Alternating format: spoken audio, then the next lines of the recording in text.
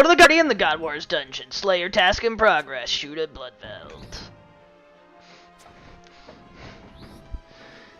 I forgot how good the God Wars dungeon music is. Hello, go away. Go away, guy who's cool and probably fighting the bosses.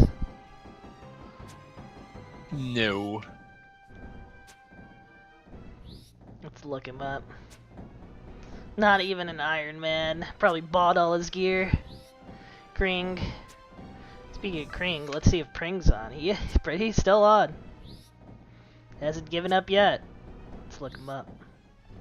What do you have? What level do you think his wood cutting's at by now? My God, it's 7. Nice. Now he's got his attack and strength up to like 14 because of natural. Can I see his quest points? I guess it doesn't show me his quest points.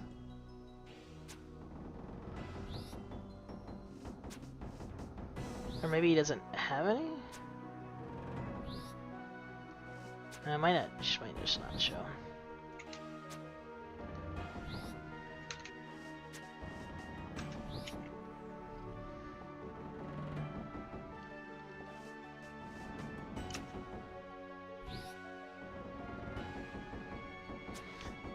Can't believe you could just shoot through these snow melts. Safe spotting these guys has never been easier.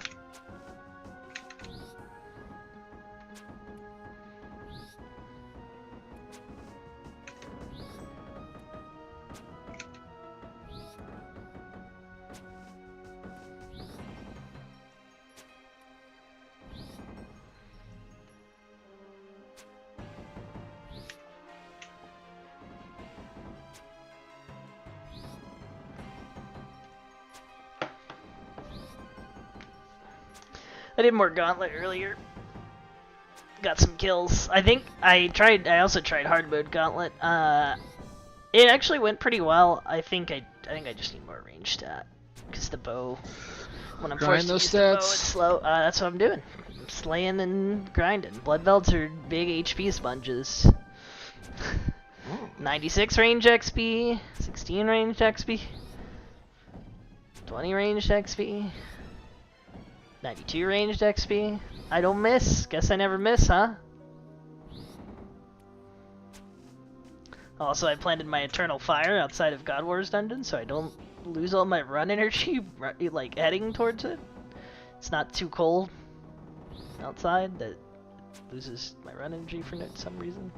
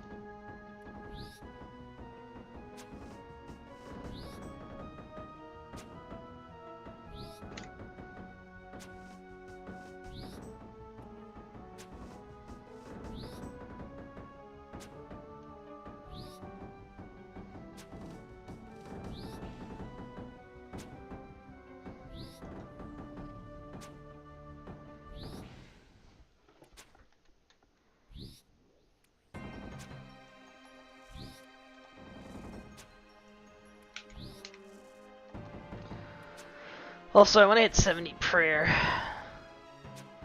Finally, so I can get good melee prayer. It's been too long. I ran some bones to the altar, only lost 1 set. Nice. Never gonna live it down. Speaking of prayer XP, I haven't visited the bank, so I can't check how much I banked. What's that?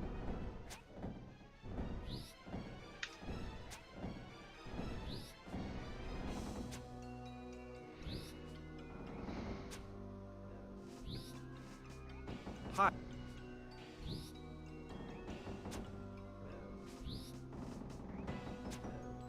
In 1985 and 86, the United States government sold military-grade weapons to the country of Iran, a sponsor of various terrorist groups, as a ransom for hostages held by some of those same groups that Iran sponsored.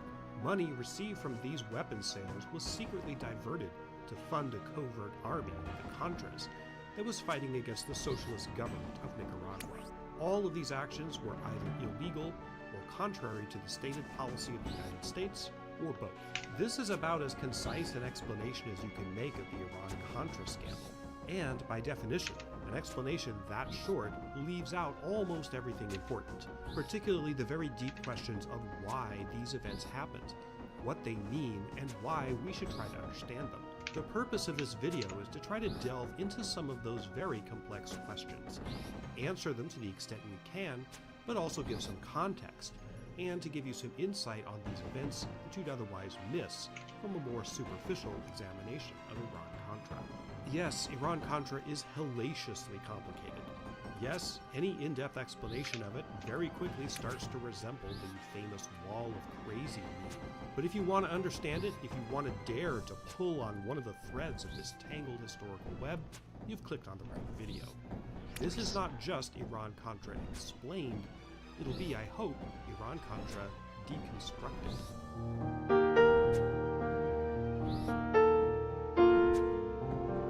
Hi, I'm Sean Munger. I'm a PhD historian, and I've done a lot of in-depth historical stuff on this channel, from Byzantine history to ships and nautical subjects to historical analyses of popular movies. In my videos, I always try to provide as much context as possible, and to try to get to the bottom of why things happened, as opposed to just what happened. That's what I hope to do in this video. Of the well-known presidential scandals in recent American history, from Watergate to the Clinton-Lewinsky scandal to the events leading up to Donald Trump's first and second impeachments, Iran-Contra is a bit of a sleeper. It's the one that's the hardest to explain and understand, and the one that gets the least attention. Part of that is because it's incredibly complex. I mean, trying to make sense of Iran-Contra is a pretty daunting intellectual puzzle. As a result, it sort of scares people off. I teach courses on American history, and I have to admit, reluctantly, that I usually don't include much about Iran-Contra. Not because it's not important, but because it tends to confuse the hell out of even the most advanced history students, and it's very time-intensive to teach. Because not a lot of people know much about it, Iran-Contra tends to reflect ideological biases in a way that other presidential scandals don't as much. Arising at a time that political partisanship and tribalism was really beginning to sharpen and intensify, Iran-Contra is sort of a Rorschach test. What you see in it depends a lot on your political persuasion. To someone for whom Ronald Reagan was an unqualified hero, it's tempting to conclude that Iran-Contra was a nothing burger, a smear job by Democrats to tarnish the great Gipper, and that Oliver North and John Poindexter were great patriotic Americans who were unfairly pilloried for doing their duty. Conversely, to someone for whom Reagan tends to be a villain, it's equally tempting to conclude that Iran-Contra is the final evidence of his perfidy.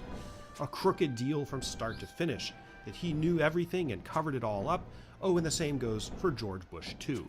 I mean, George Bush 1, not literally George Bush 2. In any event, I think you can make a case that the Iran-Contra affair is one of the most difficult problems in recent American history. Thus, trying to explain and deconstruct it is an unusually tall order. But if you want to understand it, I hope you'll allow me the chance to do that. This is a long video. I don't expect people to watch it all at once. What I suggest you do is bookmark it and work your way through it over a period of time. To help you do that, I've broken it up into chapters that are grouped around particular subjects, from context and that was a fun background seal to rock. specific chains of events relevant to the story.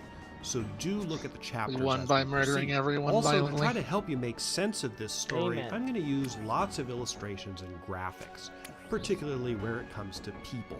There's a huge cast of characters in this story, and I'll try to remind you of them by showing you their heads and often their names on the screen at key moments. So that, for example, is Oliver North, that is Poindexter, that is Ghorbanifar, no smoking in here please sir, Anyway, you get the idea. I'm going to try to help you out as much as possible. I know this stuff is complex. I'm on your side. I got your back. Now, as we are headed into one of the densest historical jungles in recent memory, I suggest you find a comfortable place to sit, top up on your beverage of choice, and get ready for a brain buster of a story. Before we even get to arms deals or Swiss bank accounts or secret armies mucking about in Central American rainforests, we've got an unusually large amount of context to get behind us. Our first stop is the Middle East, specifically Tehran, by way of Beirut.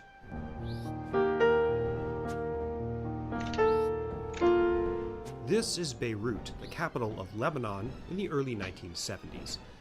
That is where Lebanon is, by the way, on the eastern side of the Mediterranean, just above Israel. Beirut was a beautiful city that was highly welcoming to foreigners. People used to call it the Paris of the Middle East. In 1975, a civil war broke out in Lebanon. Now, if you think Iran-Contra is complex enough, I won't multiply your pain exponentially by trying to explain the origins of the Lebanese Civil War. I don't even fully understand it. But suffice it to say, Lebanon was ethnically and religiously diverse, with significant Christian and Muslim communities. It had traditionally been governed by members of the Christian community.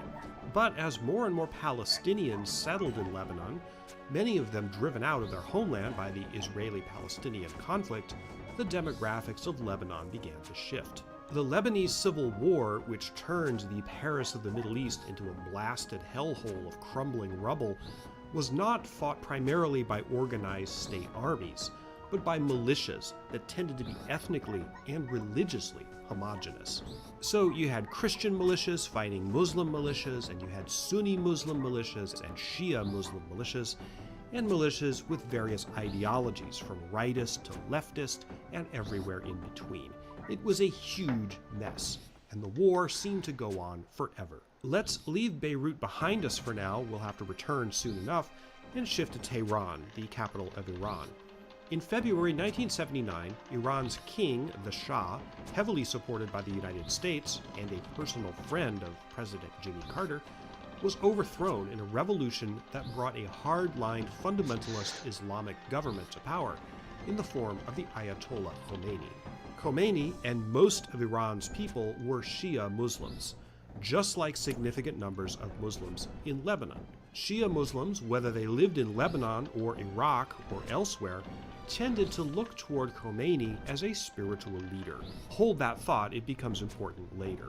Anyway, the Shah, who as you recall was Jimmy Carter's friend, fled Iran and then came down with a very unfortunate form of cancer, which at that time could only be treated in the United States. Against the these are the ones where the superior one is giant butt. Carter decided, for humanitarian reasons, to let the Shah come to the U.S. for medical treatment. But This they are pigs enraged the people of Iran, with tongue who faces. had come to see the Shah as an oppressor. I In think November they're demons. 1979, a group of these enraged Pig people demons. in Iran stormed the Yeah, U.S. probably not embassy wrong. and took a bunch of its employees as hostages. They demanded that Carter send the Shah to Iran to face trial for his crimes against the Iranian people. Carter refused. Though taking the hostages wasn't Khomeini's idea, he backed the radical group that did it, so it effectively became his policy. The hostage crisis dragged on for more than a year. At one point, Carter attempted a military rescue of the hostages, but it failed. In case you're wondering, the Shah's cancer treatment didn't work. He died, but Iran would still not release the hostages. Let's shift now from Tehran to Detroit. Yes, Detroit, as in Michigan.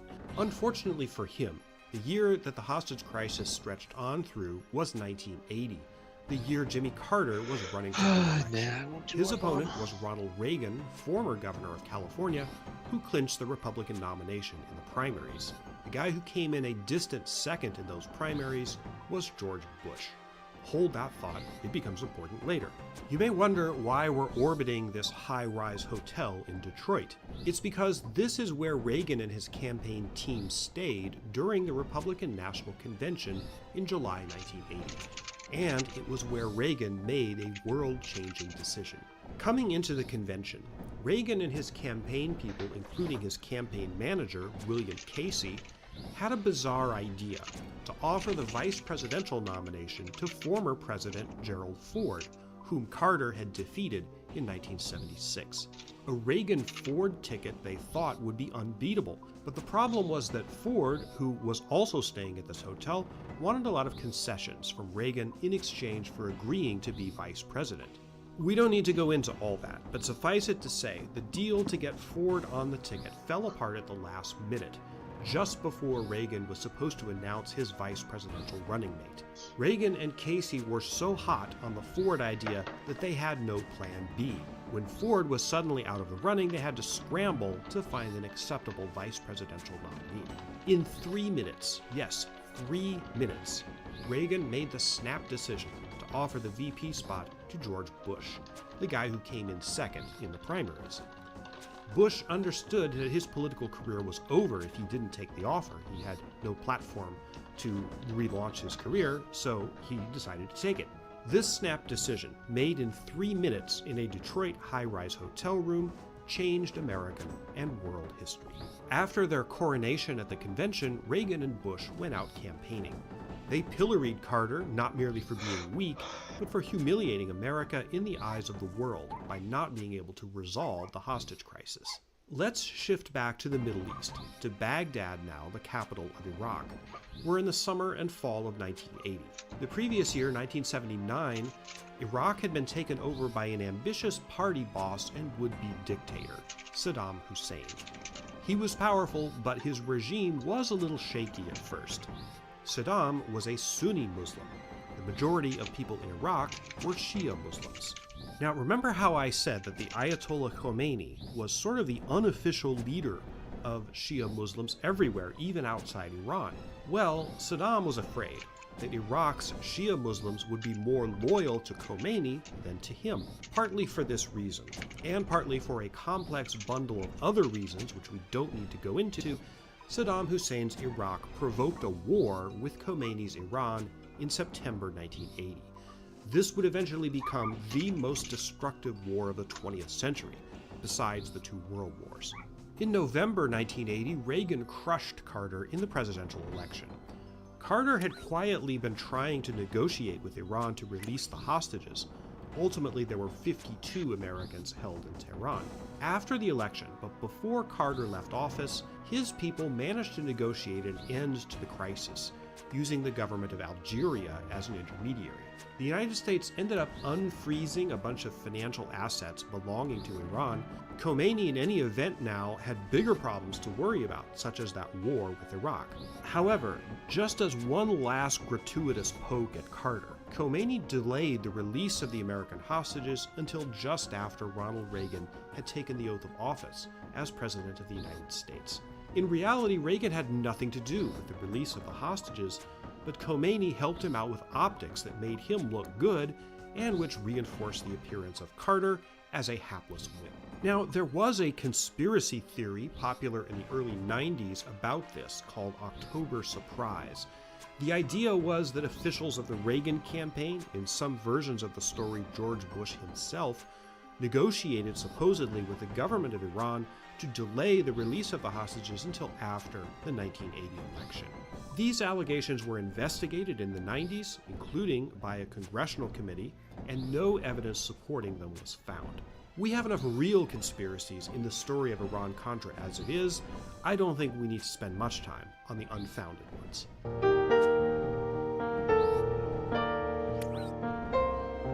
Let's shift back to Lebanon, where, as I hope you recall, that brutal civil war was still going on. By 1982, the war had begun to pull in various other factors.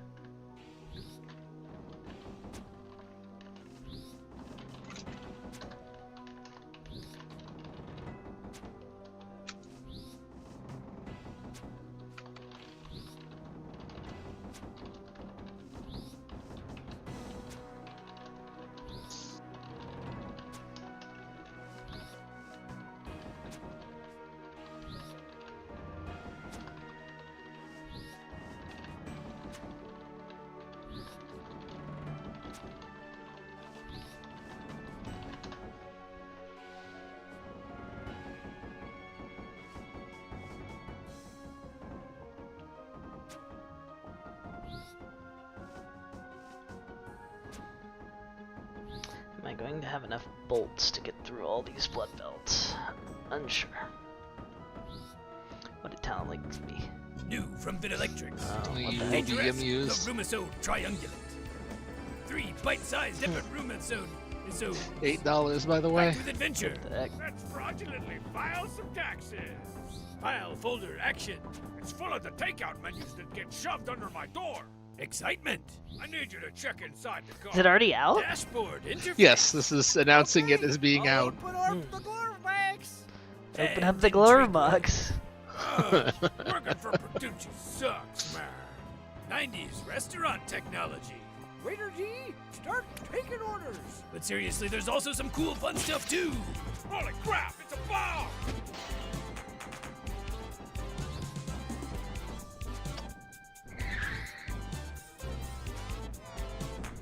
I'll have to check this out sometime. Dangerous, the Rumisode Triangulate. Out now. What? Hello? He just chopped off his balls. This game's too mature for me. Take your eyes. Looks like you kinda had to jump.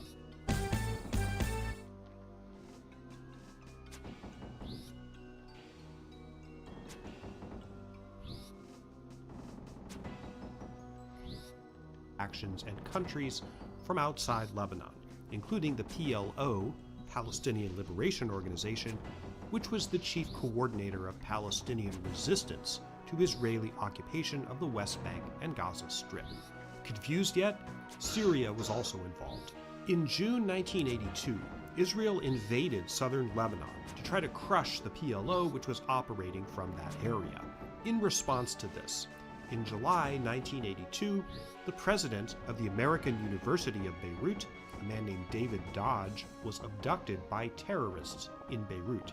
The group that kidnapped him, Islamic Jihad, was a militant Shia organization sponsored by the government of Iran. The idea was to use Dodge, an American, as a hostage to get the Reagan administration to pressure Israel to withdraw from Lebanon. You could say that this crime, the abduction of David Dodge, was the seed of Iran-Contra. Dodge was released about a year later in July 1983, but his abduction was the start of a whole new hostage crisis, a new spin in the endless cycle of terrorism connected to Iran. Oh, hard and clue the scroll, what the heck? Lebanese Civil War. In Nice. the late summer of 1982, the United States, as well as a few other Western countries, did the try to broker a clue scroll ceasefire chance? between Israel and the PLO in Lebanon. A multinational force comprised of troops from the US, Britain, France, and Italy 1 out of 256. went into Beirut to supervise the withdrawal of PLO forces from Lebanon. This force included about 800 US Marines. On April 18, 1983, Islamic Jihad, that same terrorist group that was holding David Dodge, probably working with another group called Hezbollah, carried out an attack against the US Embassy in Beirut. A suicide truck bomber blew up 63 people, including 17 Americans. This was bad enough, but an even more monstrous attack occurred a few months later. On October 23, 1983, Iranian-sponsored terrorists, again using suicide truck bombs, blew up 2 barracks buildings containing US Marines and French troops. The French suffered 58 casualties, the Americans 241. The Reagan administration's response to these attacks was incoherent for reasons I'll get into in the next chapter. Despite talking tough about not being pushed around by terrorists, there was no coordinated retaliation. Although in December 1983, the battleship USS New Jersey, which was parked offshore, fired some shells at neighborhoods in Beirut where terrorists believed to be associated with those who did the bombing were thought to have their headquarters. Also in December 1983, Iranian-sponsored terrorists staged another coordinated attack, this time in Kuwait City, believed to be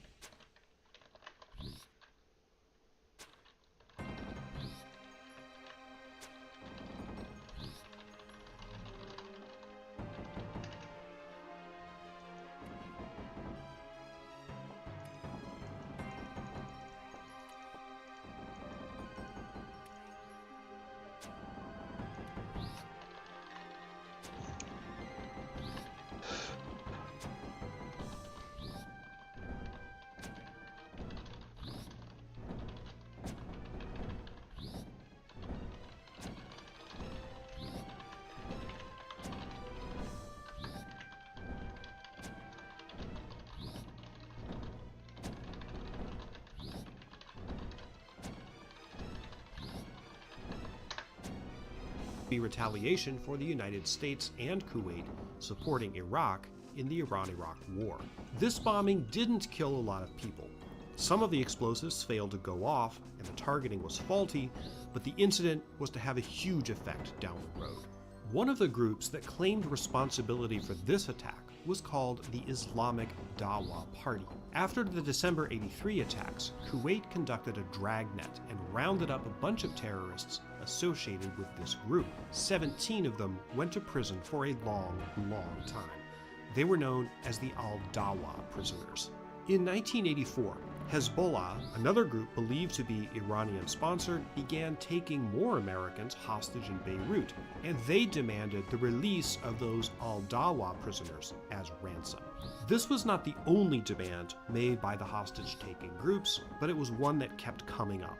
For example, Terry Anderson, an Associated Press reporter kidnapped in March 1985, was told that he was being held for the ransom of the Al-Dawa prisoners.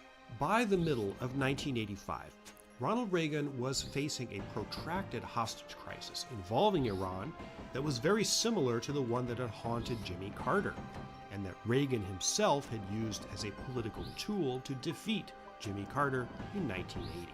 The Reagan administration's stated policy was not to negotiate with terrorists. They didn't really have a lot of options on how to deal with this. On June 14, 1985, a TWA 727 jet on a long-haul trip from Cairo to Los Angeles was hijacked in midair, shortly after making a stop at Athens, Greece. It's not entirely clear who the perps were this time. Probably Hezbollah, but not a slam dunk. The terrorists killed one American, a U.S. Navy enlisted man named Robert Steedham, and they dumped his body out of the plane onto the runway. This iconic image, one of the most famous of the 1980s, resulted from this attack, where one of the terrorists held a gun to the head of the TWA pilot during his conversation with news media. The terrorists demanded the release of hundreds of prisoners across the Middle East, including the Al-Dawa prisoners, as well as many others being held by Israel. After leapfrogging to various airports around the region for 2 weeks, the TWA hostages were eventually released on June 30th. Israel had indeed begun to free many of the prisoners that the hijackers demanded, but Reagan administration officials assiduously denied that they had pressured Israel to do it, even though they sort of did. Even after the TWA passengers were safe, though, there were at that time 7 Americans being held by Iranian-sponsored groups in Lebanon. The cycle of terrorism brought the issue of hostages to the forefront of Reagan's foreign policy.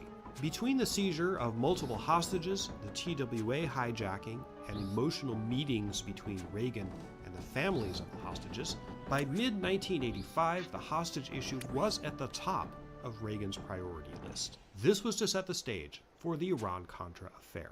Before we get there, we have to take a brief look at what was going on inside Reagan's White House, and even a little bit farther back than that, to Reagan's origins in state politics in California.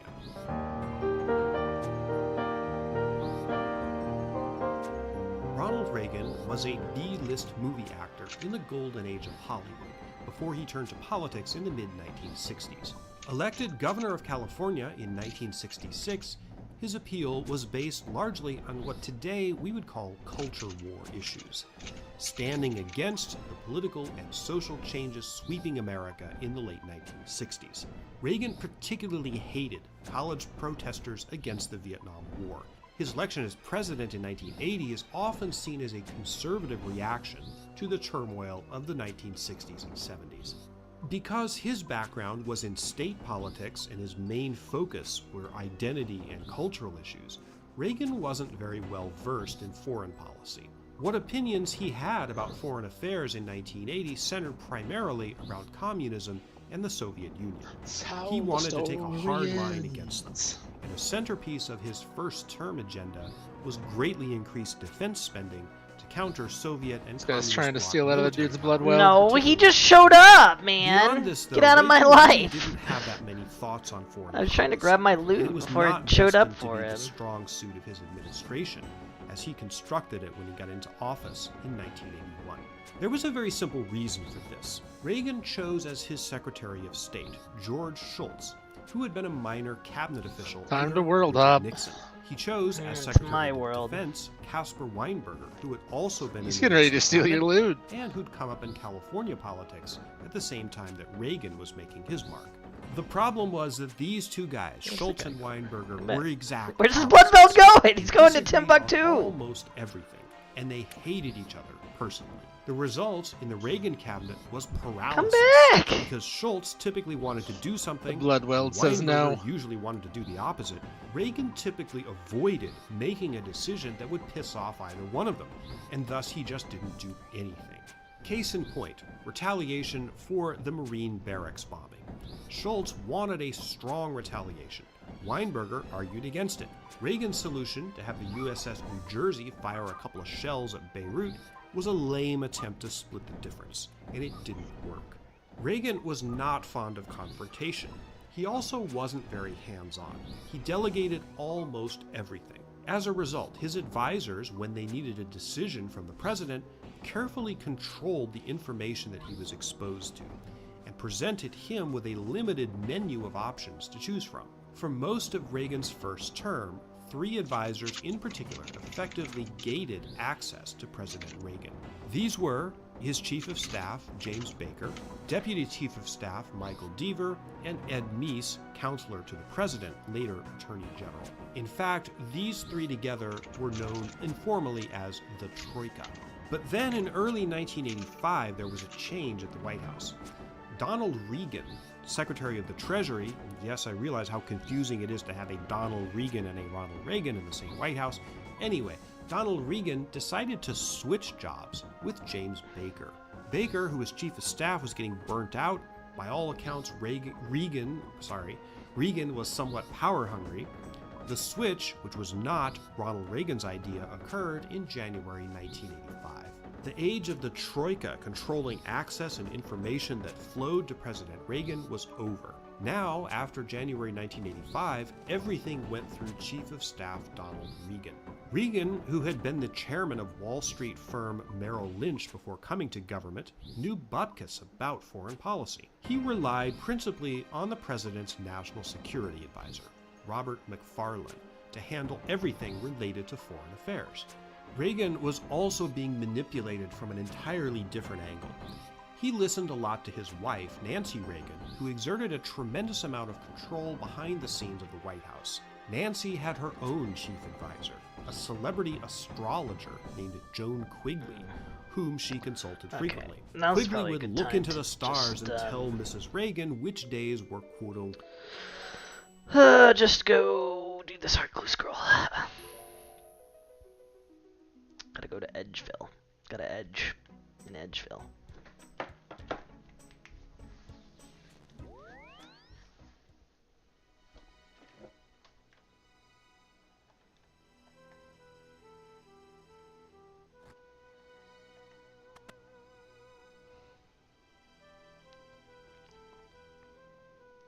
How do you do, Evil Dave? Evil Dave be like, I don't like robots.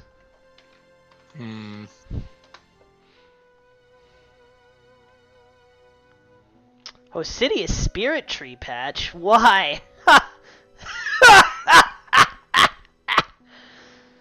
Pick a harder clue entry. I was born in the Hosidious Spirit Tree Patch. It's connected directly to my house through the tree net.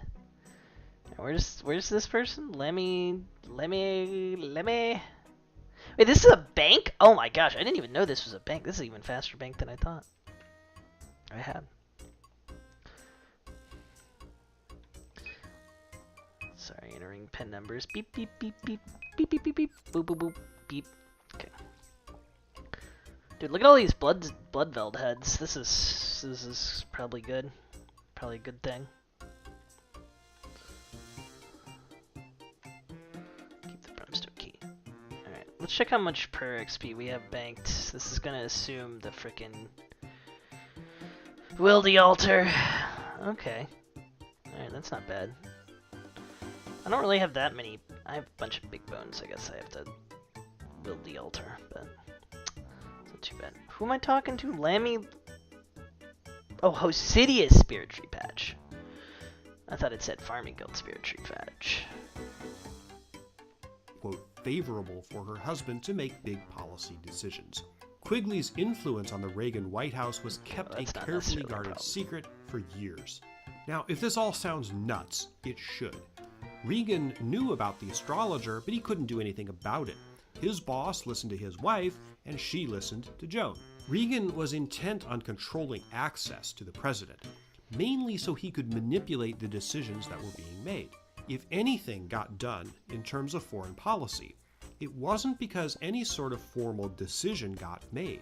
The logjam between Schultz and Weinberger typically prevented that, but it would be because Robert McFarlane, the national security advisor, would make an end run around them and get the president to do what he, McFarlane, wanted. In short, the Reagan White House by the middle of 1985 was a pretty dangerous place, where good policy decision-making processes went to die. If you're getting the impression that the Iran-Contra affair is going to involve Ronald Reagan's advisors doing stuff behind his back without telling him, and then backstabbing each other to get a bigger piece of the action, you're absolutely right. That is exactly where this is going. Before we get to the arms deals, let's delve into one final piece of context. That requires a rather radical shift of venue, from Washington, D.C. to the rainforests of Central America, specifically Nicaragua. By way, rhetorically speaking, of Southeast Asia.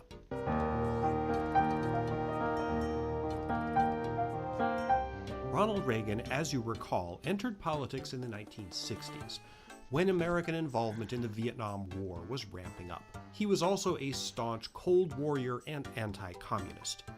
His central obsession was the very old Cold War idea that the Soviet Union was a giant octopus, extending its tentacles everywhere it could in the world and ultimately trying to foment a world socialist revolution.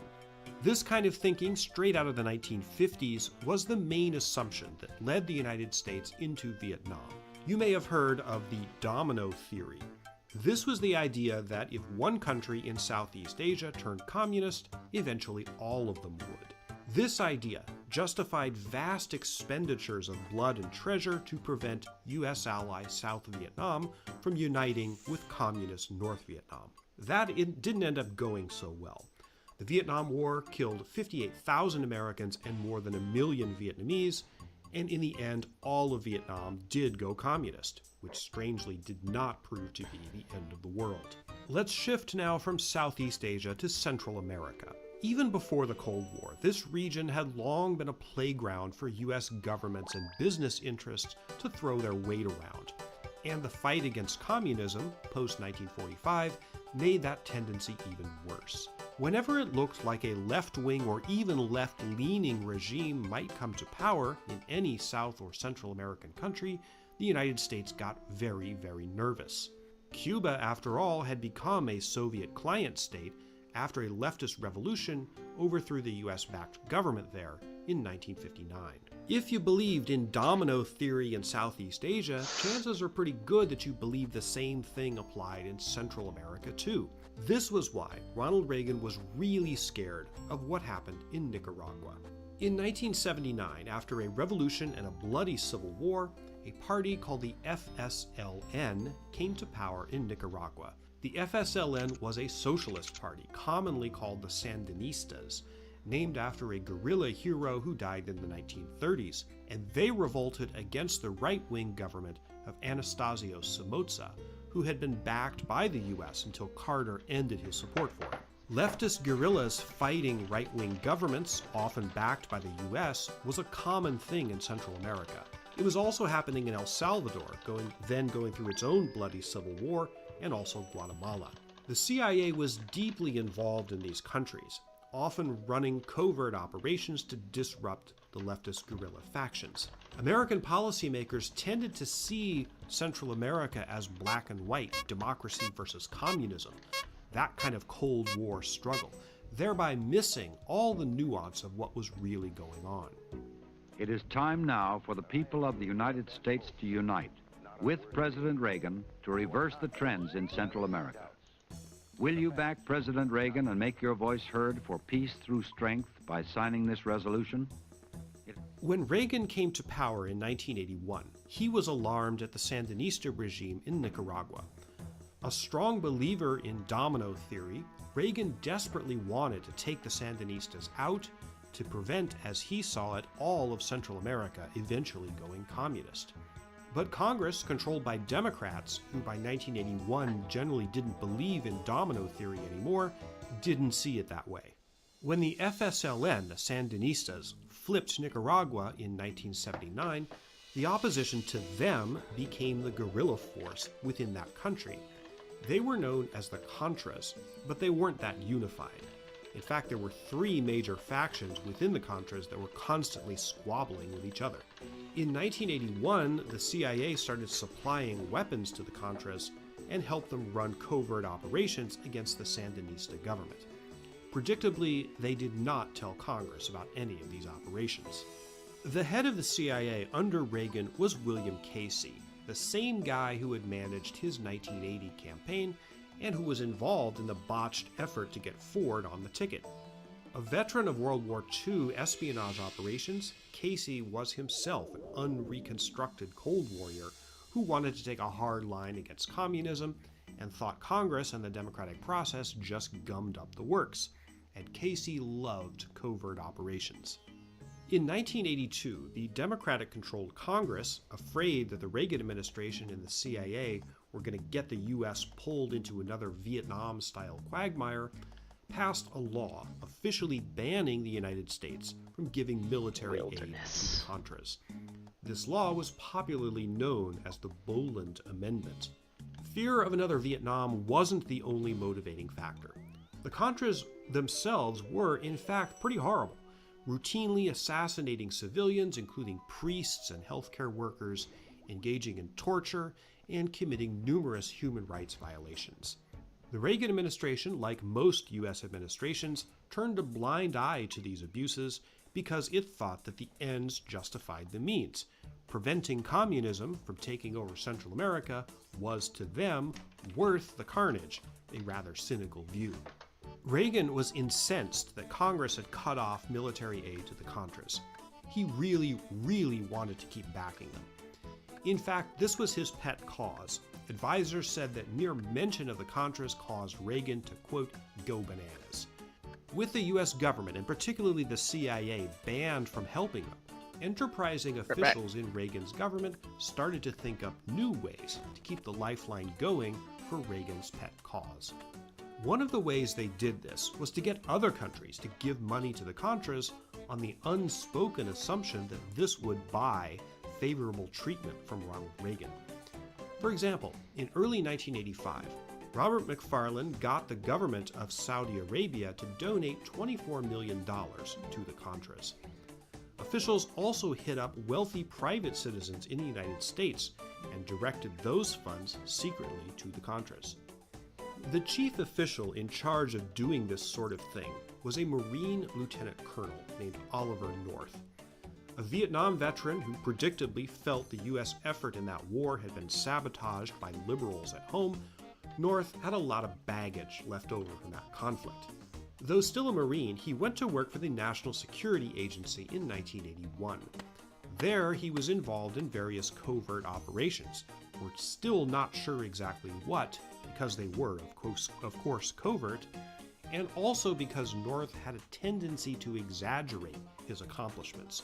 For example, embellishing his role in the 1983 U.S. invasion of the small Caribbean island of Grenada. Concerning Nicaragua, North's job was basically to run and fund a secret war on behalf of the Contras, a war that the U.S. government was technically prohibited legally from supporting. Just so you know, North was not doing this entirely on his own. He was an employee of the National Security Agency, an organization run out of the White House, not accountable directly to Congress or any cabinet-level agency. North's direct boss was Admiral John Poindexter, the Deputy National Security Advisor. His boss was Robert McFarlane, who reported directly to President Reagan. At this time, 1985, there's no evidence that Ronald Reagan even knew who Oliver North was. Oh, I should mention something else because, you guessed it, it becomes important later. All these National Security Agency guys are communicating with each other via computer on a brand new system of interlinked systems called PROFs, or Professional Office System. Basically, email. The whole concept of email was brand new in 1985, and the National Security Agency was using it because they thought it was super secure. Foreshadowing? Anyway, back to Oliver North. When it came to the Contras, North was in charge of sending privately raised funds to them and then helping them buy the stuff they needed. Fancy toys like helicopters and missiles, and then basic stuff like bullets and rifles and uniforms.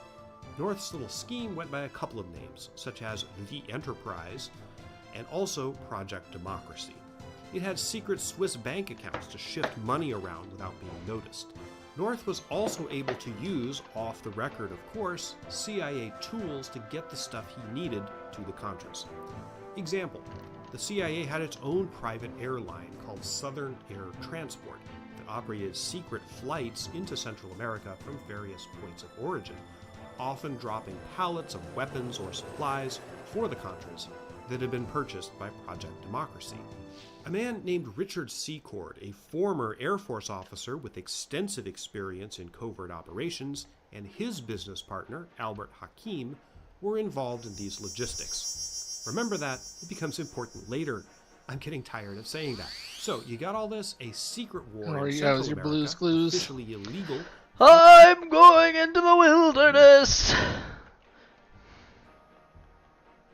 Funded off the books, run by NSA personnel, including Oliver North, occasionally borrowing CIA assets to make it all work. What could possibly go wrong? Now, finally, after all this context, we get to the arms deals. That's the next chapter.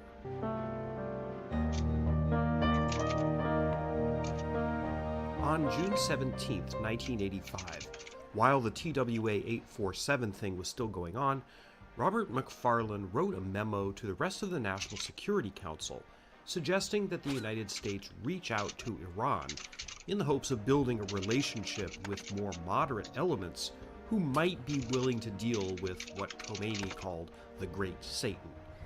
McFarlane suggested that a carrot they might offer the Iranians was, quote, selected military equipment. The memo got a big belly laugh from both Secretary of State George Shultz and Secretary of Defense Caspar Weinberger, who uncharacteristically agreed with each other. They both thought it was nuts.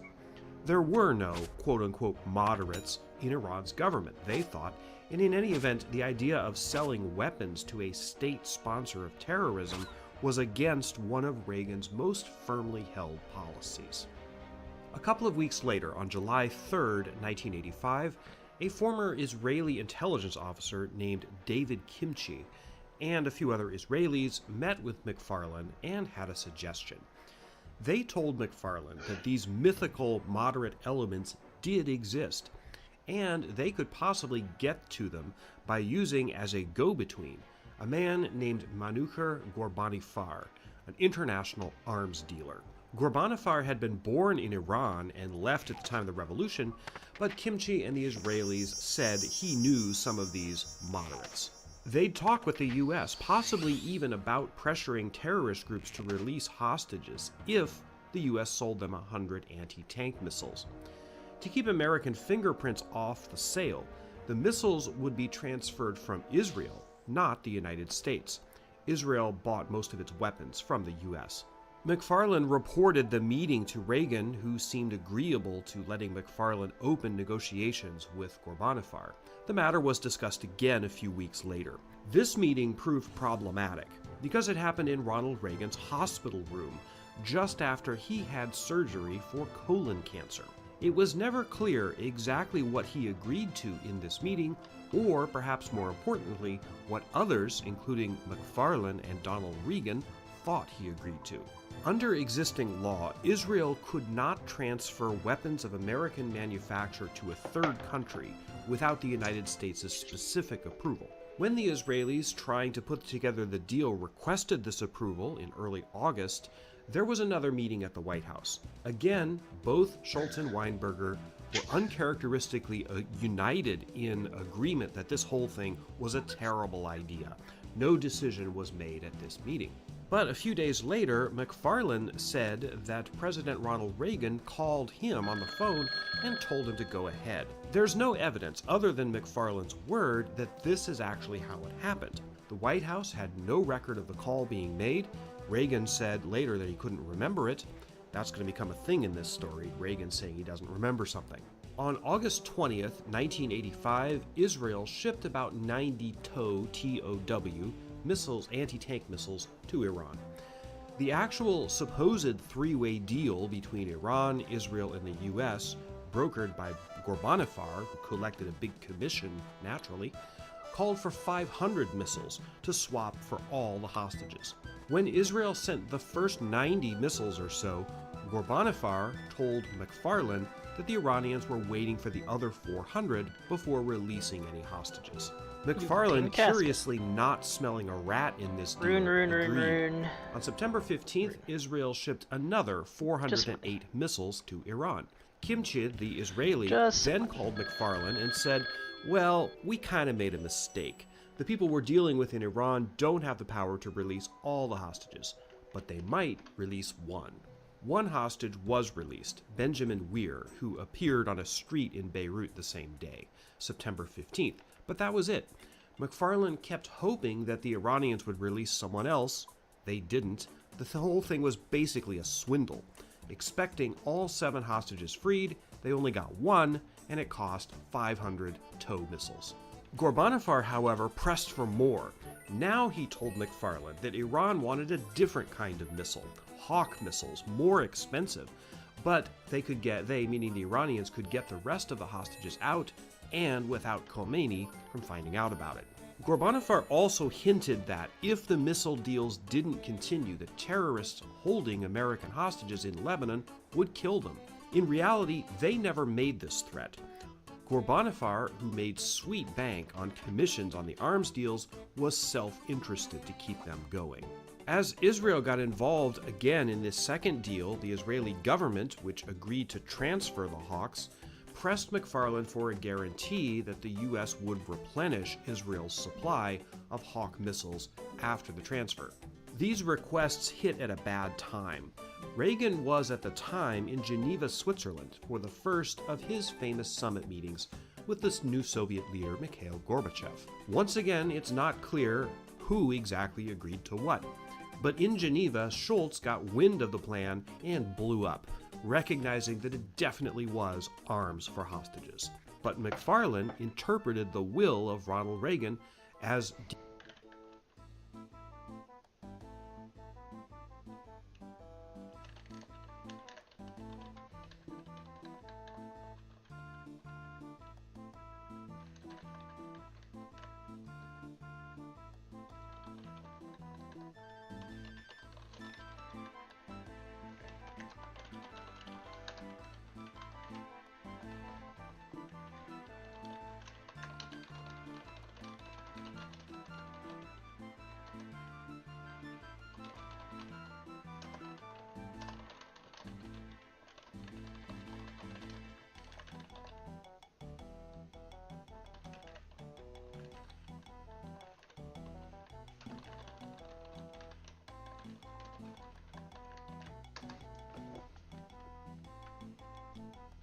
deeming him to go ahead. But because he was busy working on that summit meeting, McFarlane delegated the operational details of the transfer to Oliver North. Now, for some reason I don't fully understand, the plane full of missiles left Israel and was supposed to land in Lisbon, Portugal, before going on to Tehran. But the Portuguese authorities refused permission for the plane to go on. That plane had to turn around and return to Israel. North, who apparently believed all the remaining hostages would be sprung at this time, scrambled to find a replacement aircraft. To get one, he turned to Richard Secord, with whom he'd worked previously on various Contra operations, to get a plane, which had previously been used to drop stuff off for the Contras. This plane was used to take missiles in Israel and fly them to Tehran. Secord was really good at this kind of thing, so this is exactly what he did.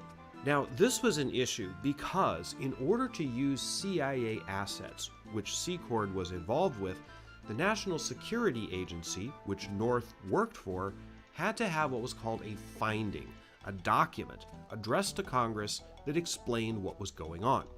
There was no finding for this Hawk missile shipment, which went to Iran thanks to Secord's help on November 25, 1985. For his part, running true to form, Ghorbanifar did the Charlie Brown's football thing again. He told McFarlane after the missiles got to Iran that the Iranians were pissed because they were first the wrong kind of missile and they even still had Israeli markings on them. In fact, they were so pissed that they refused to release any more hostages. McFarlane was now at wit's end. Not only was this Iran thing blowing up in his face, but he thought Donald Regan, who hated him, was spreading rumors throughout Washington that McFarlane, who was married, was having an affair with a Washington reporter. McFarlane also struggled with depression. On December 4th, 1985, he resigned as National Security Advisor. Honestly, you can't blame him, but this was the wrong time to change horses. McFarlane's replacement was his former deputy, John Poindexter. And the very day that McFarlane threw in the towel, North, who was eager to impress his new boss, wrote a huge memo outlining a bold and broadened plan for the Iran hostage initiative. North proposed to swap over 3,000 missiles to Iran directly, without Israel as an intermediary, in exchange for all the remaining American hostages, plus a French hostage. In this memo, North also included the imaginary threat invented by Ghorbanifar that the hostages would be killed if the US turned off the deals. In the meantime, the CIA, in order to solve that little problem about having done the November 25th missile shipment without a finding, drafted one that would cover the shipment retroactively, which also notably and illegally said that Congress shouldn't be informed. On December 6, 1985, Poindexter brought this paper to Reagan. He signed it without reading it. Later, Reagan would say he couldn't remember signing it, and in any event, months later, Poindexter tore up the only copy of it. The day after that, December 7th, the National Security Council met specifically to discuss the Iran initiative. But this meeting was curiously incomplete. McFarlane, who was no longer National Security Advisor but still in the loop, led the meeting. But he did not address the shipment that had just gone through, and he carefully avoided any mention of the finding that Reagan had signed the day before. Shultz and Weinberger were there, George Bush was not. Weinberger warned Reagan that this whole thing was an awful idea. Shultz also blew up at it all over again. Typically for his management style, Reagan didn't make any final decision, except he seemed to McFarlane and Poindexter to agree that further talks should go ahead with Ghorbanifar to see if the Iranians could be persuaded to release any hostages without getting weapons first. In actuality, at the very time this meeting was held, Oliver North was already in Europe negotiating with Ghorbanifar for more arms for hostages deals. One last thing about these early deals. When North was scrambling around trying to find a plane to take that November shipment of missiles to Iran, and when he got Secord involved, $1 million of money that Israel transferred to the United States, part of the payment for the missiles, was shunted into one of North's Project Democracy accounts, one of his Swiss bank accounts. This was done in case Secord needed some money to facilitate the transfer, in other words, bribes. Well, it turned out that Secord didn't need to use much of this fund. After the shipment was over, there was $850,000 of this money left. North, who thought it was just surplus money, transferred it to one of the Contra accounts. That was the first time that money had been diverted from the Iran arms sales to the Contras. And at the time, it was kind of an afterthought, but it would definitely prove not to be the last diversion.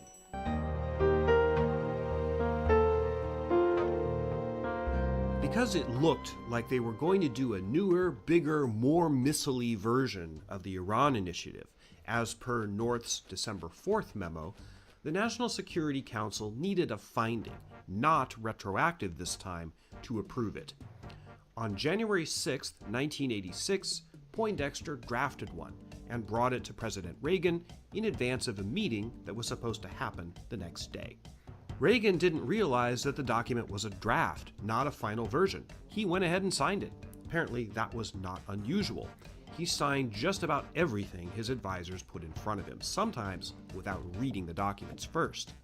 So, that next day, January 7th, 1986, the full National Security Council met to discuss the whole Iran thing. This time, everybody important was there, including George Bush and CIA Director William Casey. Just as they had before, Schultz and Weinberger on the same side tore into it. Everybody else thought it was a fantabulous idea, including, and perhaps especially, Bush. In later years, when pressed on Iran-Contra, Bush repeatedly minimized his input at this meeting. Casey was also enthusiastic. This despite the fact that he knew Ghorbanifar had spectacularly failed a polygraph test he was given and was known to be a liar and exaggerator. It was clear that Reagan wanted to go ahead. He was especially motivated by the idea that the lives of the hostages were at stake if they didn't continue the deals. Donald Regan, chief of staff, who had been opposed to the idea the first couple of times it was mentioned, was now suddenly all for it, probably because he realized Reagan was for it. The key thing about this new plan was that in future shipments, the weapons would not go through Israel. Ghorbanifar would still make his commission as the broker, but Israel wouldn't have to be cut in on anything. Oliver North figured out that the CIA could buy, in quotes, the missiles from the Department of Defense for a $2.5 million profit. On January 17, 1986, Poindexter brought President Reagan a new finding approving the arms sales going forward, a final one, not the draft that he'd mistakenly signed January 6th. Tellingly, Reagan, who kept a diary of his time at the White House, wrote this in his journal on that day, quote, "I agreed to sell tows to Iran," end quote. After meeting with Ghorbanifar again in London on January 24, 1986, North wrote another grandiose memo. In many ways, this is the most bizarre document in the whole Iran-Contra story.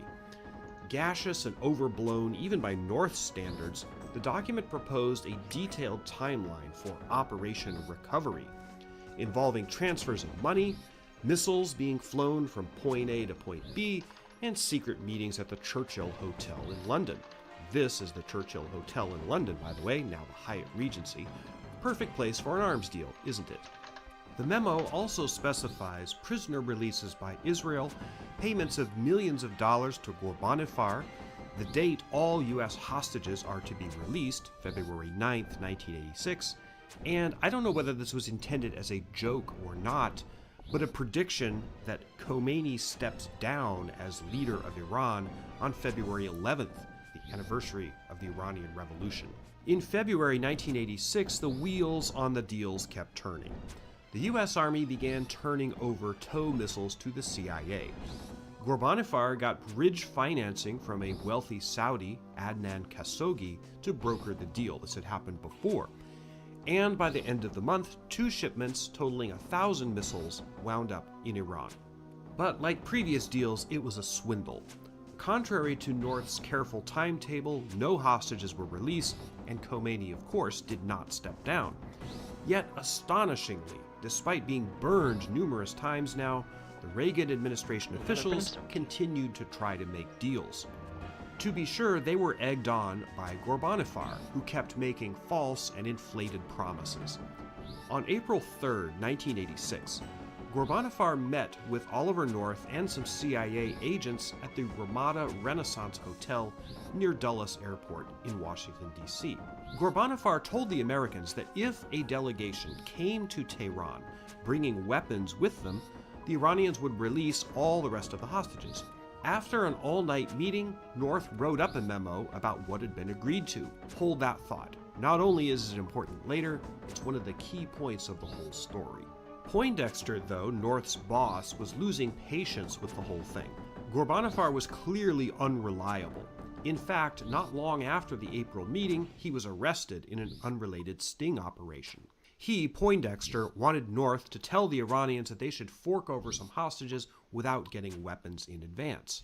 The NSC team was distracted in April by Ronald Reagan's airstrikes on Muammar Gaddafi in Libya, said to be retaliation for Gaddafi's sponsorship of terrorism. But by early May, the Tehran mission was on. Even though he wasn't National Security Advisor anymore, Robert McFarlane headed the mission. The whole thing was, after all, his baby. North was there, plus some CIA personnel, which I'm not going to name because there's already too many people in this story for you to keep track of. On the Iranian side, they had been told that they would be meeting with Ali Rafsanjani, the Speaker of Iran's parliament, and also Ali Khamenei, the President of Iran. Both Ghorbanifar and North had pumped up the idea of the mission as the start of a brand new relationship between the US and Iran. McFarlane and North even brought a cake with them shaped like a key to symbolize the key to better relations. They also brought a bunch of spare parts for the TOW missiles that they had already delivered, and another plane full of missiles was waiting in Tel Aviv to be dispatched on McFarlane's order. The Tehran mission went off the rails from the word go. No one came to meet them at the Tehran airport, at least not at first. Finally, Ghorbanifar turned up, as well as Ahmed Kangarlu, the official buyer of arms for the Iranian government. Apologize for butchering the Persian names there, but not the top officials that they were expecting.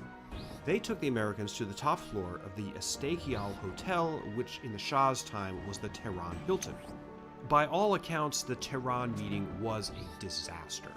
Several people who claimed to be Iranian government officials did show up, but they used fake names and their credentials were unverifiable. Once Ghorbanifar was out of the room, McFarlane and North discovered that he lied to both sides about what the other had agreed to. He told Iranians that the Americans were bringing weapons, not just spare parts, and he told the Americans that the Iranians were going to release all the hostages. Neither was true. After some drama, which we don't really need to go into, the Americans left 2 days later totally empty-handed. No hostages, no deal, except for the spare parts on board the plane that they'd come to Tehran in, which the Iranian government paid for. McFarlane was bitterly disappointed. So was North. If the deal had gone through, the plane load of missiles waiting in Tel Aviv, if that had been delivered, it would have meant millions for the secret Contra project. In the meantime, Ghorbanifar, who had beat the rap on that sting operation, was desperate to keep the deals going on. After all, he made a big profit on each one of these deals, and he had to pay back his bridge financier, Adnan Khashoggi. Ghorbanifar warned the Iranians that they would lose the opportunity to deal for American weapons that they needed if they took too hard a line. Miraculously, on July 26, 1986, another hostage, Father Lawrence Jenko, was released in the Bekaa Valley in Lebanon. Just as a completely irrelevant aside, I once met Father Lawrence Jenko. He came to speak to our high school in 1988. Although the release of Jenko seemed to the Reagan administration like a miracle, the only miracle really going on was that anybody still believed in Ghorbanifar crap. He had taken it upon himself to tell Iran that the US would agree to send the weapons that were supposed to have come on that plane from Tel Aviv back in May if Iran released a hostage right now. After Jenko's release, Casey, CIA director, urged Reagan to give something to Tehran as a reward for having released him. On North's written suggestion, they shipped some Hawk missile parts to Iran, which arrived on August 4, 1986. Negotiations continued throughout September and October, but it was clear by this point that the whole Iran arms deal initiative was a total mess, and no more hostages were released. After more than a year of shady deals, they had bought the release of only two Americans. But perhaps more importantly, at least for Oliver North, the arms deals that had gone through had resulted in hefty profits for Project Democracy, the secret Contra war. The diversion of funds from the arms sales to the Contra War was at the very heart of this scandal. That is in the next chapter.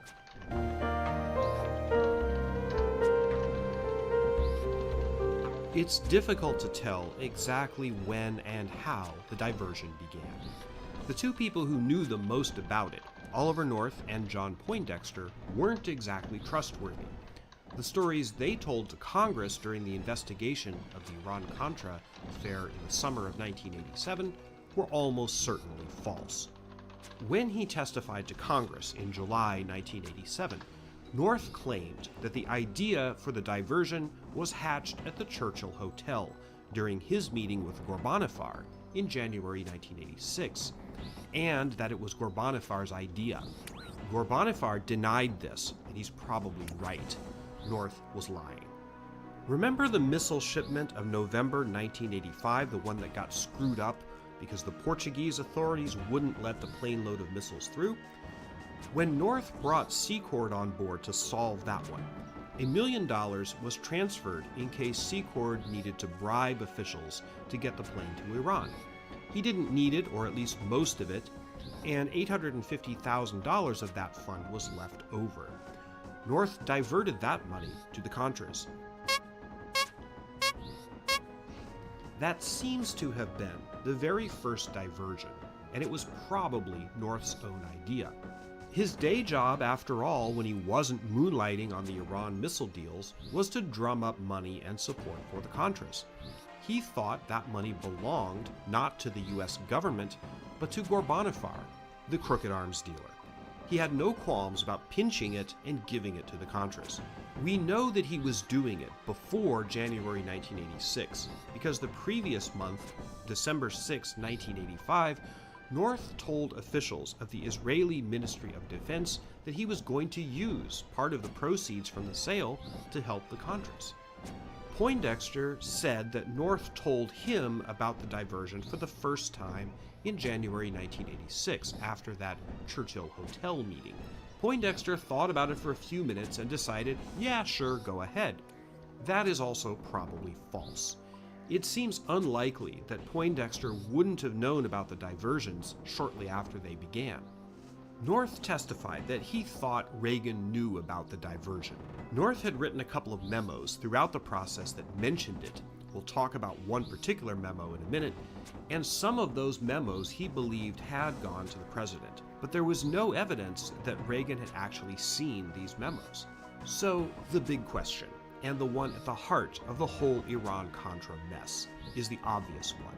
Did Reagan know about the diversion? Was it his idea? Did he order it? If he didn't, when did he first find out about it? When the whole Iran-Contra thing broke open in the fall of 1986, Reagan insisted to the public, and to all investigators who ever asked, that he knew nothing about the diversion. Was he lying? If so, he probably should have been impeached. If not, there was still something terribly wrong, because how could that have gone on in his White House, in his national security agency, without him knowing about it? This is where the Rorschach-like quality of Iran-Contra comes into play. If you see Reagan as a hero who could do no wrong, of course he didn't know, or it doesn't matter if he knew, because even if he did, it was totally okay and he did nothing wrong. If you see Reagan as a villain who could do no right, of course he lied and it was his idea in the first place, and it proves he was a Machiavellian and untrustworthy and crooked from the beginning. Looking at the historical evidence, I believe that it points in the direction of Reagan not knowing about the diversion. As meaningful as it was in a political and constitutional sense, the diversion of Iranian weapons proceeds to the Contras fell to the level of operational detail, not broad-stroke policy or strategy. As we've seen, Reagan was extremely detached from the operational details of governance. He only stepped in at the broad-stroke level, and sometimes not even then. His presidency was hands-off, perhaps even dangerously detached from the operational detail. The precept of Occam's razor tells us that all things being equal, the simplest explanation tends to be the truth. The simplest explanation is, here, I think, that the diversion was Oliver North's idea. and that he got it in November 1985, when he saw there was $850,000 in extra money sitting there after the Lisbon missile shipment. All right, Hans, The he's only farming the person blood wells exercising again. Go there and oversight wait over to North steal was his items. Poindexter, who loved the idea when North told him about it. These And he PvPers certainly have was sunk, not gonna tell sunk Reagan. to desperate Poindexter had to times. know this business We was need solid, to- Oops, I but unmuted it the was wrong Ronald mic. Reagan's We need job to steal low-level drops pinheads from with control over it. mediocre He, mid-level Poindexter, account. would much Stat! rather it be his own than Ronald Reagan's. So I don't think he would have told him under any circumstances. Hans doesn't How ask much questions, he money goes was where I tell diverted? him. Of a total of $16.1 million that Iran paid the United States for weapons in 1985 and 86, investigators think at least $3.8 million went to the Contras. The idea of the diversion came at exactly the right time. North's Project Democracy was running dry on funds and ideas to get funds to supply the Contras. In fact, few, if any, shipments of supplies had been made to them by the end of 1985. This supports the hypothesis that the diversion was kind of a desperation move, a last-ditch effort to keep the secret Contra war alive. One of the ironies of the whole Iran-Contra affair is that for their part, the Iranians discovered the diversion, or at least got close to discovering it, even before most Americans did. On June 30th, 1986, Iranian officials discovered a price list relating to missiles and parts that they'd been buying for a year now. And they discovered from this list that Ghorbanifar had been overcharging them by a whopping 600%. Where was the rest of this money going? Furthermore, there's evidence that several people at the CIA knew or at least suspected that the diversion was going on, especially after no, I North don't wanna kill began that vampire. organizing Contra supply flights in the spring Fine, of we'll kill the 1986, vampire. but no one spoke up about it. On April 1st, 1986, the secret effort to resupply the Contras, coordinated by Richard Secord, made its first illegal flight to drop supplies into the jungle. The meeting at the Ramada Renaissance Hotel in Washington between North, Ghorbanifar, and several CIA agents took place 2 days later.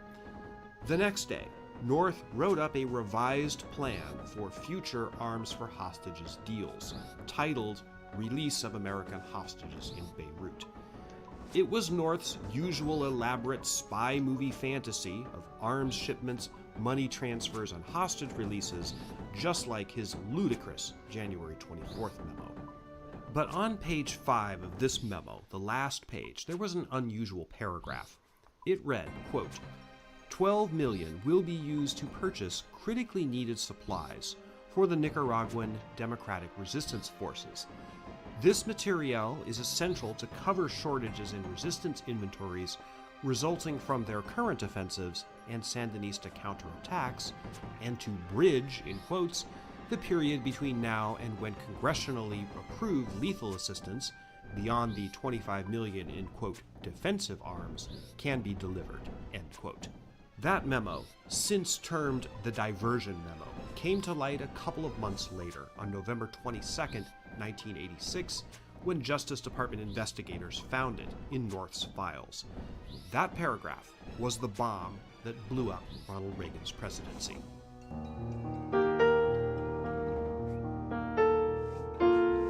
The supply flights to the Contras, organized by Secord and funded by Oliver North's Project Democracy with Iran's money, started flying in early April 1986. The flights were conducted by the CIA's private airline, Southern Air Transport. They carried weapons expressly illegal under the Boland Amendment and other humanitarian aid, not all of it quite so humanitarian, to Contra camps inside Nicaragua. On June 25, 1986, Reagan's incessant lobbying of Congress to turn the tap of military aid to the Contras back on finally succeeded. The House voted for a $25 million aid package, but the authorization for military aid wouldn't start for a couple of months. North and Secord would keep the illegal supply operation going until then. On October 5, 1986, one of Southern Air Transport's covert aircraft, a Fairchild C-123 provider, was shot down over Nicaragua by a surface-to-air missile. The plane, full of weapons for the Contras, crashed in the jungle, killing everyone on board except for one CIA man, Eugene Hasenfuss, who was the only one with a parachute. He bailed out. Hasenfuss was captured by Sandinista troops, and a tape of his capture was broadcast on TV. He said to the cameraman, "My name is Eugene Hasenfuss. I come from Marinette, Wisconsin." From the point of view of the outside world, this was the beginning of the Iran-Contra scandal. In reality, it was the beginning of the end. At first, White House officials denied that the Hasenfuss flight was part of a secret Contra mission. Even Reagan himself denied it at a press conference. 2 days after the shootdown, on October 7th, Oliver North, tipped off by CIA Director William Casey and North's own boss, John Poindexter, began shredding documents in his office pertaining to Project Democracy. Remember that proto-email system called Profs that the NSC was using? I told you it would be important. Someone on Poindexter's staff remembered that North had written a bunch of memos and emails related to various operations, both Contra and Iran.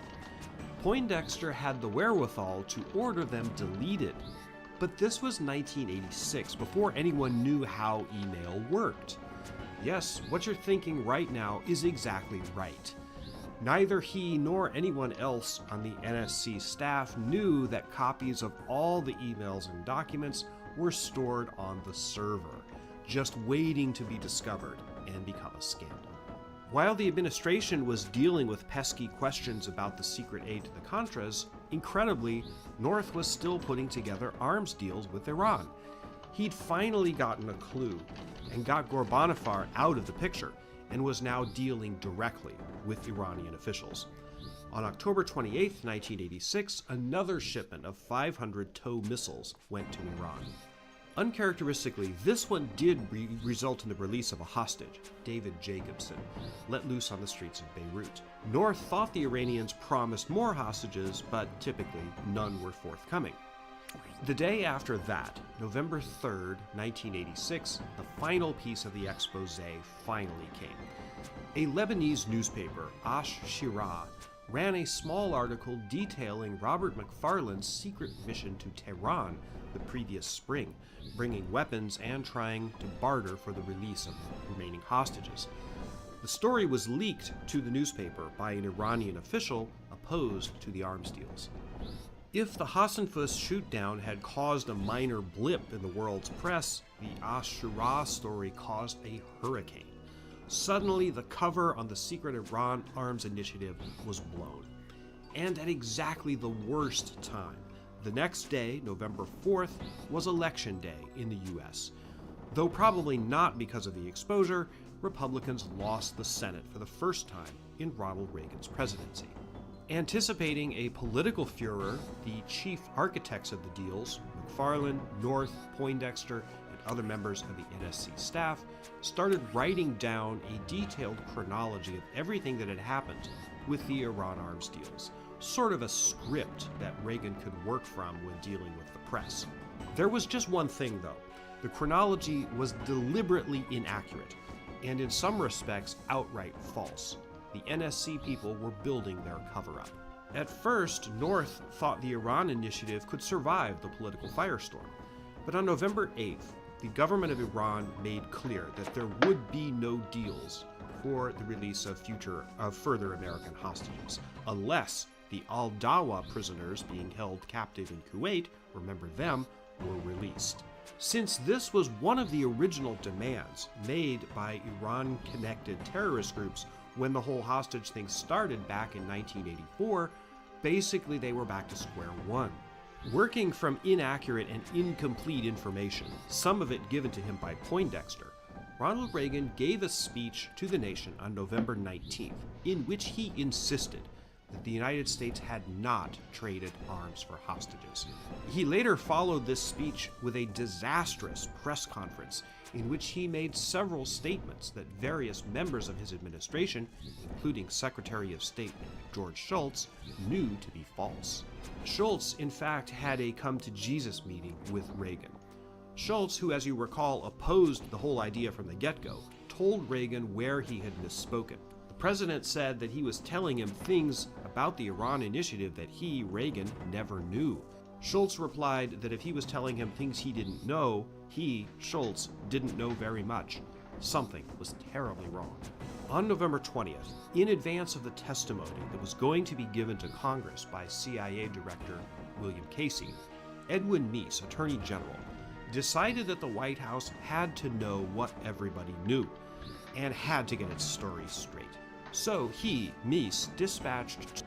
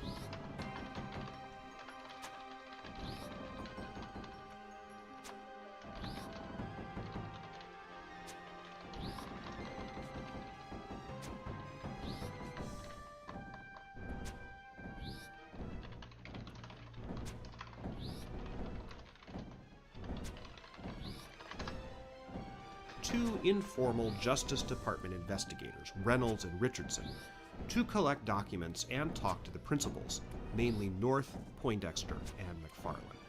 North was tipped off that the investigators were coming.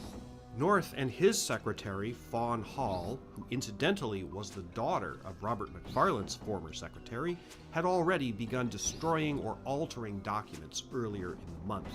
Beginning on Friday, November 21st, and continuing through the weekend, which was the weekend before Thanksgiving, they shifted into high gear. They fed reams of documents into a paper shredder, jamming it and eventually destroying it. Fawn Hall set to work altering records of financial transfers, but she did it badly, missing several key and telling details. Even as investigators were approaching their office, Hall, remembering documents that she had forgotten to destroy, stuffed them into her boots and the back of her blouse before she left the office. The key moment was on Saturday, November 22nd, when Reynolds and Richardson were going through the documents they requested from North, the ones that he hadn't shredded, altered, or had smuggled out of the office. North and Hall were pretty bad at destroying evidence, because the Justice Department investigators found, voila, right there in black and white, the diversion memo of April 4th, and specifically the paragraph, the paragraph, the one that I quoted earlier. Any attempt at a cover-up was suddenly at an end.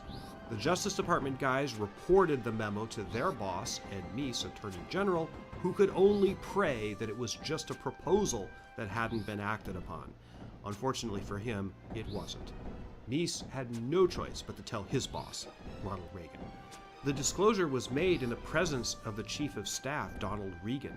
He later said that he was sure, gauging from Reagan's reaction, that he hadn't known about the diversion. Reagan wasn't as good an actor as everyone thought he was. To his credit, Regan argued that they had to make it public as soon as possible. It's making me so mad. What is? Was Casey, What gave you that reverie? Okay, that's great. I think it's only, I'm only fighting everybody's a robot. Everyone's a robot? I think so. Well, Why? all the bad guys. All the bad guys are. I think I'm about to fight McBurn the robot. McBurn. McRobot. It didn't change the fact that North was fired. Because every time someone's like, you're acting like you normally wouldn't act, it's like, oh, they're just a robot, that's why. Well, do you think there might be just like dream reverie manifestations instead of literal robots? No, they're all, because robots are a real thing in this game. Like, it's a known, because there's a guy who makes dolls. No, Yes. I know. There's a guy who makes dolls, right? And so the evil sixth Anguist is making lesser dolls, I guess, robots. But they're like perfect recreations of people. Yes, who share their memories, but they don't act the same. God, I hate the techno magic level of this I series. know. It's like I'm just mad. Everybody has names, even the robots. Yeah, even the robots. This has to be. I guess. I don't know. Whatever. My dude Wazy Hemisphere is ready to Be a robot. use the power of the church against this Beep robot. boop. I am Wazy Hemisphere. Are you close to the end? I have finished Act 3 for one of the routes. Frick, one of the Still have two more routes to go.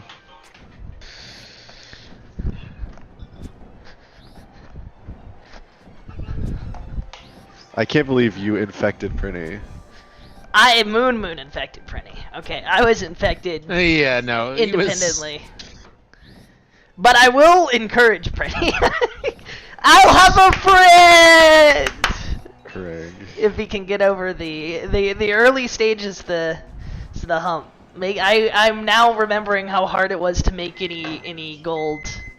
But if he ever shows up here, I can give him my tips for going into the wilderness with Hans and Franz. Oh yeah. Get some steel plate bodies, yeah? You'll be rich. Then I will gank you and take them all. Yeah. I could gank him. I could be that guy. Guys, What is it this, Dark Souls 2? Okay. And say, this is what you get for trusting people, kid. Tips, Fedora. Tips, Slayer helmet. I thought you were watching Pokemon. I am. This guy's watching He's doing- Pokemon and he can playing do Break. both. RPG. Yeah, it's a break, so I play RPG during break. This I guy's guess it talking is- about how much he loves the Pokemon. 90% breaks. Yeah. Oh. I love the Pokemon. I hate the Pokemon. 29 more blood belts. I need more range tasks. I need to get like 5 more range levels before I go back to the gauntlet. So I need to start doing the hard gauntlet. Show you a hard gauntlet. Alright, present it. Zip. Mm. They just showed this interview twice in a row. Okay. Nice. What Just want to make sure you were aware of it. Testament Cross. Okay. Wazy Hemisphere. Oh yeah, my dude. My dude, Hemisphere yourself. That's his catchphrase. True.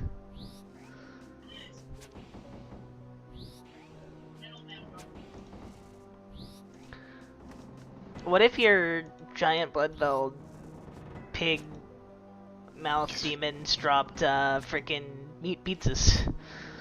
Demonic Sword. Where do you think they got those pizzas? Oof. Pizzas are actually blood-filled goop. Sorry to tell you this. I'm not eating these pizzas. I'm not taking any damage. That's why this task owns. I'm just walking around, shooting some velds. Oh, I died. Ugh. Alright, back in my seat.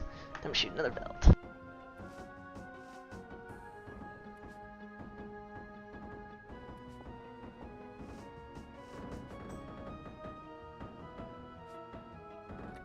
Poindexter handed in his resignation. Reagan made an appearance before I'm the press robot, on November 25th, you're robot. announcing that the diversion had been discovered We're all and that robot. North and Poindexter had been cashiered. The press, of course, went bananas.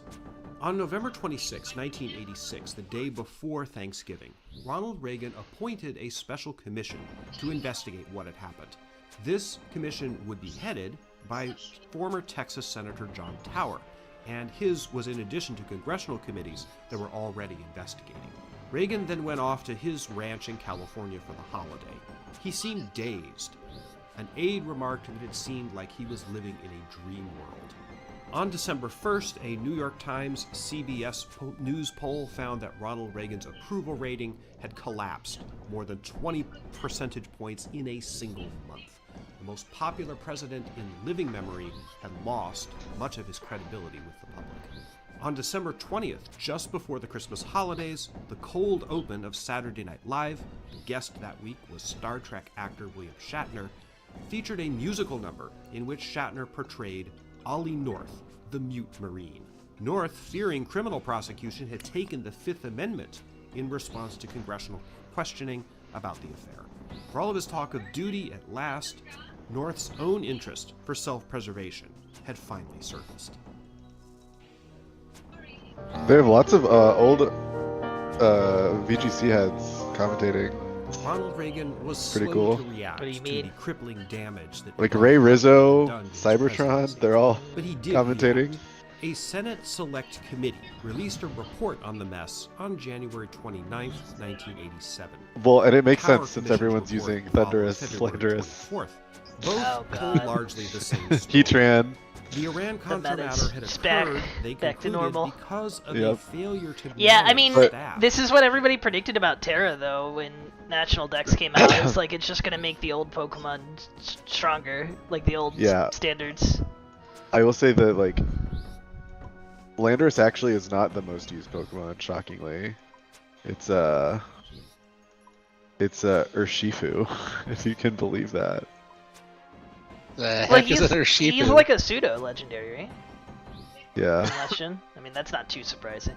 Didn't he have a bad type? Like, to just shore up his... It's either Water Dark or Water Fighting, depending on your setup. What does it do? Tell me, the Urshifu, what does it do? It hits hard. It has Oh. attacks that are By the automatic White House, crits. which led to ambitious underlings Uh. such as Oliver North and John Poindexter. I to actually commit great wrongs didn't really in pay furtherance attention of to what Gen they 8, so I perceived don't really was the know the president's lore behind policy, why Urshifu's and there good. was never a leash to pull them back. Robert McFarlane, Reagan's former national security advisor who had gotten everybody into this mess in the first place, blamed himself. Just before his scheduled testimony before the Tower Commission You on bitch. February 9th, 1987, he tried to kill himself with a deliberate overdose of Valium. He survived. Another key player in the scandal wasn't so lucky. On December 15th, 1986, CIA Director William Casey suffered a seizure as a result of a brain tumor. He was hospitalized, he did not recover, and died on May 6th, 1987. Whatever he knew or did not know about Iran-Contra died with him.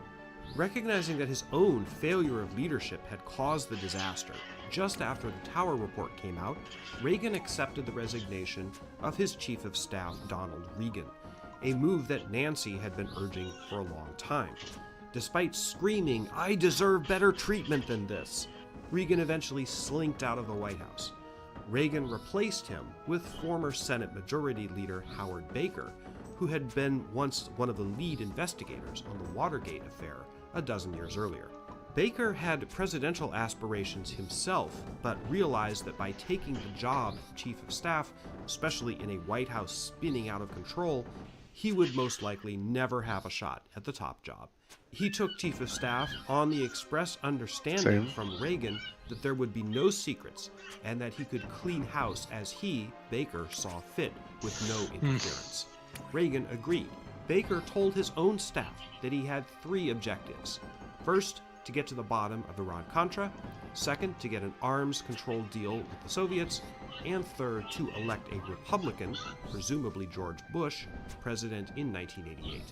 One of the first things that happened on Baker's watch was a televised address from the Oval Office by the president.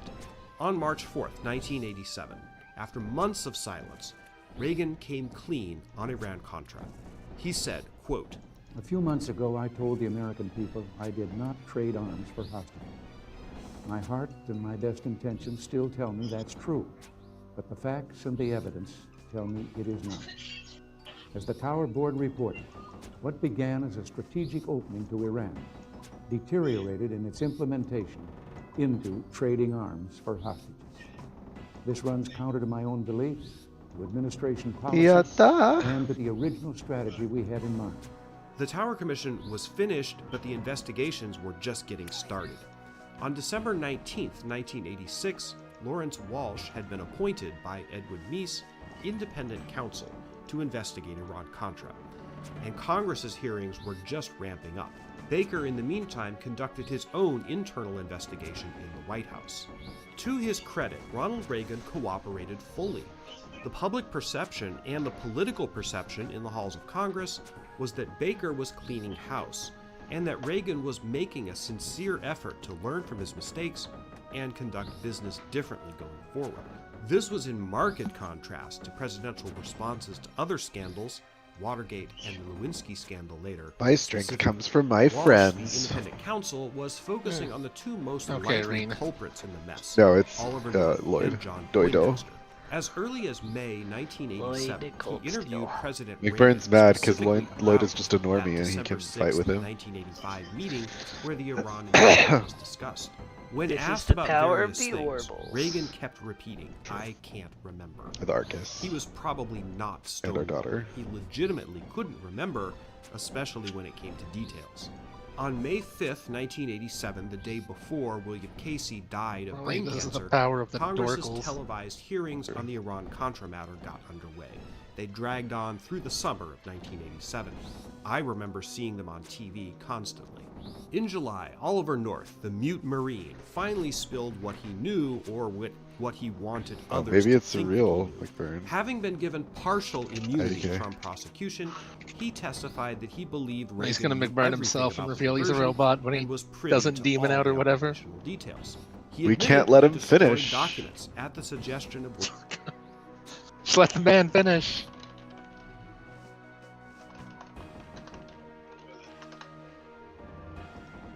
William Casey, who, being dead, was in no position to refute it. North didn't seem to be bothered by anything that he'd done, and in fact was very proud of it. The Contras' secret war was worth it, he thought. On July 15th, it was Poindexter's turn. He claimed he had deliberately withheld knowledge of the diversion from President Reagan to give him plausible deniability. Certain points of North's and Poindexter's testimonies were refuted by copies of the prof's notes and messages, the emails, copies of which had been found on the National Security Agency's computer server by White House Communications Agency investigators. Thus, Iran-Contra was the I very guess it's first real McBurn. political I don't scandal understand what's that happening. involved scandalous emails. He's going true demon form. Schultz was Oh up before no, the committees on he July what? 23rd. What? No, it was a robot. About Okay. his vocal opposition to the whole His arms arm race just in the exploded. first place. And notably, He tried all to the flame notes and out memos that anybody Demon Man, and he Yeah, destroyed exactly. That's literally what himself. happened. Yeah, he tried to I become called the it. demon, Yeah, Talon and called his it. arm exploded. They don't even know they're robots. They eat food. No, maybe. Can dolls eat food? I think so. I just don't know how you don't know you're a robot.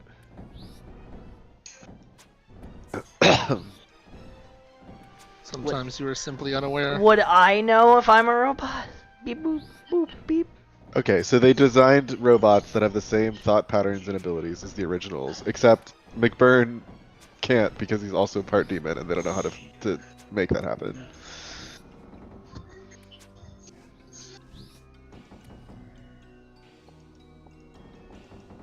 You know what I've always thought, you know, my fantasy game needed is, freaking clones. Perfect replica Yeah, robots. Cylons from Battlestar Galactica.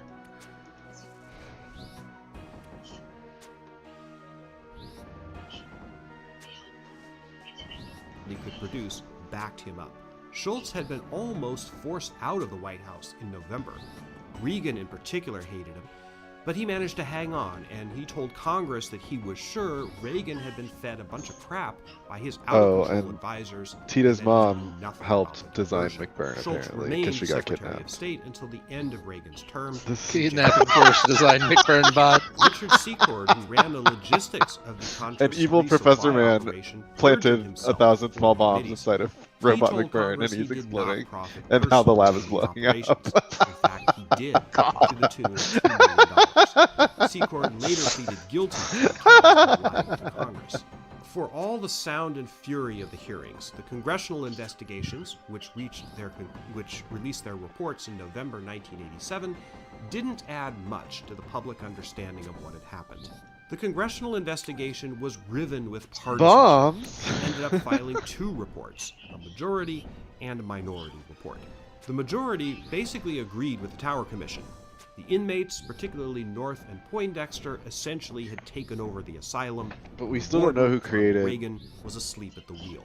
the minority robots. report, the one from Because Republicans, Novartis is like, this predictably isn't really my blamed the whole thing, I'm just on helping because it's Democrats, funny. saying that Congress had been too strict and technical with its wording. There's an even on the kind greater of villain. banned Yeah. Contras.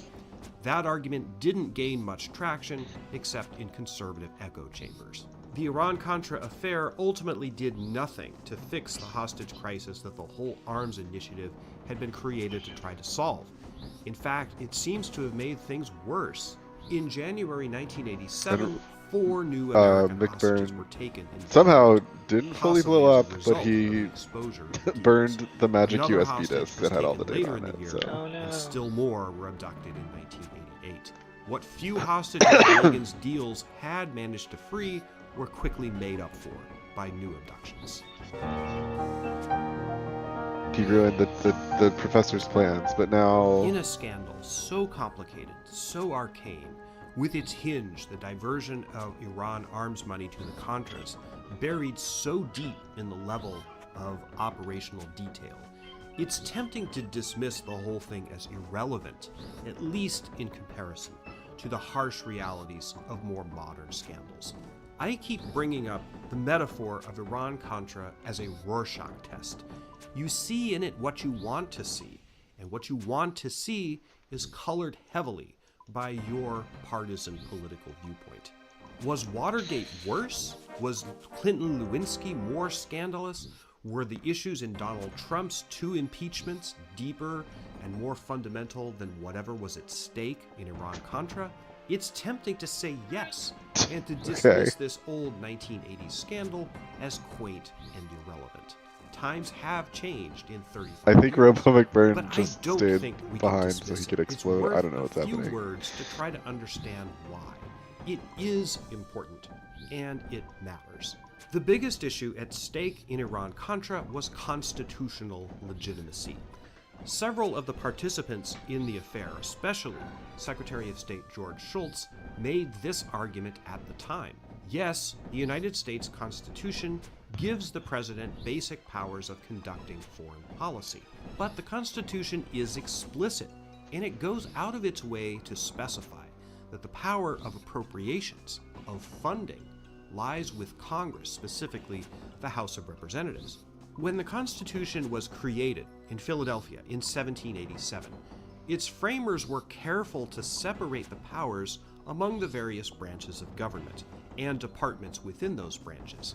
Congress was given the power to tax and to raise money directly, a power it had lacked under the Articles of Confederation. But the check on that power was that taxation and appropriation powers resided in the House, the legislative chamber that was thought closest and most accountable to the people. When Congress passed the Boland Amendment in 1982 prohibiting military aid to the Contras, the powers of the executive branch were checked. However much Ronald Reagan or Oliver North disagreed with that decision, they were bound by it. Congress did not want American taxpayer money going to fund a war, a secret war, in Central America. The Boland Amendment was attached to the Defense Appropriations Act, which Reagan signed on December 21st, 1982. He accepted it. It was law. What North and Poindexter did was to make an end run around the Boland Amendment. They took government property, paid for by the taxpayers, and sold it to a foreign power, Iran. The money the government took from that sale, it gave illegally to a foreign army. This was not a covert operation in the traditional sense. Congress does fund covert operations by the CIA and others. The CIA submits a proposed budget and often doesn't tell Congress what it's spending taxpayer dollars on. That may seem sketchy, but it is legal, and it is constitutional. Iran-Contra, though, wasn't that. This was not part of a black budget, appropriated however blindly and spent however craftily by CIA bureaucrats. This was a sale of U.S. government property to fund an illegal war. Oliver North said he believed the money he diverted to the Contras belonged to Iran. At one point, George Bush made a similar argument. But that argument is wrong. Once Iran gave money to the United States, whether in exchange for weapons or as a donation or a bribe, that became federal money subject to appropriation by Congress. Conversely, the executive branch, in the form of the NSC, couldn't just take what it wanted from public coffers and give it to a foreign power. Even if the Boland Amendment wasn't in the picture, that would still be true. The way that North evidently found to be able to live with himself, telling himself that the cause of the Contras was so important that it was justifiable to disregard the laws against it, doesn't ring true. Oops, I For shot a one gnome. thing, the Contras were themselves terrorists, associated with Oh, numerous no. atrocities and human rights Oh, okay, violations. never mind. Someone They else. were never able What? to shake the public perception that they were funded by drug trafficking.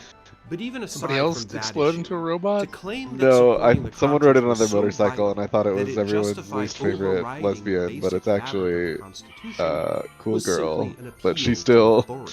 is Ronald doing Reagan's motorcycle authority. shit to If a save leader Lloyd, can and do now she's no shooting wrong, rocks with a if gun. his judgment is or should be law simply because it's his, that gets us dangerously close to the crime that the insurrectionists at the Capitol on January 6, 2021 were trying to commit.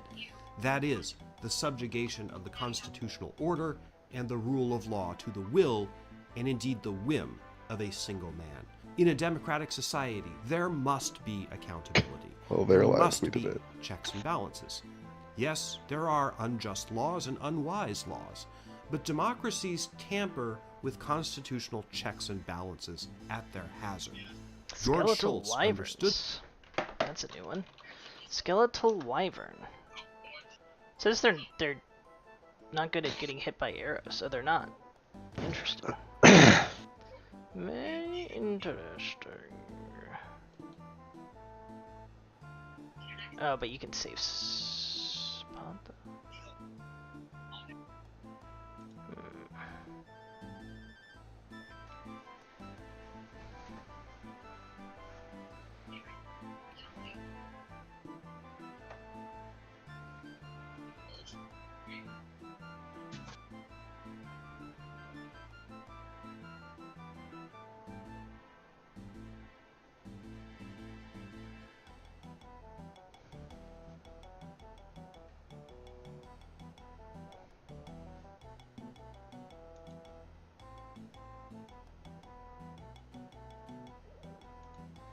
Okay, that can be safe spotted.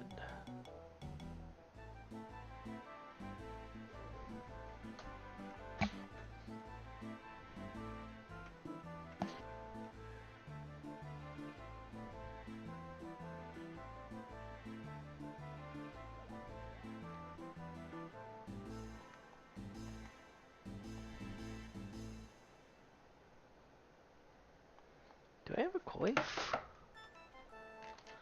Coif. No, I don't. Alright, maybe I, what do I bring? I need the mind bullets. I only have to kill 5 of these things, so hopefully shouldn't be too bad.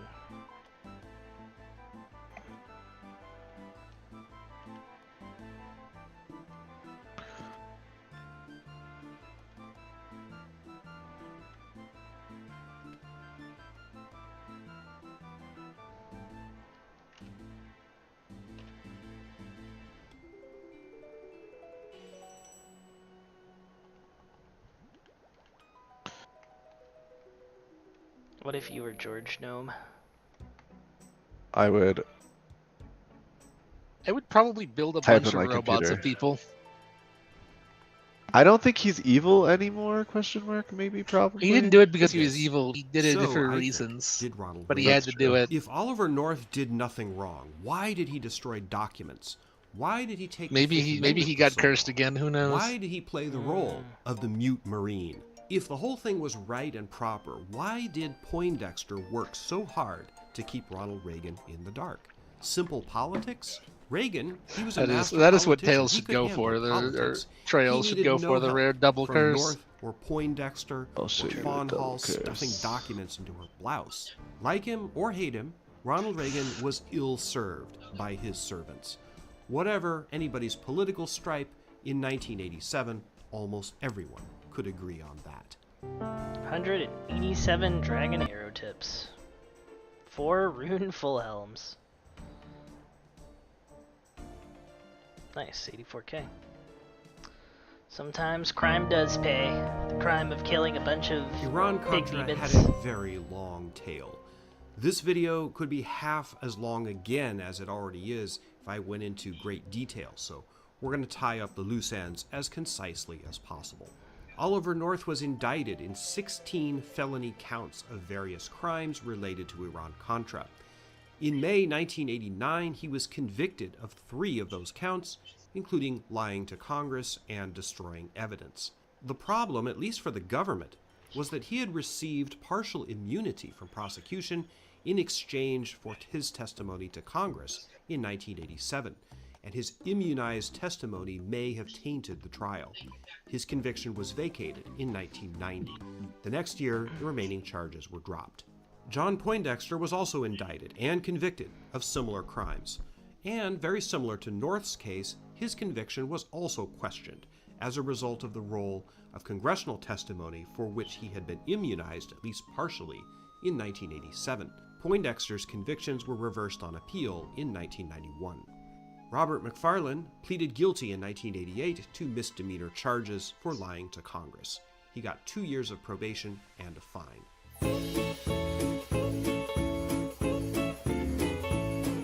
Richard Secord pleaded guilty 1989, lying to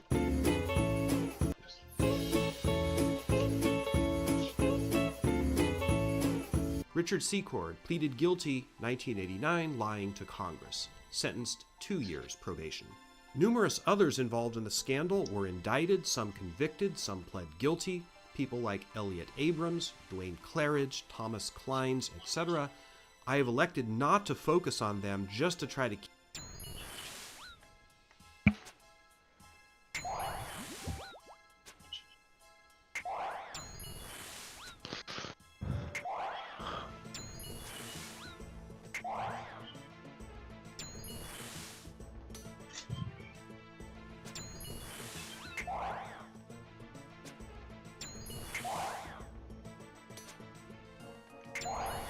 Alright, there should be.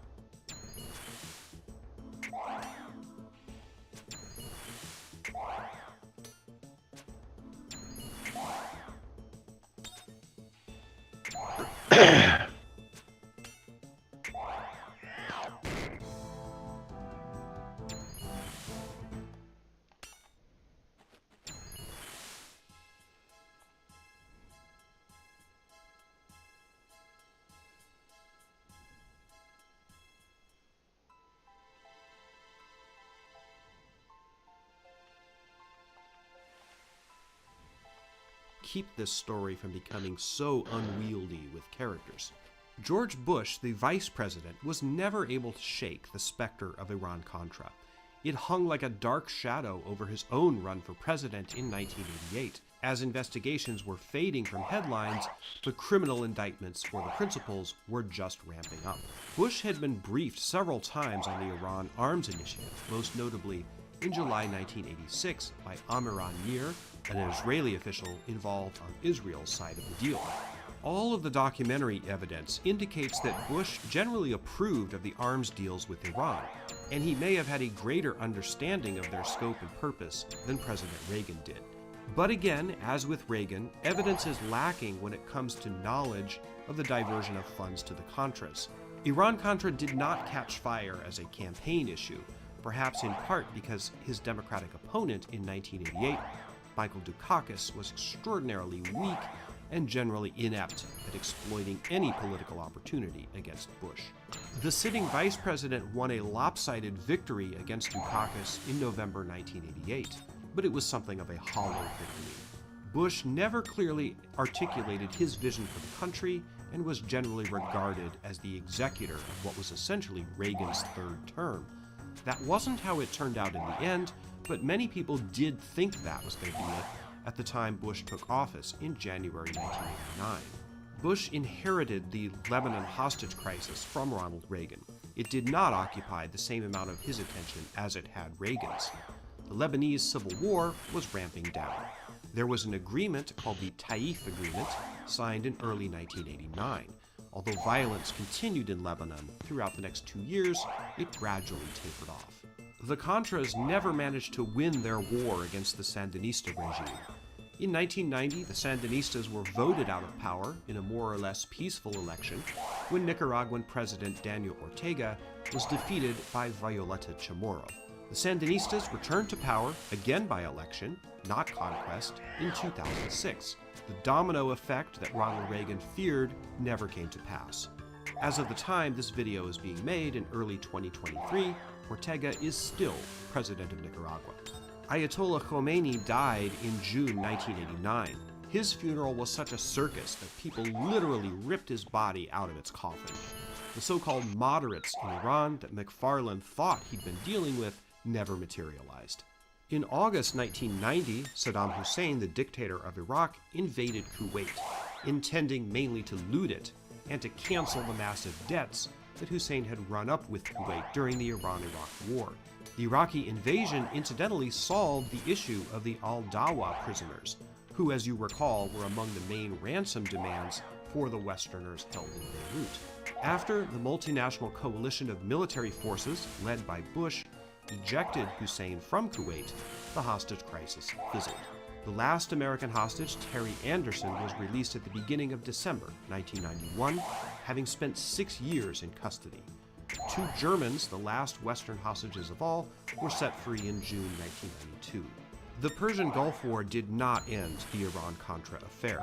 Bush felt dogged, perhaps even persecuted, by the ongoing investigation of Lawrence Walsh, the independent counsel, who was appointed in December 1986, and whose investigation stretched on incredibly through the entirety of Bush's term in office. As the years wore on, Walsh became increasingly interested in Caspar Weinberger, Reagan's former Secretary of Defense. Although a minor player in Iran-Contra, Walsh investigated Weinberger for making Oh baby, an false Ursulina statements to match. Congress and impeaching Damn, there's investigators. nobody at... In June 1992, There's no spectators. when Bush was running for re-election, Walsh indicted Weinberger on 5 counts. Pursuant to this investigation, Walsh arranged to interview former President Ronald Reagan one last time. He was not a target of Walsh's investigation, but was a potential witness. On July 24, 1992, Walsh and his team interviewed former Where are President they? Reagan at an Japan, office in Yokohama. Los Angeles. The interview was shocking. Reagan was very much aged. and His his Sweet and mental Lilligan. acuity Hatterene! precipitous. What's He happening? barely remembered who George Schultz was. He remembered nothing. Ursulina about normal. TWA Damn, this is 847. a weird He team. recalled meeting Gorbachev, but very little else. Far from being useful as a potential witness in a trial against Weinberger, Reagan's memory was significantly gone. It would still be 2 years before Reagan's public statement that he had Alzheimer's disease, but it was clear that its symptoms had manifested long before then, possibly even beginning in his second term in office. If Reagan ever knew anything substantive about Iran-Contra diversion, he quickly forgot it. Reagan, of course, died of Alzheimer's disease in 2004. Walsh issued one final indictment against Weinberger only days before the 1992 election. Many Republicans believed this indictment, coming into the news cycle so shortly before the vote, ensured Bush's defeat. I really don't think it did. 4 shiny Pokemon? Bush's re-election campaign in 1992 was limp and lifeless. He seemed tired and out of touch. Nothing suspect As in here. 1988, he failed to convey Totally any coherent normal. picture of where he wanted to take America. I swear to His God, main if any of them know attack on metronome. challenger Bill Clinton was that Clinton dodged the Vietnam draft and was apparently not a fervent enough believer in American exceptionalism. All the polls showed Bush significantly behind going into Election Day, and the third-party candidacy of Ross Perot was doing him no favors. Nevertheless, Bush was bitter about his defeat, and especially the role he thought Walsh might have played in it, partly to end the nightmare of Iran-Contra, and perhaps partially out of spite. Bush issued pardons to Caspar Weinberger and a few other Iran-Contra figures on Christmas Eve 1992, after the election, but before Clinton took office. Walsh wound up his investigation, and his stint as investigative counsel ended on August 4th, 1993, nearly 7 years after he'd been appointed. Oh, wow. Oliver North Oh, tried to go into politics, emphasis on the tried. In 1994, he ran for a Senate seat in Virginia against Charles Robb, who incidentally was Lyndon Johnson's son-in-law. Robb trounced him. North wound up in 2018 as president of the National Rifle Association, but he quit that job after a feud with NRA chairman Wayne LaPierre. He now writes books.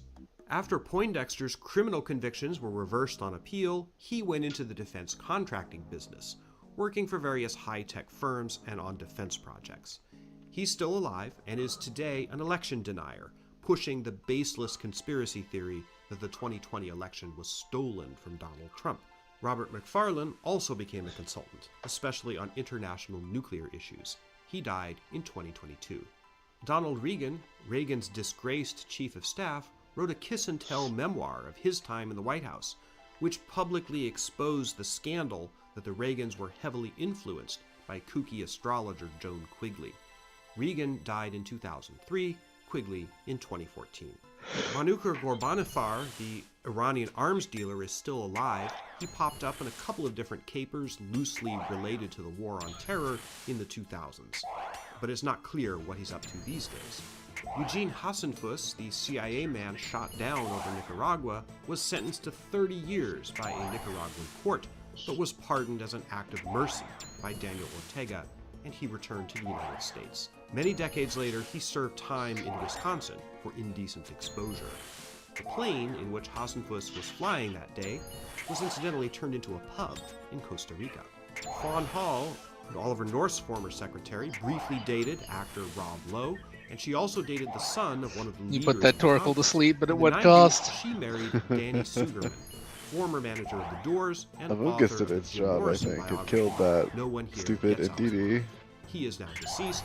Fawn is still alive, living quietly in LA.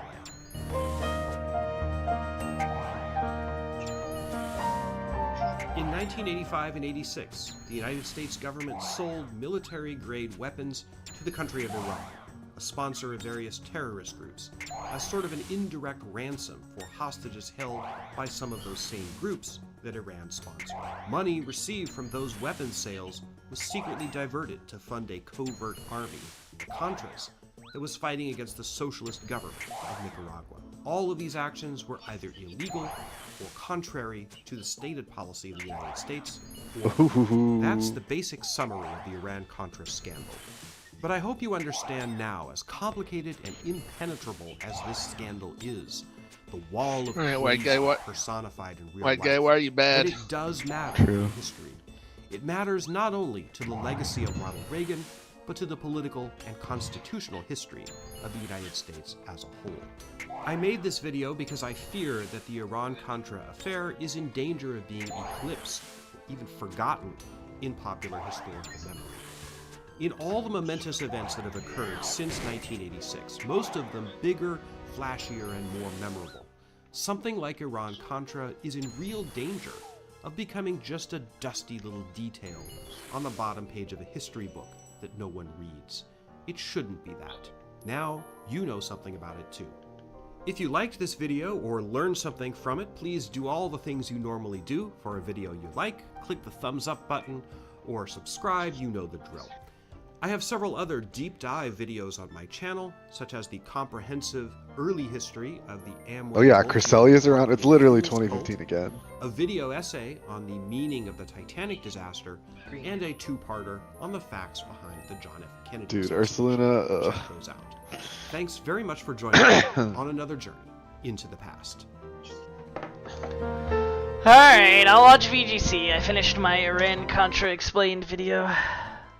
Congrats.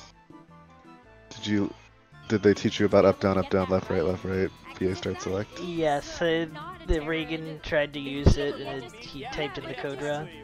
Oh shit. I hate when that happens. Such a big boon to him and the rest of the Man, it's making me skip a bunch of tests. Adamantine jail. What does that mean? Even just looking at it, like, oh my goodness. Oh, just Texas. Okay. Kill 171 Dagonoths. You got it, fam. And like, Amoonguss is such an important Pokemon in this matchup, right? Because it can. They all have to be Dagonoth Rexes, by the way. No, they don't. Go for a score, and the focus action is so essential. And man, You will kill Dagonoth Rex. for the Earthquake, even in the dread of See, Wildcard, what do we need to cast? So, Michael definitely, I think, has tools that can Okay. potentially deal with it. Even if just turn 1 plays out slightly differently, right? If it was just follow me plus expanding force on turn 1, you would have gotten Amoonguss down to focus action. The Slaughter probably takes over 50% of its health as well. Completely different battle. So, yeah, I think even just one different turn can really turn the tides. But that turn 1 prediction, that's one of the hardest reads I've seen in this World Championship so far. My goodness. But that's the type of calls you have to make in order to become the world champion. And we even saw this in Eric Ruse's match, just how expertly he was able to play through that as well. It's going to take some of those risks to be able to have the payoff of making might try it to run forward these to the top boats. foot of the world championships. But one of the things that I feel like Michael could be a little bit more safe to do is one of the reasons why I can't believe there's a Amoonguss is so Tatsugiri emote. good is Can't just you? hit with that spread damage. Just follow it up with the Armor Rouge. Maybe just go for the expanding force there. Sometimes, like, these Pokemon are not necessarily trained to be the slowest that they can be, Yeah. just so that they can operate on their own if Trick Room is inactive.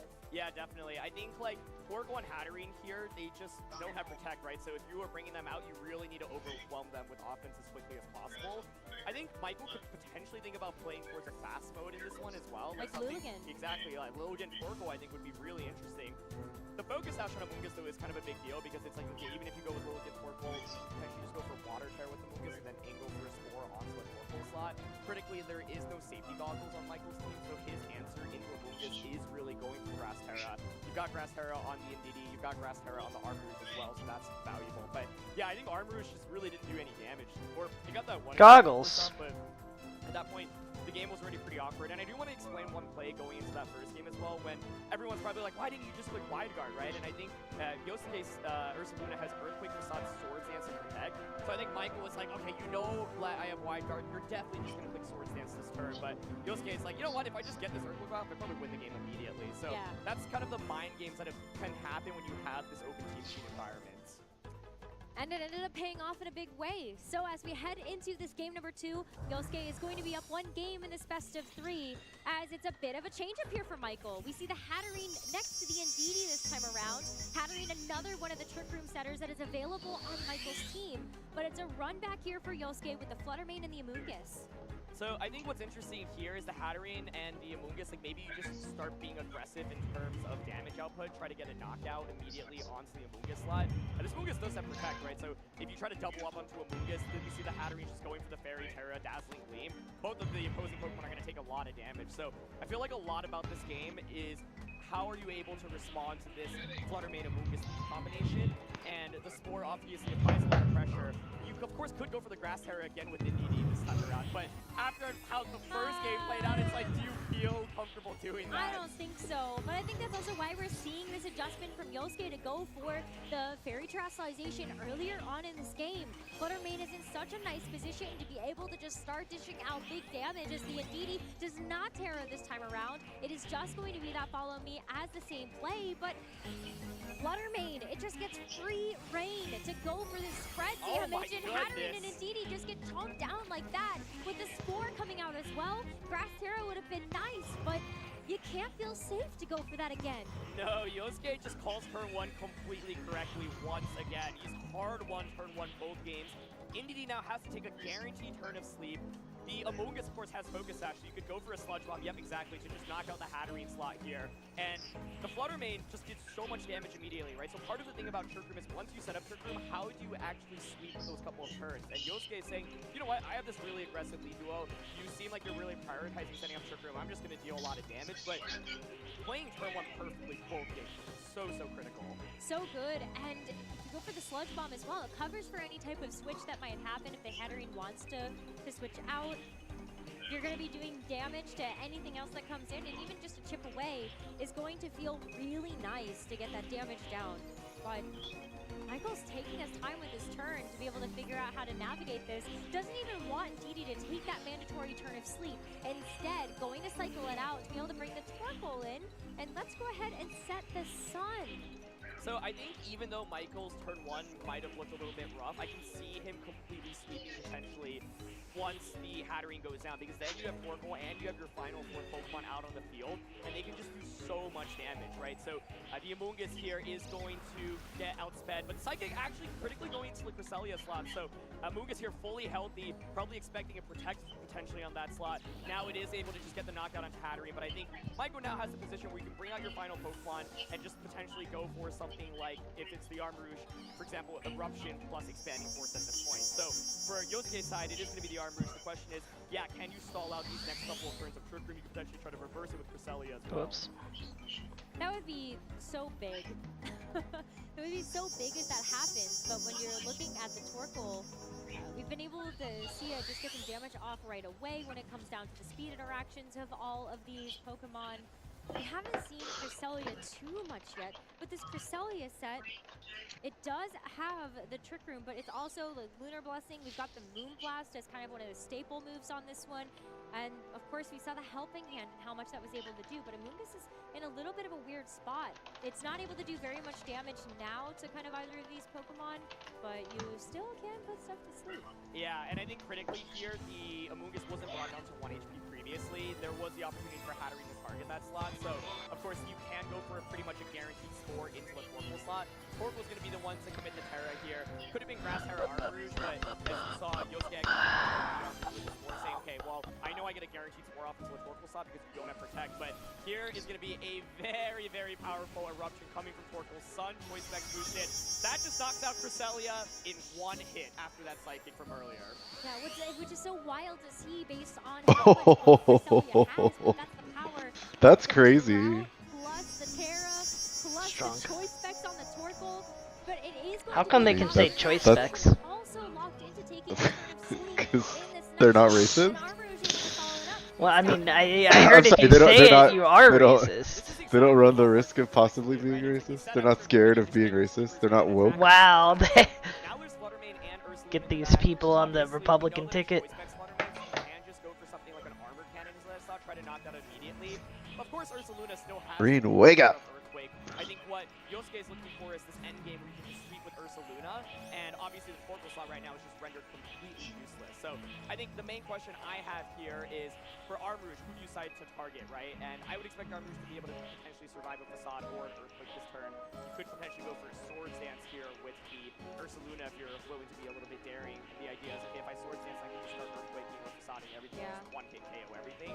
And the other question then on the opposing side is, where does Armarouge target, right? Do you go for an Expanding Force? Do you Armor Cannon? I think for me personally, I would just try to get the knockout onto the Fluttermane immediately with that Armor Cannon. Sure, dude, you got a That would few be of my really big nice boats. knockout to have, and then all of a sudden you're down to the You're a Ursaluna. big man. Likely going to be faster than when everything is Oh yeah. But But the Ursaluna, like this is definitely very risky. But I could see a world where, you know, Michael, he had to make the adjustment last time around. Switches What? Armor Rouge out. Okay. Wow, okay. And DD is coming back in.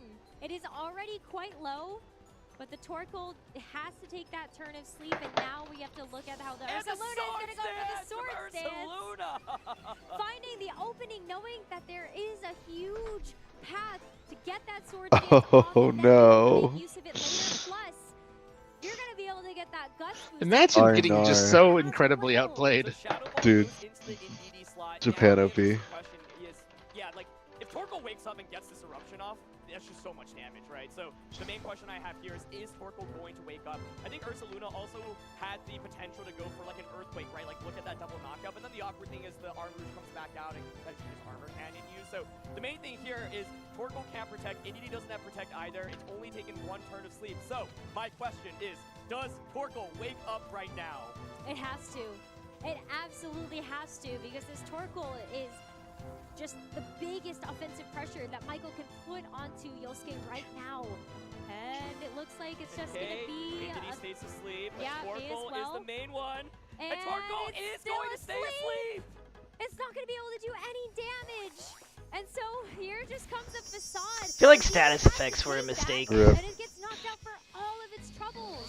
Now Pokemon was a Michael down to mistake. his final 2 Pokemon, and this is his last game to be able to get into this series. Yeah, Shadow Ball. Let's see how much it does. Oh my goodness. I mean, that's so much damage. And once again, this is the Choice Specs Torkoal. So you It's played just Eruption locked earlier. in. Exactly. And so that was kind of the idea behind prioritizing getting this amount of damage onto the Torkoal, right? And yeah, it basically came down to, can you wake up with Torkoal there? If it wakes up, you just do so much damage, maybe even get the knockouts there. So Armor Rouge is able to come back out, but yeah, now you can safely Shadow Ball and Facade, and it's looking like a win for Yosuke at this point. It definitely is.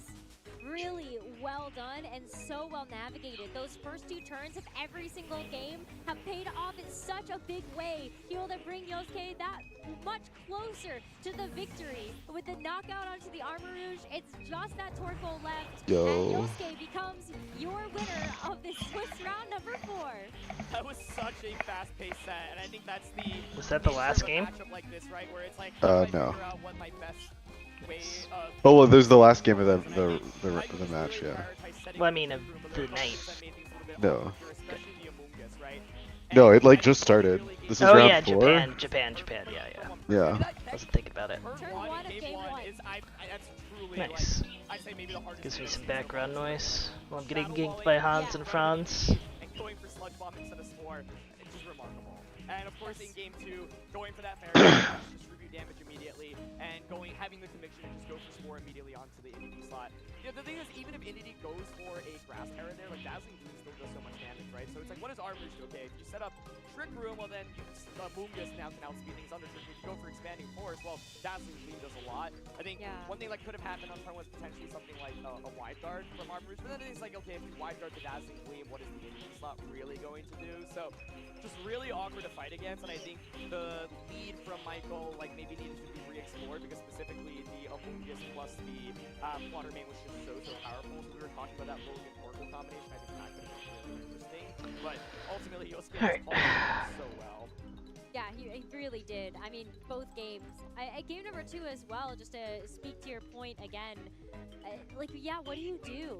Like, he puts on so much offensive pressure with that lead just right away that even if Yosuke found the Hisui and Lilligant and the Torkoal on the other side, he still had some really nice options to be able to like, switch it into that and make sure that he wasn't getting too much damage. Go away, crazy archaeologists. The set is a little bit different. It's got the Sludge Bomb, Focus Sash, and it has Leaf Storm as well. So one thing that's really interesting is when people play against Amoongus, Grass Terror, of course, is incredibly common. So this Amoongus is like, okay, go for the Grass Terror. I'm just going to hit you for super effective damage with Sludge Bomb. That's exactly what happened in turn 1 of game 1. And so Amoongus is traditionally not built like this, but with the Focus Sash, you don't have to go for a defensive Terra on that. That allowed Flutter Mane, for example, to go for the Terra and just deal more damage. Okay, I might actually not really interesting trick in itself run there. And Michael said, yeah, I think Lori there's some other ways that you could have handled Amoongus, whether it be like the Grass Terra and Armors, for example, maybe a lower against Torkoal Beam, but I think, yeah, when you are up against a player that just hard reach for one like that, it's really difficult.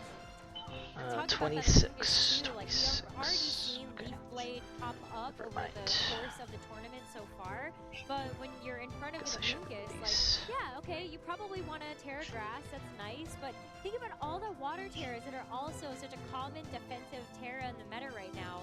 This Amoonguss under Trick Room, kind of a beast. Yeah, I love that point because Torkoal exists on this team, right? And so Torkoal loves getting those defensive pairs out. Water is going to be really the most common against that. And this team, as you see, has Iron Hands, Wild Charge, and Leaf Storm on the Amoonguss as well. So it's a really smart way to basically say, I'm going to force you to Terra defensively, and then I'm just going to use other Pokemon to deal with you. So it's interesting because these two teams are pretty similar, but you know, the Trick Room was actually not very important on Yosuke's side. He was just saying, okay, Flutter Mane and Amoonguss does so much damage immediately, and Choice Spike's Flutter Mane really just one of the most powerful Pokemon in the format. But he also let Michael set up the Trick Room. Yeah. He didn't even make the call to really try to set that up himself, like that didn't really come out in the leads that he ended up bringing to either game. He just said, yeah, okay, let me just do damage and you can set up the Trick Room for me. Yeah, and I think this is what makes Hard Trick Room really hard to utilize when you're up against Amoonguss specifically. And that's why you occasionally see like Grass Terra on like Torkoal, like a defense, like safety goggles on something as well, for example. So the tricky thing in this game is Michael basically did not really get value out of the Terra. I'd say you got value out of the Torkoal Terra. Super tricky. And once again, I think if Torkoal does get that one turn wake up immediately, it's very likely that Michael just wins that game. But that's the thing, right? Like you're really just flipping some coins when you're up against Amoonguss, and Torkoal had only taken a turn to sleep, so would have been challenging. And ultimately, yeah, I just like keep harping back at the Lilligant. I wonder if Lilligant and Torkoal could have pulled something off, but I can get the hesitance to maybe not feel super comfortable with that because the idea is that the Amoonguss with that Water Terra can just Terra defensively and then spore into the Torkoal slot immediately. A single spore really goes a long way in this matchup. It really does. But major credit to both of our trainers. They made it through day number 1. Michael still has a chance. It's just one loss under his belt, but Yosuke is one win away from being able to make it to day 2. And let's hear how he's feeling after this match. Thanks so much. I think we're feeling pretty good up here. Yosuke, let's talk about game 1. It seemed hyper offensive. You were both really on the attack. Tell us what was going through your mind in that game. 1戦目についてなんですけども、両方の選手たちがすごい攻めに行ってたすごい激しい試合となってたんですけども、どういうようなことを考えながら戦っていたんですか。まずShe's saying, she's speaking to me right now. I understand everything that's being said. かなり厳しいというか、なるほど。マッチアップだったので、一点読みを通さないといけないなと思っていて、相手のイエスさんの草テラスタルが見えていて。で自分もキノコの胞子を使えるモノバレルを出していたので、キノコの胞子を読んで草テラスをしながらこの指止まれを打ってくることを読んで、一旦目にシャドウボールと、ヘドロ爆弾を重ねて取り切ったところが多分。This is like a long explanation. There's no way she's gonna remember all this. Yeah, my matchup compared to the opponents, it was pretty harsh, so I really knew that I She's had to a be careful professional going kid. forward and what moves to use But and, Q! tactics. Why don't you believe? Grass type terrestrialization coming, so I had to prepare for that. You believe hates in women. you believe in Pokemon, but you won't believe in witches. True. Well, he should believe in witches. He just saw someone die by small bombs. Only witches could do this. True. good point. キノコの胞子っていう技使ってて、どれぐらい相手のポケモンを眠り状態にしなきゃいけないということをポイントにして、そのポイントをどれぐらい大事にしてたのですか。1試合目を踏まえてなんですけれども、相手はイエスさんが草テラスを切れないなと思っていて、となるとモロバレルのキノコの胞子で戦っていくしかないっていうところから始まったんですけど、絶対にコータスは眠らせないといけないと思っていて、かつ最速置きをされてしまったらもう多分勝てないだろうなと思って、そこは切って立ち回っていました。So I already had the information from game 1. I thought that probably the grass type terrestrialization was not going to be coming again. So I knew I had from the Indeedee. So I knew I had to deal with that Torkoal at some point somehow. So I just tried to, really think yes, Spore is going to be important coming into this, and then use that effectively. Now, you had to fight your way through day 1 to get here. Are you tired? How are you feeling? Day1 乗り越えてここまでたどり着いたんですけども、お気持ち的にはどうでしょうか。今結構疲れている状態でしょうか。多少体の疲れはあるんですけれど、ここまで勝ってこれているっていう喜びがもう精神的にすごい盛り立ててくれて、全然精神的な疲れを感じないですし、この後も絶対やっていけると思っています。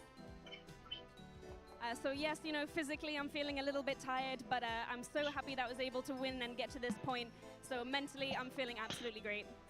And you are just one win from top cut. Do you feel confident going into that? もう一回勝利することできましたらトップカットに入る状態なんですけども、トップカット、勝ち抜いていける自信、トップカットに入れる自信というのがありますか？もう5勝目どころか Are you ahead of 7 me? 勝まで行きたいと思っています。頑張ります。Sure. Yeah, I really want to get up to those 7 wins if I can, so I will try my very best to do that.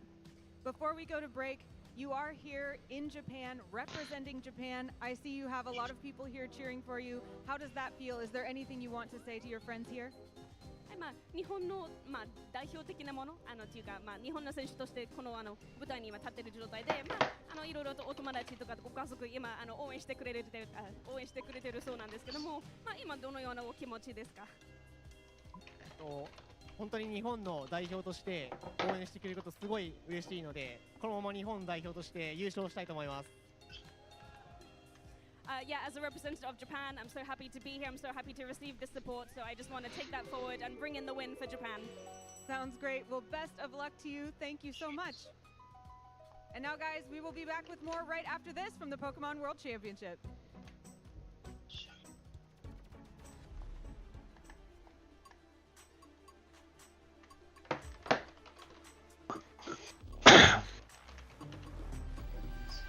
They did like a guess the Pokemon Dex entry challenge earlier. There was one that was like, this Pokemon uses dance-like moves to move back and forth and then surprise its enemies with a powerful attack. What Pokemon is it?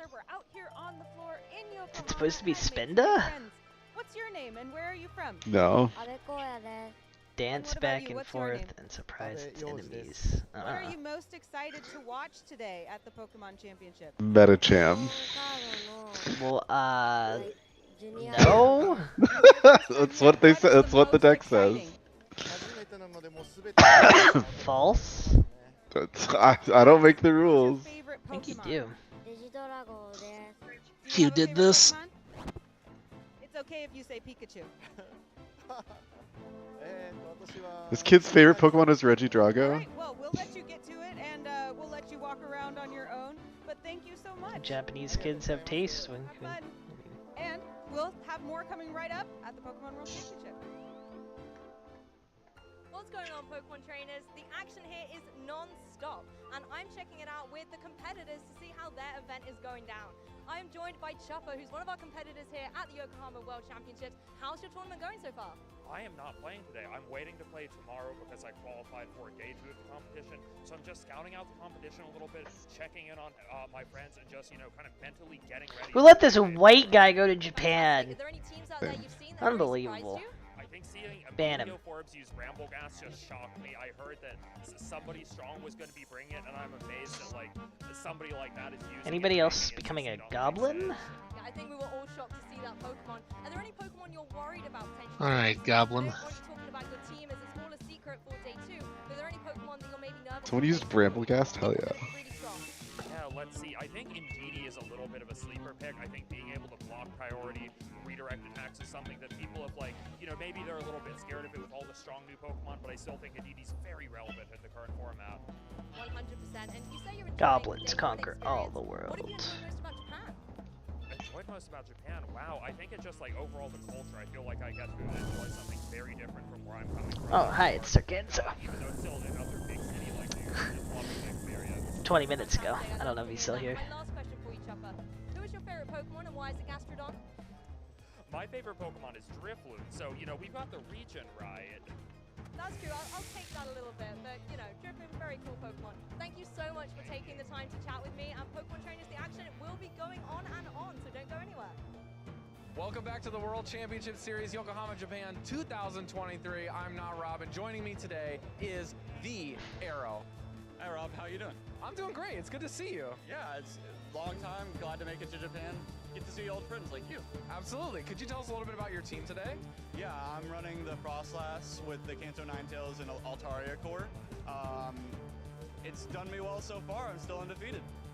Sounds amazing. Could you tell us like maybe something that you weren't expecting to happen today that you came and encountered with and you were able to pivot out of? Yeah, I ended up playing against a Dynamic Punch Medi, Ice Punch Dynamic Punch. It worked out for me because my Medi has Psychic, so, but that was a really tough set that ended up coming down to one turn in the end. Wow, really, really close match. Could you tell us a little bit more about maybe the general strategy with what you developed for your team today? So at its core, the team relies on Frost. Oh, I was like, what are they talking about? This is Pokemon Go. So like, when a Pokemon's nearly fainted, I will farm it down with Frostlass, rely on that energy to sweep teams in the back. Sounds really, really good. And the plan has been working really well today, given your record, right? 3-0. Incredible. So I think we got one more kind of a different question for you about Yokohama or just Japan in general. Could you tell us about your trip, some things you've enjoyed, and maybe something about the venue? The trip's been amazing. Didn't know what Japan was going to be like really before I got here. Kind of went out on a whim. Food's been kind of, I'm a picky eater, so I've been struggling to eat a little bit, but I'm working on it. What the heck? This is Q goes to Japan. Excuse, what do you mean? They don't have plain burgers. What? We've been over this. I eat ramen. Okay, you can't only eat ramen. I'll eat only noodles and I'll be fine. I'd like my ramen plain, please. Noodles are the best, no doubt. Can't deny it tastes better than water, but don't ask me why. Hi there, I'm your host Anna Prosper. Why? We are here in Yokohama at the I said Pokemon don't. World Championships 2023, and I'm Ramen, udon, soba, you name it. What's the prize wall? The prize wall Any is type of noodles you like, yes, I got it. Players participating in our side events.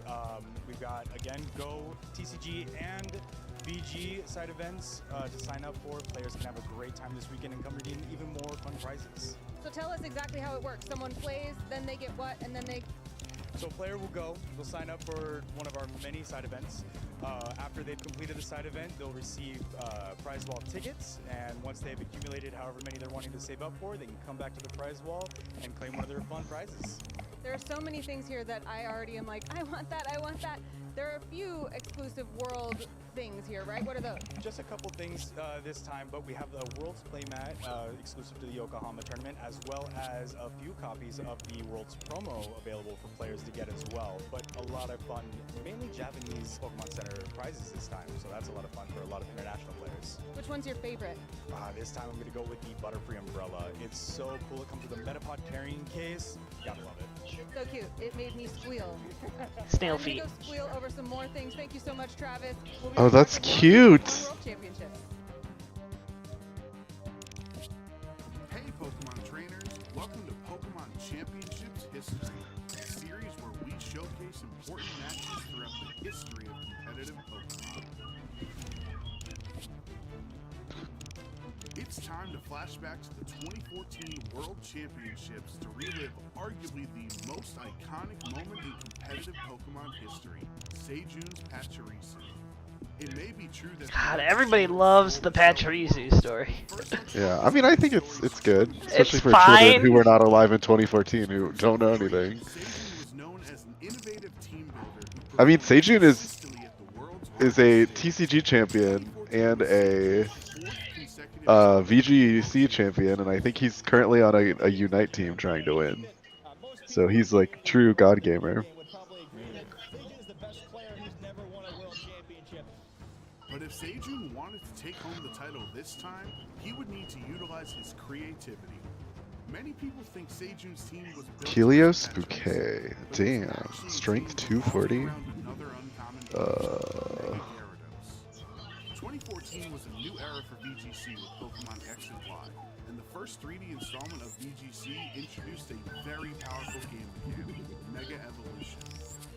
Mega Kangaskhan dominated the 2014 metagame with its ability Parental Bond, and Mega Mawile was also picking up momentum before Worlds. Because of the prevalence of physical attackers in VGC, Seijun viewed Gyarados and its Intimidate ability as a great counter that other trainers wouldn't expect.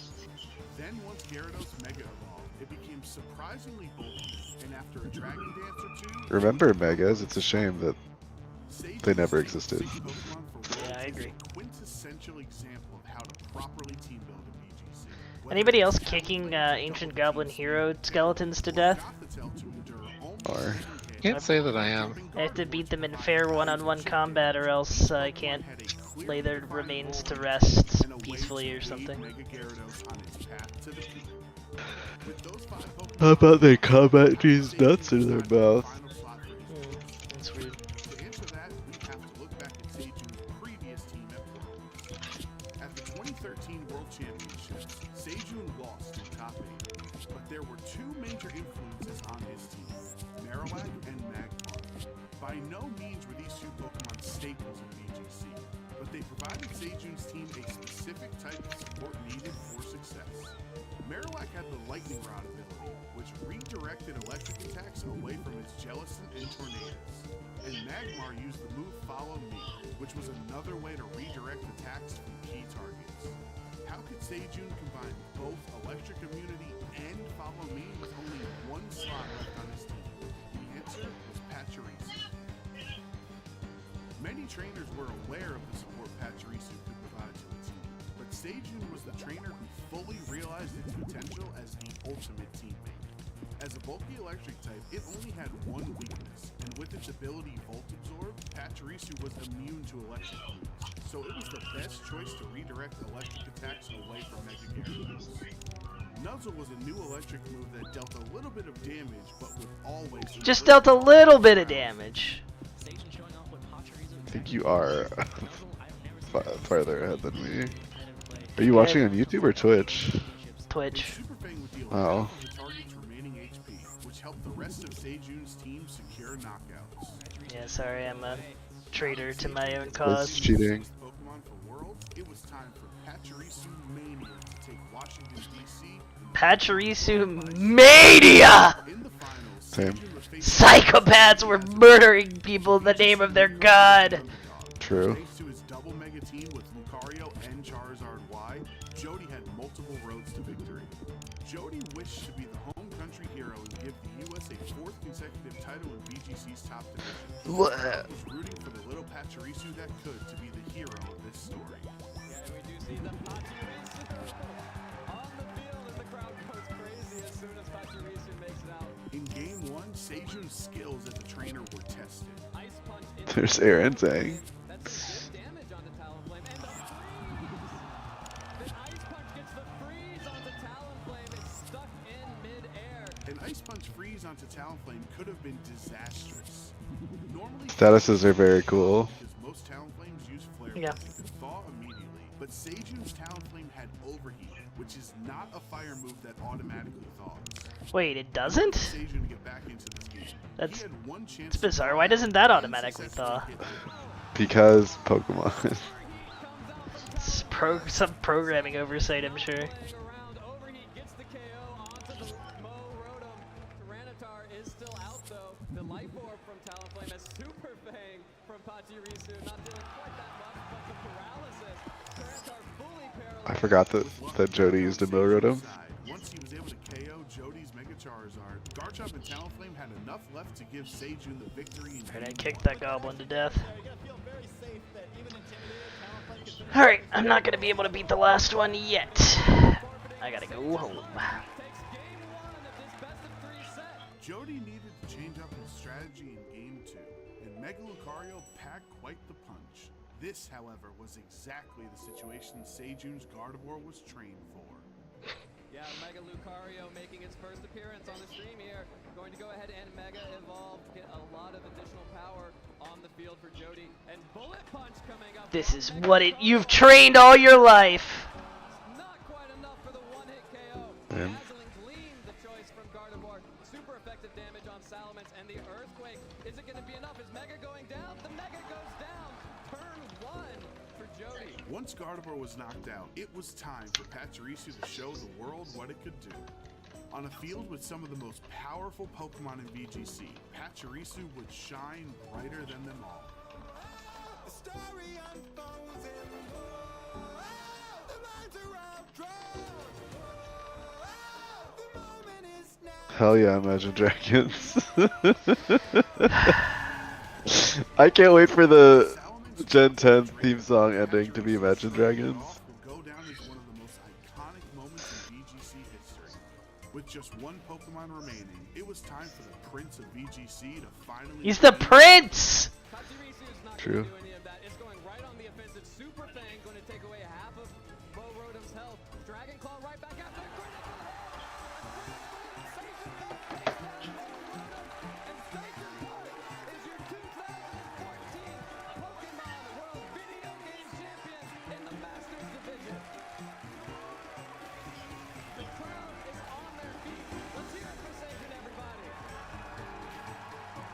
Also, I'm gonna kill myself that was 10 years ago. You're Almost. old, bruh. I'm old. And have inspired countless trainers across the world to play VGC. It takes a well-rounded team of 6 Pokemon to become world champion, and Seijun proved that success is a team effort. Seijun's lasting impact is not that Pachirisu was the greatest Pokemon ever, but instead it was a great Pokemon for the role he was looking to fill. Thank you for watching, and let us know some of your favorite moments. I do like this It's not bad. thing that they set up. It's pretty cool. If they do things other than Pachirisu with it as well, it's good.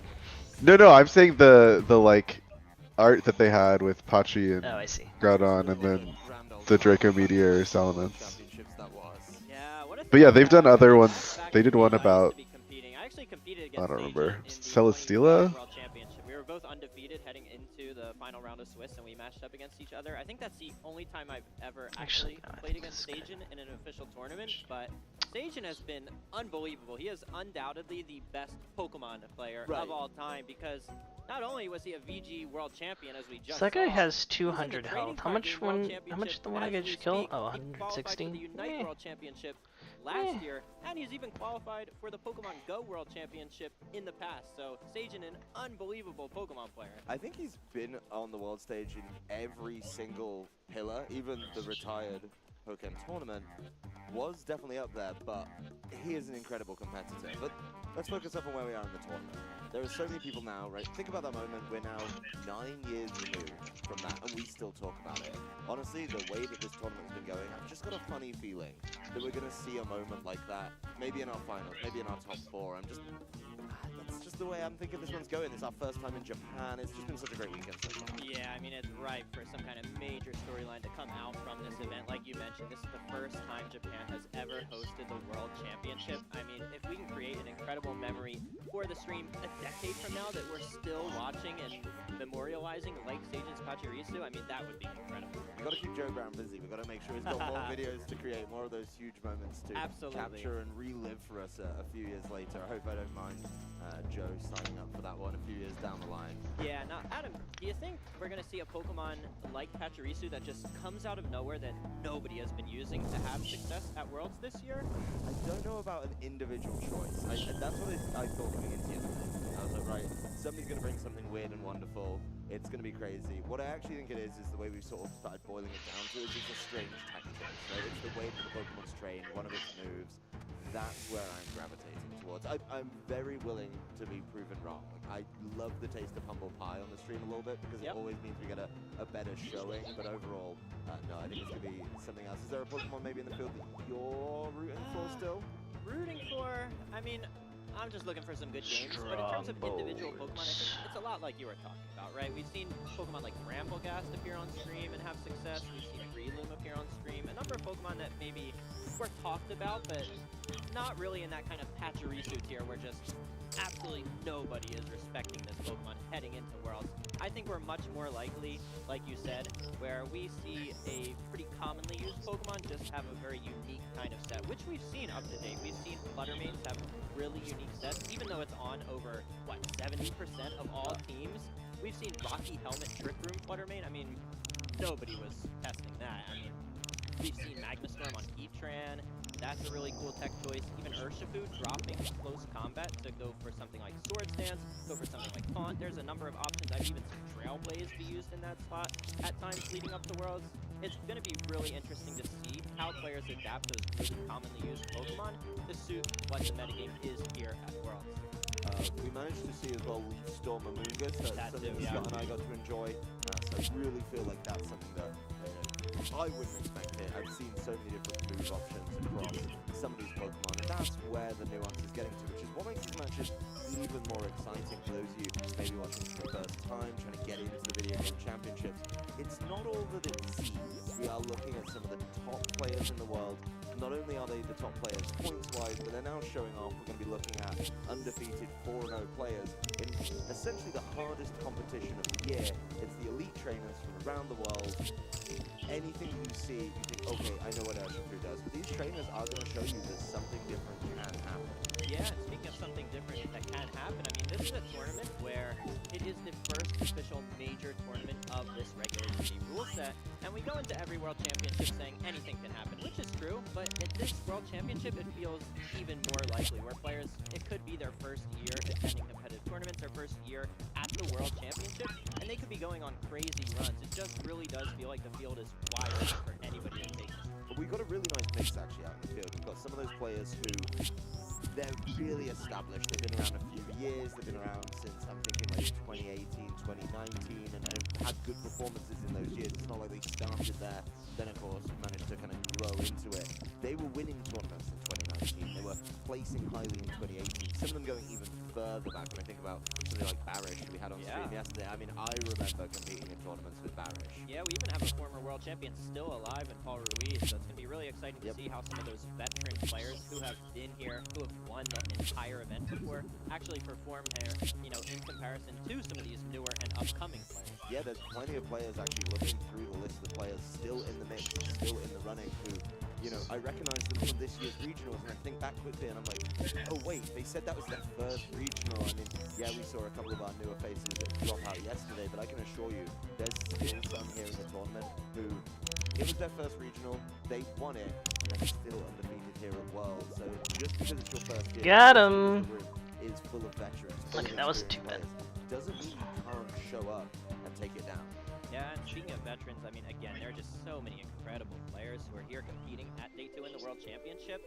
For example, Hirofumi from Japan, the home region here, he's won national championships in Japan multiple times, had numerous top finishes at the World Championships before. I mean, this tournament is loaded with players who right now are at the top of the standings, and I'm really excited to see what kind of matches we're going to get presented with to close out the day. I really do like seeing the difference between an old player and a new player, right? Just the way that they kind of approach the game mentally is so differently, because I feel like sometimes the newer player has a little bit less to lose, right? You know, there's no shame in losing to a player who's really experienced. I mean, there's no shame to losing to anyone in this tournament. But if you're the new player and you're going up against a 7-8 year veteran, okay, then it's going to be a difficult one, but you can approach the game with maybe something a little bit different. Yeah, you're like the underdog going into the matchup, and so there's a lot less pressure on you to really perform at your best. Of course, whenever you're matching up against somebody who is a well-known, renowned player, you want to bring your best. You want to give it your best shot to see how you stack up against players who have already won such major championships. But at the end of the day, like you said, I mean, if you were to lose to one of those, you know, renowned players who have had lots of success in the past, I mean, it's a good measuring stick to see where you're actually at and to learn from and then put into practice for your matches moving forward. Yeah, I mean, as a veteran as well, you do have a little bit of kind of extra pressure on you, right? You know, everyone knows. And in some of the cases, right, I think about some of the really, really big names, you kind of understand their playstyle a little bit, which we're talking about nuance on these teams. I do think we kind of avoid the topic of playstyle, because I think about certain players and I always think, okay, they're always going to make the safer play, right? And then you can kind of read into that, and making those reads, making those predictions is really, really interesting, because it's like, I think about, you know, certain players like Wolf, for example. Yeah. Now, I know Wolf is going to switch at any opportunity that he sees fit. He's very liberal on that, being able to move the board around to his advantage. Yeah, there are definitely some players who have a target on their back at any event. Everybody wants to Prayer level take them down. And 69. You're always considering, like, wow, this is my one chance to play against, you know, for example, you're matched up against a player like Wolf. This is my one chance. I got to give it my all. I'm really going to go heavy on those reads. I'm going to really try and soul read Wolf to try and figure out exactly what he's going to do. And so, as one of those players who used to have a target on my back, I can say that, you know, whenever you're playing against those kind of newer players who are maybe not as experienced in competing for a long time, they're going to bring their A game. I mean, it's their one opportunity to try and take you down. They want to take down the champions, and so they're really going to bring their A game. Isn't that what happened to you in Players Cup? Is that not what happened there, Ray? I don't know if that's what happened in Players Cup. I believe I was watching the VOD, Yeah? but yeah, the target was definitely still there, and I think Absolutely. you went and increased it even more with your pre-game talk. Absolutely. Would you do the same again, given the do the same opportunity? again, Would yeah. you even go further? Alright, it's time for the Arceus I'm glad spellbook. to hear it. That is Very exactly what Pokemon we want to hear from branded you. I know that here. You've still got that competitive spirit. Are you going to come back to competing ever? I think, we don't get to talk to you that much. It's such a rare opportunity. I have to ask the question. You know, it is really tempting. Anytime I come to the World Championship, I'm always just filled with the motivation to get back into competing. Watching all these incredible games and seeing the players, the teams they come up with, the kind of insane moves that they're making that nowadays, I mean, they're far better than me at this point, right? I mean, it does motivate me to really get back into it and give it my all, but at the end of the day, Alright, I know what do I'm I just happy to need? be here. I'll think about that when the time comes, and for now, I'm just here to enjoy some Pokemon at the first World Championship. Nature Yeah, I mean, I'll follow up on that with you maybe a couple weeks from now. I'll reach out, see what you think. Soul But it's been a genuine pleasure to have you on the desk and get back to it, because thinking back to some of those previous years, it's like, has Pokemon just got better every single year? Because I think it probably has. Oh, absolutely. I mean, the innovation that comes from these games. I mean, the terrestrialization mechanic, we never would have imagined that 10 years ago. I mean, what a crazy thing. Does Pokemon just get better every year, Q? I mean, I think- not only can you use it offensively to increase your damage output, but you can use The game itself, no, but competitive, maybe. They didn't add a caveat. Well, I did. I'm the master of hedging. Fake out or, start resisting an attack. Zeus. There's so many different tricks that you can do with terrestrialization that I think are really cool. Not to mention the whole way abilities factor into that. We've seen Heatran go for Terra Grass, which normally... You know, Heatran doesn't normally know Eruption. Did you guys know that? It can actually Yes. take those fire attacks and benefit from. Heatran is actually my new favorite grass type. Grass type has been one of the best terrors being thrown around over the course of the year, and I do really love to see exactly which Pokemon are able to take advantage of it the best. That said, I know we love a good walk down memory lane. I want to laser back in on the tournament at hand. We've only got a few more rounds to go. This is round 5, so we can get players getting advanced into the top cut, then they're just fighting out position. Then I imagine we're going to look at some winning in. So let's take a look at some pairings and see who is going to be fighting off against who to try and punch their ticket in. We are, of course, going to... I don't think you should punch tickets. I think that's rude. I will. Moyadin. Abdullah, one of those newer players. We'll get to talk about it a little bit more during the game, and I'm excited to dive in onto his story a little bit when we get there. One of our players we looked at earlier, Joseph Ugarte, that Wo Chien team. Definitely making the case for Zhou Chien being able to take on Luca Musinoli to make sure that you get into the top cut nice and early with a high placement. We just saw Yosuke, he'll be going up against Neil Patel, another one of those players on a really big run through this tournament, making a statement of intent. You mentioned Hirofumi, he's going to be going up against Taro to make sure that there's some Japanese representation heading towards that top cut. We also have an all-European matchup. Marco Hermanfa Calidura Silva versus Leonardo Bononomi. Two fantastic players that have been constantly at the top of their game. And the last match we want to call out is going to be Shohei Kimura versus Federico Camporesi. Names that we've seen at the World Championships, even at International Championships, over and over again. Yeah, there's a lot of players who are veterans of the World Championship circuit, but there's also a number of new players who where this is their first World Championship having incredible performances. Neil Patel, one of those players, having an insane performance this entire weekend, both yesterday and today. So I'm really excited to see how some of those newer players match up against some of those veterans. Well, we can see which of these players are going to be punching a ticket in this one. We do have 7 undefeated players remaining. We're going to be looking at 7 versus 1 in this one in Mao versus Abdullah. But Neil Patel, 4-0.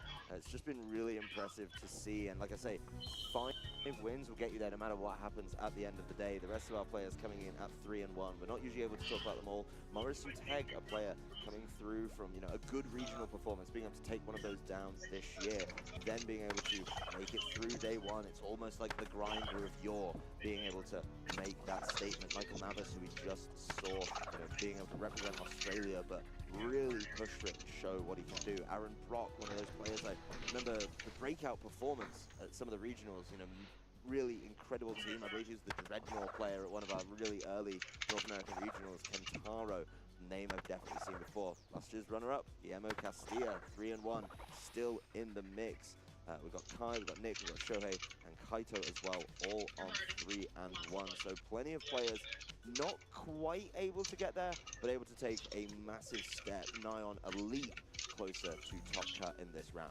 Yeah, a number of those players can book their ticket for the top cut with this next upcoming round, so it's going to be really exciting to see how that plays out. But even the players who have already dropped a game, maybe even 2 games, who didn't even make it, you know, to these rankings that we've shown on screen, they're still in the tournament. You just have to finish X and 2. They just have to keep calm, stay cool, win out these last few rounds, and anything can happen. We've seen before with Naoto losing his first 2 rounds, actually went on to win the entire World Championship after that. So even dropping games, even dropping matches, you're not out of the tournament until you get that 3rd loss. So a lot of these players are still right there in it. Honestly, I really don't think that seeding and standing matters that much at Worlds. I think everyone is of such a high caliber that it's just going to be a phenomenal game. Person of lordly caliber. You know, some people can disagree with me, and that's fine. That's what social media is there for. Get involved.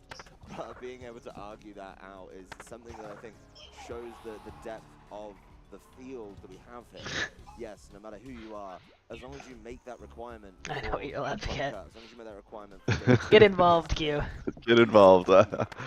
I'm adding him and saying I can't believe Cheva Cross isn't in the top. One of the new players, and you do get that first match loss, especially, you know, if you're 4-0 and you've had on the really Terra Cross severe obstacles up to this point. If this is your first World Championship and you drop a match, it's important not to let that snowball into more losses. You just want to, you know, move past that. Personal language pet peeve. When people pronounce important like important. I can't even like say it. Important. Important? Yeah. He drops one of the T's. Important.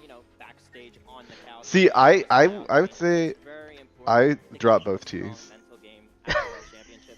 I would say important. I do. Important. Important. Q, I hate you. Or like it's like important. Like there's a noise at the end that's not quite an N. But my personal language pet peeve, and I can't do this, but one of my really good friends from college pronounces the word didn't as didn't. Yeah.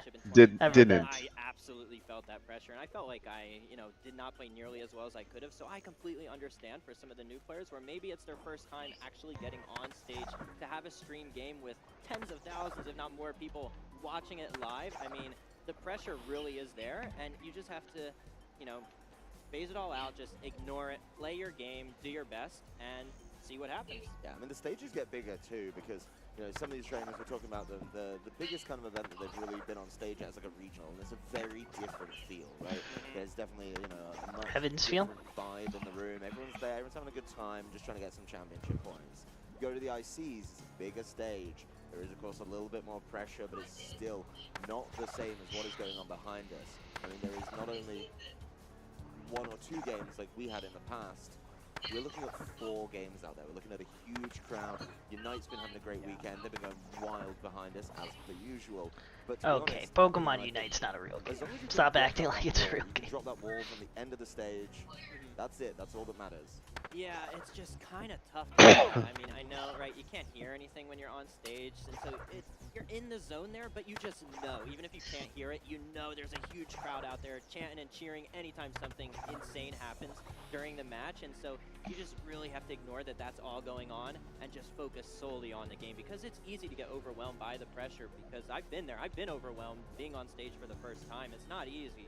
So all you can do as a player is just, you know, play your game. Just focus on what you can control, and that's it. I think that means I owe you an apology, because 12 years late this apology is. If you're saying it was overwhelming and too much noise, I was there in 2011. That was the first one I attended, and yeah, I was one of those hooting and hollering out in the crowd for you to get the back-to-back. I did easily get assimilated by the North American group, and, you know, I'll always treasure those memories, but seeing you win that second one in a row, Yeah, it was one of the noisy ones, so I'm sorry about that one, Ray.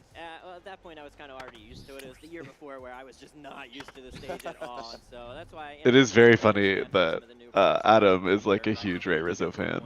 It's also really weird seeing Ray Rizzo for the first time in like 10 years. The heck's a Ray Rizzo? He Think won he's a Muppet? back to back. Yeah, he won. Yes, he is. He's a rat Muppet? Yeah, I mean, I think you say you can't hear anything on stage, and obviously you played on stage yesterday in our caster battle. I think Looks like a rat. All I remember is in that crowd is when the way that your thunders was trained became very apparent. I believe it was our friend Danny standing up screaming, "It's bold, it's bold," letting the whole crowd know why it was able to tank that rock slide. Yeah. I mean, I don't see anything about him being a Muppet, so. His name is just that dumb. Very different. Very different. Yeah, I mean, I think a lot of the players are so respectful as well of each other, and that's something the community this year has just gone on leaps and bounds. Seeing these brand new players' first event take down a regional in North America has been. Why does Adam know this random Pokemon nerd? So Ray Rizzo won. He's, I think, a 3-time national championship winner. He won twice in a row. Yes. He seemed to say at the end, he was like, "Yeah, it's great." 3 times in a row. 10, No, he 11, won 12. Oh, yeah. Oh, but he was a junior. He won Masters twice in a row. But he was a junior in 10, I think. Pokemon paid for his college. Yeah. I mean, you can't help but cheer for that. Oh, Worlds is one of the most incredible atmospheres. I mean, I went and I was like, okay, like this is gonna be a good year. That was my certification. Okay. Are these tanks also robots? What's happening here? It's been one of the most amazing journeys. I'm so glad that. I mean, tanks being robots makes more sense than whatever you were talking about earlier. The Japanese contingent have turned up in spades, in absolute droves to support all of our players, and it's been an absolute pleasure and an absolute honor to be out here providing coverage. Yeah, I mean, there's no better time than the present Oh. to actually get involved. Well, we're not even. Step towards attending your first event. I mean, there's so many different levels of Okay. and of course here at the World Championship. We're fighting against tanks, but I'm not actually fighting. Excellent. You're cutscene fighting. So. Yeah. That's like the first time that's ever happened in Trails. Like I said, no better time to get started. That's weird. Yeah, I think this really is the symbol that you can just start this season. We just blew up the tanks. And make that effort. Congrats. Learn the craft, and if you want to learn the craft, So weird.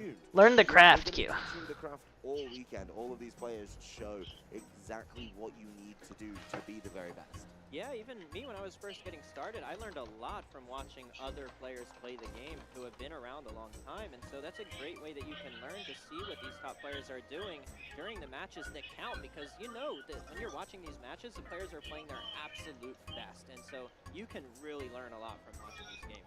Well, let's start watching one of those games. This is going to be round number 5 here in Day 2 Swiss. Let's head on down to the stage and meet our players a little bit more, see the teams and see what we're working with, as one of these players will be securing a seat in Top Cut later today.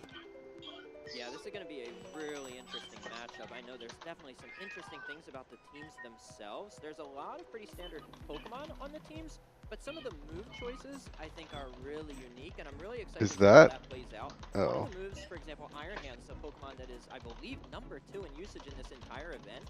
Commonly has Assault Vest and Heavy Slam. It can actually deal with Flutter Mane pretty well, but sometimes Iron Hands opt to remove the Heavy Slam for Volt Switch to give you more flexibility when it comes to pivoting your Pokemon in and out.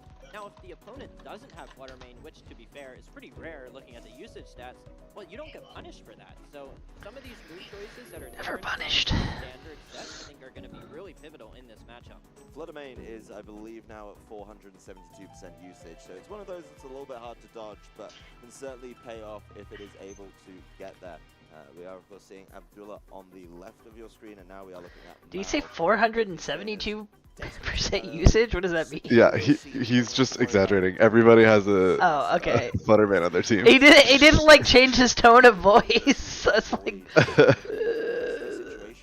I think, or he actually meant like 47.2, and he just read the decimal wrong. Yeah, that would make sense. That's what I figured. But they are on every team. Oh yeah. Fluttermane is the #1 most used. Just getting ready to see. Number What a 2 is main Urshifu. number 1. Yeah, and I think the Urshifu here is going to be really interesting because Urshifu can actually go for a turret grass, turret type, and that way it can bypass Amoonguss completely. And it's already essentially immune to the Landorus Intimidate because of Surging Strike's always getting those critical hits. And so if you're locking into Surging Strikes in the Choice Scarf, outspeeding everything, threatening massive KOs, the Chien Pao with the Focus Sash, you can bypass that because it's a multi-strike move. The Landorus Intimidate you don't really care about because you're always getting critical hits. Amoonguss, you have Turret Grass, so you can just bypass that. There's a lot of things that this Urshifu can do, and with the Turret Grass, with Terra Blast, if you lock into that instead, now suddenly the opposing Urshifu is at risk. So there's a lot of cool things that could happen. Oh my god, what if there's just a computer virus that's causing all of this? I'm gonna kill myself if that's what's happening. Computer! I wish for your freedom! It was really impactful earlier in the season, just being one of these really awful Pokemon because it provided just what teams needed, was able to help out these water types. In this case, it's helping out clearly the most common water type in the game. Oh, that Quaxley eating ramen's very cute. Double Iron Hands, no real Shiny Goldengo, the worst shiny. but Goldengo for the side. What color is it? I didn't even see it. It's like literally the same, its eyes are just different color. It's just gold with like gold eyes instead of silver. Or something. Oh, yeah. Or silver eyes instead of gold. The string cheeps. As long as you keep the Urshifu at bay, and that's going to be big for Abdullah. What if you were the string cheesy? First, that's not going to be the case as Fake Out lands from Mao into the opposing Iron Hands. Then the Golden Go is, as you called it, Ray, trying to get that nasty plot going, getting the special attack up, and away. But it's going to have to take these surging strikes from the side of the Urshifu. It's going to be a lot of damage, but Golden Go revealing its item right away. That is, of course, going to be the Citrus Berry, putting it well out of range and into safety. It's still under half, but it's got that nasty plot off. Yeah, but what was interesting there, the Iron Hands Fake Out going first. However, that Golden Go outsped the Urshifu, which is going to be really big moving forward, because now Golden Go is going to get to at least take advantage for at least a turn to fire off a massively powerful attack thanks to that nasty plot. So there's some serious damage coming out from the side of Abdullah. Yeah, it's got the choice of Make It Rain or Shadow Ball here to try and get big damage down. Does know that that Urshifu is not holding something like the Focus Sash. It is going to be Mystic Water, so Urshifu forced into protecting to keep itself safe. Targeting from Abdullah is huge here as he goes after that Iron Hands, assuming that it is going to be something like the Urshifu protecting. The Iron Hands is not happy with the damage that it just received. It took it pretty well. There's of course confirmation on the Assault Vest for those of you at home, but it Volt switches away. What Abdullah decides to do with this Iron Hands could be big. Just trying to catch some extra damage for free at this point. Yeah, at this point, it's going to be really interesting to see what comes in. If there's a Landorus in the back, that could potentially make a good switch in here, depending on how it's trained, if it's able to outspeed both the Golden Go and Iron Hands. However, the Golden Go does have an interesting turret type, and because it's faster than the Urshifu, if it were to terrestrialize Urshifu, you know, it's slower, so it's not going to be able to take that knockout. So it'll be interesting to see what comes in from the back here. Making sure you make this choice is going to be a big one for Mao. Has to be careful. I mean, the Iron Hands is gone. The Chien Pao coming in could, you know, helps out the Urshifu. It feels like a good choice here. But do you want to give up the Focus Sash for free? No, Okay, it's we'll going to be the see Fluttermane. Fluttermane. Ooh, that's a good big one. switch in. Yeah, the Drain Punch, of course, not able to connect because of the Ghost type. You have to be mindful there, right? The Heavy Slam actually could have been a really interesting choice. Able to get great damage down on Chien Pao and Fluttermane, but of course, pretty non-effective. I'm actually a little bit interested with the Drain Punch there. Maybe not expecting the side of the Iron Hands to switch, maybe expecting to Drain Punch itself, because it was a double target there. Yeah, but it looks like we're going to see a potential terrestrialization. One of the big differences I talked about was Abdullah does have Heavy Slam on his Iron Hands, so he can heavily punish the Fluttermane on the opposing side.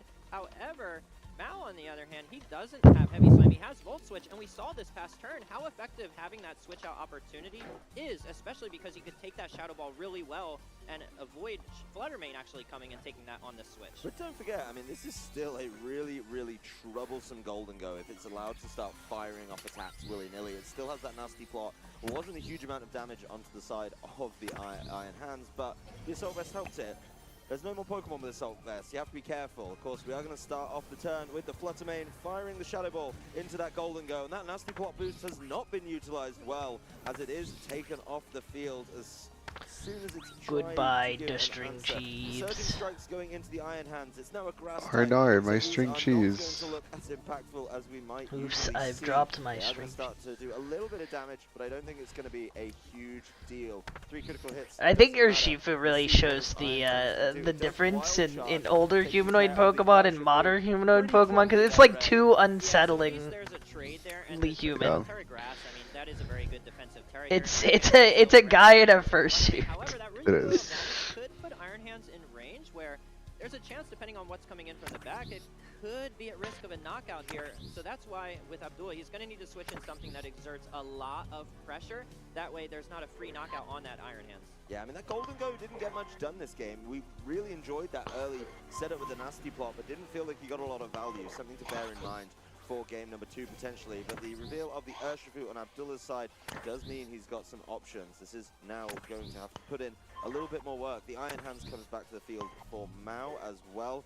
I really like this Fluttermane's position though. Yeah, and being Choice Scarf, this Urshifu can protect from a fake out. It's at risk here. Fluttermane, of course, threatening, and it's not like the Urshifu can terrestrialize defensively because Iron Hands already did, and so it's going to be really interesting to see how this turn plays out because there are some threats coming from both sides. If you ignore the Iron Hands, what is threatening the heavy slam? Where's Fluttermane? Volcaronus? Fluttermane likewise is threatening a KO onto Urshifu in combination with the fake Maybe out. normal Volcarona ended up being more of a singles mon. With that Choice Scarf, would be forced into a switch. I know it was a ban candidate for singles. That's not good. That's something you don't want to give up for free. So I don't think they banned it. leaving the field is I don't think so. But it turns out a Pokemon that's only bad because of its typing, when it can become anything else, That's might be what good. happened to Urshifu. Or Urshifu was bad with Beeg. What's it called? Beeg. But or it was neutralized by Beeg. However, the Urshifu not really in a great position here, and like you just mentioned, Adam, if GM Pal's in the back, you don't really want to switch it in here. It's not a great time to bring it in, and so it feels like with Urshifu being choice locked here, it is still in a pretty rough situation, and so we'll have to see how Abdullah can kind of navigate this because he does still have some tools remaining to navigate an endgame here.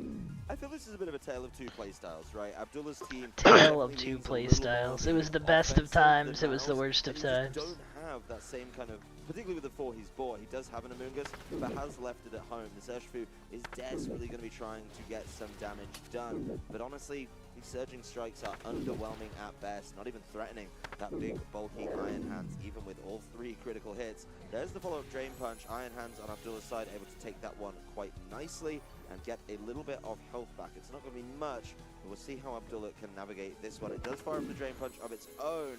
That is not enough to threaten the knockout because the Drain Punch went first on Mao's side, so we got to heal. Amoonguss has been left completely unchecked in this one. That's an easy decision. Yeah, let's stop those Surgeon Strikes coming through. Let's pop that Urshifu to sleep. Yeah, very safe. There's no way you can switch into the Spore, and now with Mao's Iron Hands being faster than Abdullah's Iron Hands, it's just a big deal here, right? Because we just saw it healed up enough with that Drain Punch previously, and now there's so much threat. If you're Abdullah, you just can't switch out.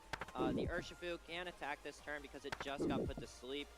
Mao right now is in a commanding position, and like you mentioned, Adam, the fact that Mao is running a more defensive-oriented team, he can utilize switching a lot more than Abdullah. Trying to switch in a Chiempao or an Urshifu, it's a little bit trickier, but switching in something like an Assault Vest Iron Hands, that's why it has Volt Switch going into Fluttermane, using Iron Hands to take the attack. We've seen Amoonguss switch in and out. I mean, it's a very more flexible style of gameplay coming out from Mao, and I think that's really leading to him being in such an advantageous position here. Yeah, I mean, the teams are, in a way, almost identical, right? They've both bought the Iron Hands, they've both bought the Urshifu, they've both bought their Ghost type, but then Mao just bringing that 4th Pokemon to be a lot more defensive than the side of Abdullah. He is going to lose his Urshifu free of charge there with the Iron Hands, just throwing off a wild charge into it.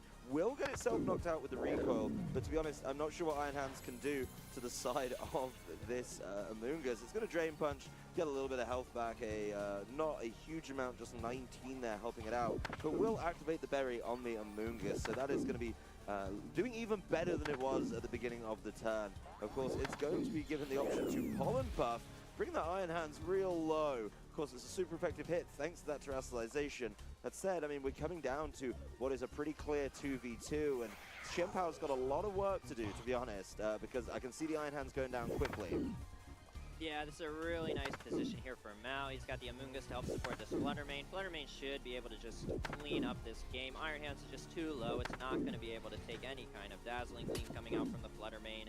And Chien-Pao, obviously not a very bulky Pokemon. It can take a hit with the Sash here, but Mao just has too many Pokemon left. It's going to be really tough. Yeah, I mean, Mao's down to his last two, right? It's Fluttermane Amoonguss versus Iron Hands Chien-Pao. This Amoonguss is about to cause some problems, though, terastallizing into the water type. If Abdullah could call this, it could be a very different turn, but of course, has to be careful with that very low health on Iron Hands. It's a Rage Powder, so that's keeping itself safe for this turn, and giving the Fluttermane plenty of time to try and clean up the game. There's Dazzling Gleam, there's Iron Hands gone, and Chien-Pao left on a mere Focus Sash. There is just no way Chien-Pao is going to be able to clutch this one out. Yeah, the support from Amoonguss is just too much here, being able to redirect any kind of attack that Chien-Pao could throw out, and Fluttermane, of course, having enough damage here. The Iron Hands is way too low, and this Terastallization defensively is just flawless. It just ensures that nothing can really go wrong in this game for Mao. Yeah, knowing where the board is, making your Terastallization super valuable has got to feel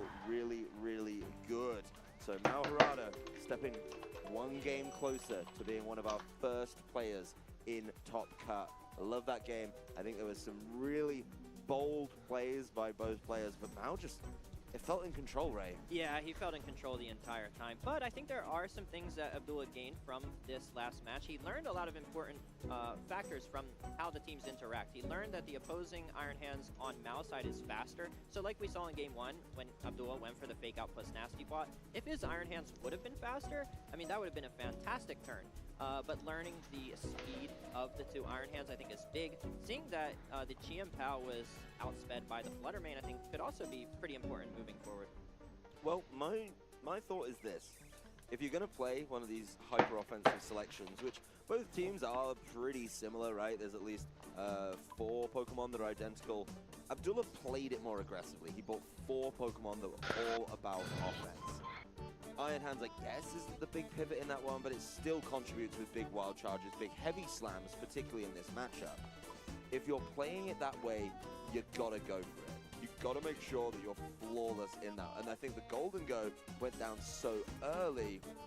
You got a nasty plot, but you didn't get to capitalize on it. That's what I really wanted to see, Ray. Yeah, that was big. The fact Golden Go couldn't really capitalize on that. I think the adaptation of possibly bringing Golden Go in the back, because it does make a pretty nice switch into a lot of Pokemon, and so I think that could be a good adaptation. And then also the Urshifu, it got pinned kind of towards the end game, where it was locked in with Choice Scarf. Fake Out was threatening it, Fluttermane was threatening, but you didn't have anything bulky to switch into, so you just had to leave the Urshifu there and just let it go down, because it's not like you can switch a Chien-Pao in from the back there to protect the Urshifu. You're going to lose something, and so I like this adaptation to kind of adjust the order that you're bringing Pokemon and have a team that can kind of pivot in and out a little bit more to give you the flexibility to kind of switch when you have a bad matchup. I mean, we were talking about 2011 at the top of the round, but when we first got introduced to Amoonguss. It's still here, and I think that game shows why it's so ever-present, just being able to cause so many problems. Now with Terastallization, it becomes a water type, and Ice Spinner not even threatening it. So Mao controlling the game with the Amoonguss, a couple great switches, preserving the Fluttermane too, which was a very different play to what we saw with just letting the Golden go and letting the Urshifu go down. Get it? Letting the Golden go? I don't get it. Let it go. Pivot from the side of Abdullah, who has I think it's a Amoonguss. yeah, I think it's a song of the Little Mermaid or something. For its troubles, not that it really matters, depending on most of the moves that it's choosing. But needs to be careful. I was listening to musical songs the other day because YouTube decided to recommend them to me. It was Wicked. Oh yeah. This is pretty good songs. Yeah, it's pretty good. Bad, very bad book though. Oh, is the book bad? I was actually wondering if the book was it's going to be good. That's unfortunate. Awful. It's very bad. There's actually a lot that Mao can do on this turn, particularly with his Terastallization. And the sequels are worse. Absolutely huge. It's just weird and like some like weirdly sexual sometimes and just bad. So maybe trying to rely on the Ghost type to cause some problems that way, but an immediate Terastallization in this game. But does anyone wipe out an island population? But it's okay because they totally deserved it, I'm sure. No, they probably genocide all the animals. They do. Capital A animals. never actually Yeah, worried I about assumed that plot something point like had to. that, I was sure I read a summary, wiki summary of Wicked the musical. I was like, okay, that's probably from the book. Seemed almost out of place. What did the animals do to deserve this? They talk. They were scapegoats for the evil Wizard of Oz. No, it's literally that they talk. Yeah. Rip Urshifu, get fucked. Boo, boo, boo, boo. You get to react to see what your opponent Urshifu brought down by a Landorus. A flying Landorus. in for free without any risk of damage, so he can afford to bring in a Pokemon that is a little bit on the frailer side, that can exert more offensive pressure. We saw last game where he was able to bring Fluttermane in this exact same kind of way. He might see it again here. Oh, Poison Ivy's done growing. Could start to up the ante, right? Just a big shadow ball into something Disgusting. like Golden Go. What are you going to do? Keep it safe with the Amoonguss? Absolutely not when you're in the face of this terror-flying Landorus. There is the Iron Hands there, which could try and slow the game down a little bit with something like a fake out onto this very, very threatening Landorus, but I really don't see a way to shut down the Fluttermane too effectively right now. The Amoonguss can buy a little bit of time with something like the Rage Powder, but that little bit of time is very little indeed, Ray. Yeah, and that is one turn. Yeah, and the thing is, this Landorus has safety goggles, so it can actually just ignore the Amoonguss. It really doesn't care about the Rage Powder. However, the Golden Go does have a very unique Terra type. A lot of times on these bulky, nasty plot style of Golden Goes, you might see a Terra Water, but this Golden Grow another dragon fruit tree. Suck my balls, lady. How about that? And it has a Terra type of flying, and so the Nar. Landorus, it The can frick? actually avoid any ground type damage. Stop giving me hard tasks. But I will do it, because I have a dragon fruit tree Attack, in this case, Stomping Tantrum from that to grow. Landorus. But then you're leaving the But I'm not happy really about it. tough choice for Abdullah here on which one he goes for with the terrestrialization. He saw it in the last game, he lost to it in the last game, so he's trying it himself. Terra Water on the Amoonguss to take some of these attacks. Terra potentially a little Water. bit better, in particular, Terra Blast. It will be Moon Blast though into the Amoonguss. That's a whole lot of damage. Golden Go goes for the nasty plot. Will it be afforded an opportunity to use it? I'm just not sure. There's Terra Blast. Yeah, great play. An easy double target into this Amoonguss. Oh! But it holds on! It holds on, Ray, and it's able to land a Spore. I was worried he wasn't going to get to use this Golden Go, but Amoonguss with that defensive terrestrialization has turned the tide of You this could say game. Amoonguss is Huge. amazegus. Golden Go is now safe. The Fluttermane's put to sleep, so it's really not threatening here. And the Golden Go now finally, like you mentioned, Adam, it finally gets to take advantage of this nasty plot. Iron Hands could potentially switch in for Amoonguss, generating a little bit of healing and saving Amoonguss for later. You have fake out pressure as soon as you bring the Iron Hands in. This is now suddenly turning in Abdullah's favor. This is going to be a great finish. That is one of the best uses of terrestrialization I've seen all weekend. He learned from Mao in game 1, and he's showing him how good it was in game number 2. Thanks for the idea, but I'm going to try it myself. That is huge from the Amoonguss. Out it goes. It deserves Regenerator. After that last turn, Iron Hands comes in, as you said, to apply that potential fake-out pressure. The Landorus not having it. The Landorus just protecting this turn, which could be great for that Iron Hands, as we're going to see what the Golden Go gets up to momentarily. Fluttermane, of course, unable to stick this one out as Golden Go makes it rain. Taking advantage of that nasty plot, this one is going to be an easy one over onto the side of the Fluttermane. So the fastest Pokemon on the field for Mao is gone. Its special attack will drop, but is still increased because of that earlier nasty plot.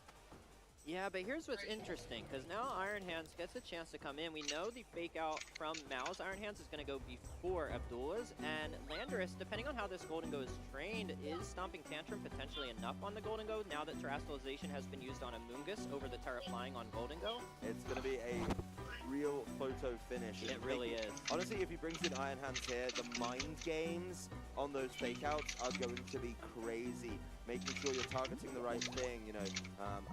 Here's the thing, the Iron Hands is the only thing that can get caught by the fake out, right? You're really relying on it. No Iron Hands, though, as we see the Amoonguss on this turn, so that is going to try and cause some problems of its own. I think the Iron Hands actually on Abdullah's side is in a really good position right now.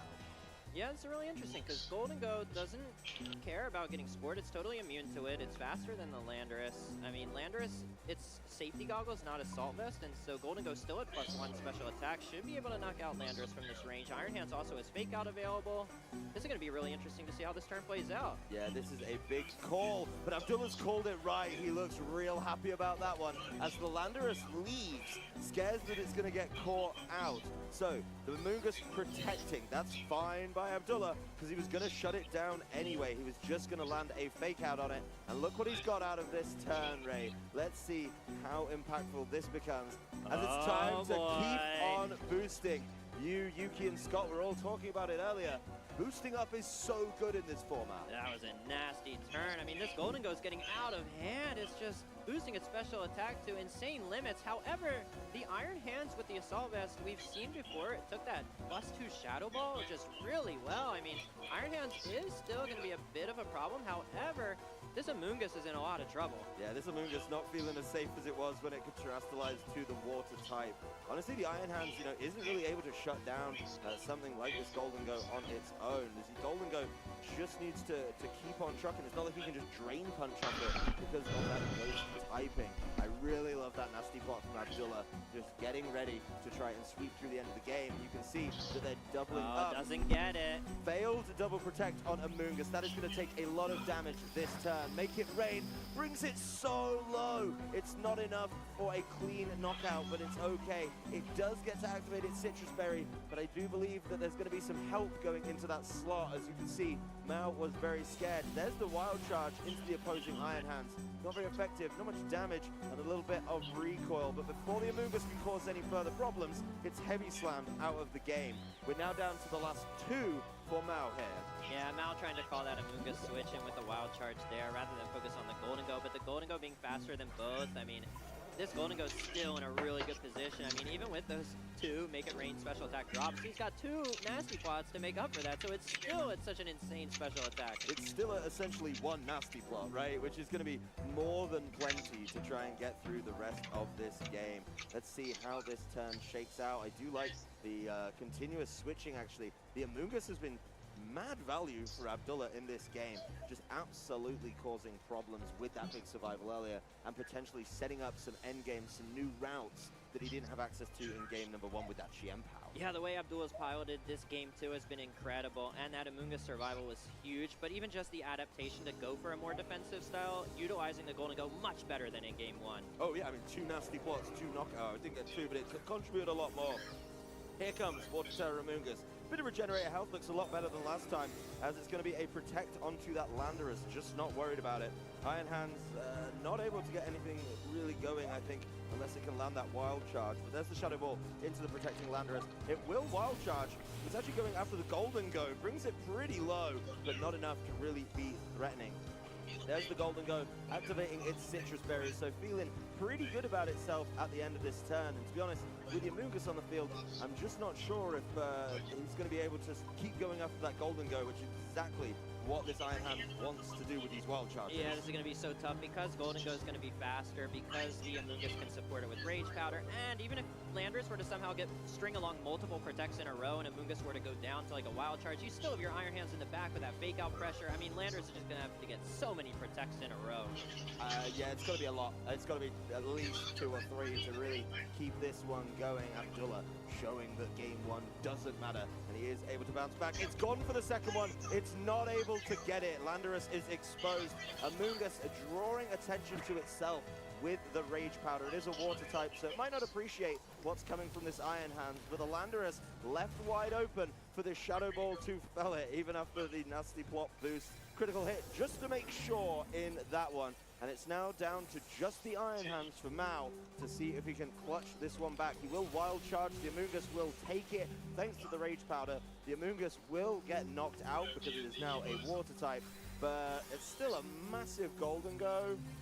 and it's about to get partnered up with an Iron Hands. Yeah, and the Iron Hands on Mao's side, it is Assault Vest, so that means it's not going to be able to protect here. So Abdullah can just bring in his Iron Hands, go for a fake out, go for a Shadow Ball, and then Shadow Ball again. I mean, there's just no way that Mao's Iron Hands can survive at this point. Just a nice, tidy little end game for Abdullah to send us to game number 3 here. It's been a fantastic set so far, and I think it's just going to keep on delivering. Mao throwing in the towel in this one. One game, essentially, Ray, a best of one to decide one of our first players in Top Cup. Oh man, the pressure is on, but this is what you love to see if you're a spectator or a caster like us, Adam. We love getting these 3-game sets, and to see the adjustment that Abdullah made between games 1 and 2. We talked about how in game 1, he had a lot less of a way to kind of switch his Pokemon in and out when they were in trouble. However, we saw in game 2, he made the adjustment there. Left Chien-Pao behind, moved Golden Go from the front to the back, and we saw he utilized switching Golden Go in at an opportune time, was able to support it with the likes of Amoonguss, with the likes of Iron Hands, and Abdullah even utilized switching on his own with the combination of Iron Hands and Amoonguss, and even just baiting the switches because we saw Mao went for the Wild Charge into the Iron Hands, doing almost no damage because he was expecting the Amoonguss might possibly switch in. Yeah, but it looked so good for Mao at the start. He got that massive Terror Blast, Terror flying into the Urshifu, was able to fell it. Abdullah got no value out of that Urshifu, really, but the Terror Water on Amoonguss kept it safe. Huge Make It Rains coming down after a big Spore turn. Abdullah absolutely loving that one. And there's the second nasty plot, meaning these Make It Rains were hurting. He took out the opposing Amoonguss that caused him so many problems and just kept on going with this Golden Go. I did critique Golden Go in game 1, but I loved it in game 2. Yeah, I think it was a lot better in game 2 because there I was have to go to most lay harmless. Yes, but now Golden Go was Get it? in the back, was able to switch No. pretty freely there because Landers Most was pretty lay light harmless. flying Terror Blast, No. facing down the Most two, fighting types on the field. lay. At the time, the Amoonguss and the Or Urshifu, less. 2 super effective hits from the Landorus Terror Blast, and so bringing in Golden Go at an opportune time. Of course, we saw in that highlight video Amoonguss being able to survive there. I mean, that was huge, to be honest. If Amoonguss, would have been felled there, that Flutter Mane never would have gotten put to sleep. It would have been able to outspeed and KO the Golden Go. But there was still a lot more support there that Abdullah had for the Golden Go, which was a huge difference in that game, and I'd like to see that in Game 3 as well. Yeah, I mean, both trainers can make the mix-up. I do want to focus on Mao, who had a really commanding win in game number 1. This game went a little bit longer, number 2, and was able to fire back. We're going to see if there's any changes. It's back to Urshifu Iron Hands from the side of Mao, and it's Iron Hands Golden Go, so it looks like we're getting back to some earlier games in this set. There is already a change that you can see, though, with the Amoonguss in the back there, ready for Abdullah to be able to try and cause problems with. This game could be so close. Yeah, it's going to be really interesting because, again, there's a lot of fake-out pressure, and Golden Go does take some time to get going. This time, Abdullah is bringing it in as a lead, and so it is going to be more vulnerable. We'll see if he's able to support it as well because it came in as a lead in Game 1, which wasn't so successful, but maybe from what Abdullah's learned between games, he's able to now adjust it better because we did see that instead of the Urshifu, he did bring the Chien-Pao. Well, he does want it in the back, as it's going to switch out for the Amoonguss in this turn. A very defensive pairing on the board, but it's all about getting position. There's the fake out into the Iron Hands. That's not going to be given an opportunity to move. And Amoonguss is going to take this Surging Strikes with aplomb. Not worried about it. Really just going to take those pretty easily. And that's an easy amount of damage to recover with a potential regenerator later. So With the plum, same. maybe you're going to cause some problems. British people. Flinches, can't move. I would say Can't with the pronounce plum. it. A plum. A plum. A plum. A plum. No, there's no plums. Yeah, it's going to be There's another plums. Googling first because British people don't eat plums. It's not beads. Or spotted dick. So you spotted dick. Go to see a doctor immediately. You really are going to have to put something in. If Landers is in the back, it makes a great switch in. Not only the Intimidate for the Iron Hands, but also a safety goggles. And so I think if Mao did bring Landers again, this would be a perfect time to get it in. Yeah, I mean, the Landorus was in a tough position last game, though, and it's got to be revealed at this point. With the Protect from Urshifu, we're not getting switches, so we'll see how this one shakes out. There's the Volt switch. This could be the moment to see if it comes in. It's not a hard switch, but it's giving up the Heavy Slam, pause potential pivot. Let's see what it is from the side of Mao. I think with Landorus, it's an easy lock-in right away to protect from the Spore, protect from the Wild Charge, and just keep on going. It is going to be the opposing Amoonguss, which does just as good a job as taking these. Yeah, Amoonguss is also an equally really good switch in here defensively. It can take whatever is getting thrown at it. Yeah, the Amoonguss goes for the Spore, and that is, of course, not going to affect the opposing Amoonguss. So, no blinking coming through from the side of Mal there. A great switch, not giving anything up on that turn. Maybe looking at the terrestrialization from the side of Abdullah. Needs a way around this Amoonguss, but it means if you go with this grass terrestrialization, how are you getting the Amoonguss to make the huge play as a water terror? Yeah, it's going to be really interesting to see what Mal's last Pokemon is, because Abdullah's going for a hard read here, covering its bases, because Urshifu just protected, so going for a Turret Grass Heavy Slam combined with Leaf Storm. If Urshifu stays in, it's going to go down. If Fluttermane switches in, it's going to go down. But if something else switches in for the Urshifu, you're maybe not doing a whole lot this turn. But at least you're immune to the opposing Amoonguss by going for the Turret Grass, so it's still a bit of a safe play, even though it appears to be a pretty hard read. Yeah, I mean, he's just hoping that the Urshifu stay. He needs to see anything but the Iron Hands in there, right? There is going to be the Terra Grass, so Rage Powder not going to be as big a factor. I mean, can't get put to sleep either, which is a potential play for Mao. There's going to be a Surging Strikes, and yeah, this is another great terrestrialization. Just being able to take these like an absolute Where is champion, even Mahogany? It's just getting brought down, not even at half yet. Oh, you gonna go through the Super cave? effective, That's trying interesting. to deal with something so bulky. Iron Hands goes for the Heavy Slam. That's not super effective. It's going to do a very little bit of damage. The Spore heading towards the Iron Hands. That's where you terrestrialize into the grass. But Amoonguss will Leaf Storm and see you later, Urshifu. Yes, you may give up your special attack, but Amoonguss with the Leaf Storm claims another one here in Yokohama. Big knockout for Abdullah, but if he does have Landorus in the back, getting Iron Hands to go for the Terra Grass for that turn to survive, you know, take the Spore and take the Surging Strikes. Now it's two grass types. If Landorus is there in the back, it could come in and exert a lot of pressure. You do, of course, have Golden Go in the back, but that does have to watch out for. Wait, what does Landorus use against grass However, types? Abdullah's adjustment going for Chien Power. Terrifying. Even if Landorus comes in, but it doesn't.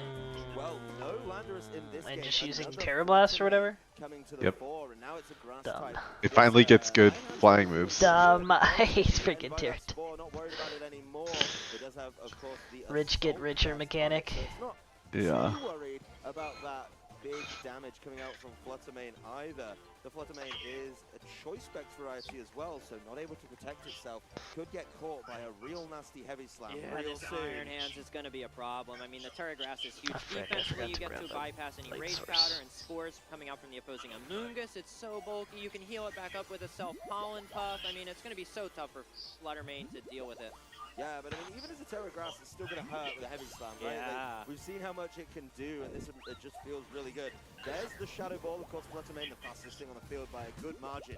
Iron Hands just doesn't seem to care. It will Heavy Slam that slot. That's still an insane amount of damage. It will get Pollen Puffed back up, though, and this is a very strangely defensive supported side of things. And yeah, another Pollen Puff. So both these Pokemon just swinging at each other. If this is the line that both trainers are going with, actually Abdullah's got the upper hand because he did way more damage. Yeah, you can look at the Iron Hands. It gained so much HP this turn thanks to that Pollen Puff Heavy Slam. It's going to actually be really close here. Is Fallen Puff a 50% or a equal to attack stat Really thing? matters is Iron Hands is I don't just too remember. much when supported by this Amoonguss. The fact that you have these two grass types out against Mao's Amoonguss, which is just on the field, really not doing anything because No, maybe these two that's grass that's types like don't care about it. Heat Set or I'm something. not too worried, but it could come down. You said it was going to be close, Ray.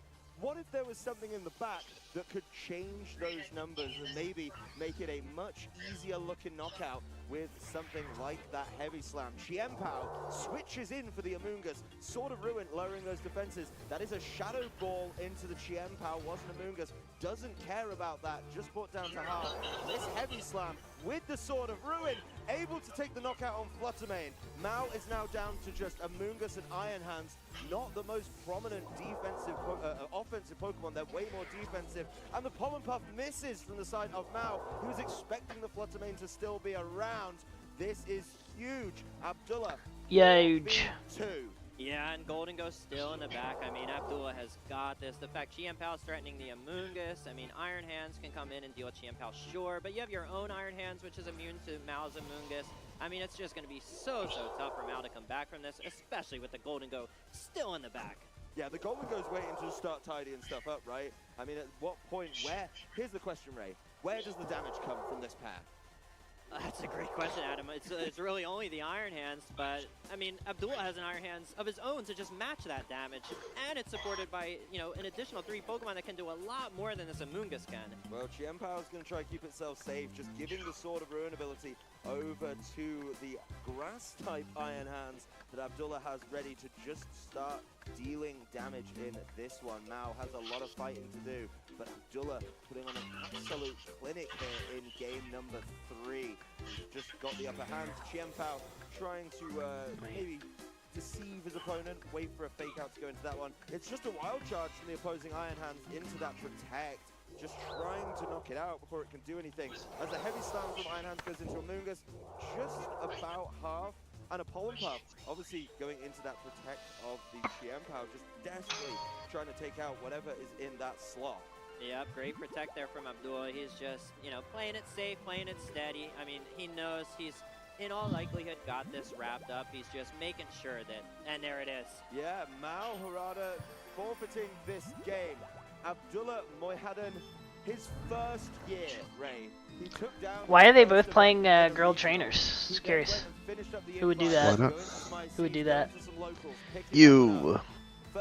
I wouldn't. No, couldn't be me. I always play boy characters in my video games. Yeah, me. Yeah, and what a story, like you mentioned. I do not play SQ in my video games.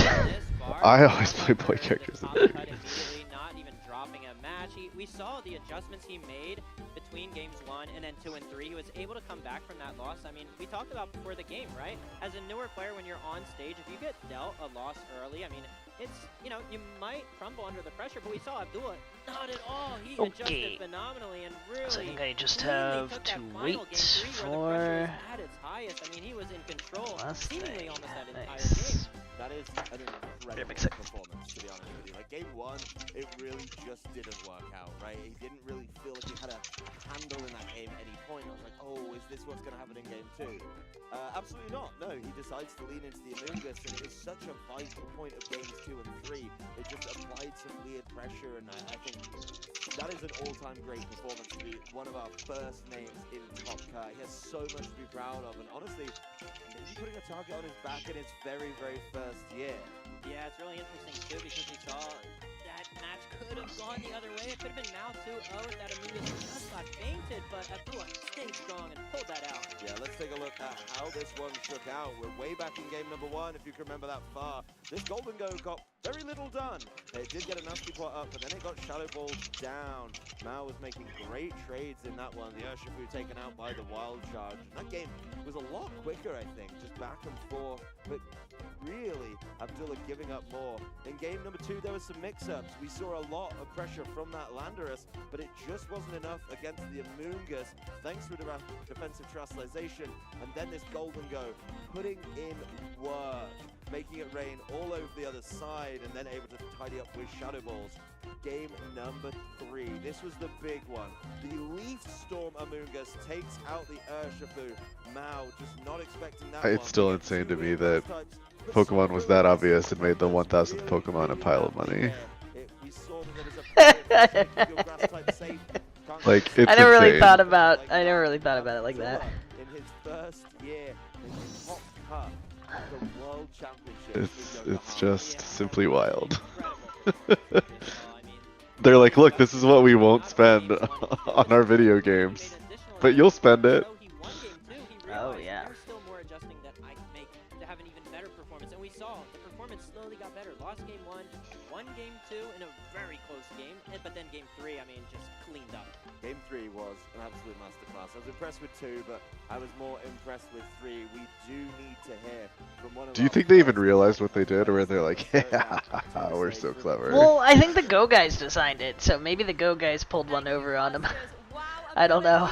Made it into Top Cut. Can we give them a big cheer? There's a big crowd out here.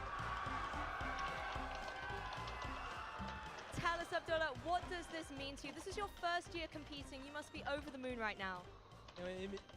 Like I said it last time in Vancouver, but it literally means absolutely everything. I just, after Vancouver, I kind of had a little bit of self-doubt. There's a feeling when I don't have the time or resources to travel anywhere else, so, it builds up inside you that, did I deserve that? And now, after 5-0, in day 2 of the World Championships, I can definitely say that was me, and I deserve to win the Vancouver Championships, and I'm gonna win the World Championship as well. 100% you deserve to be here.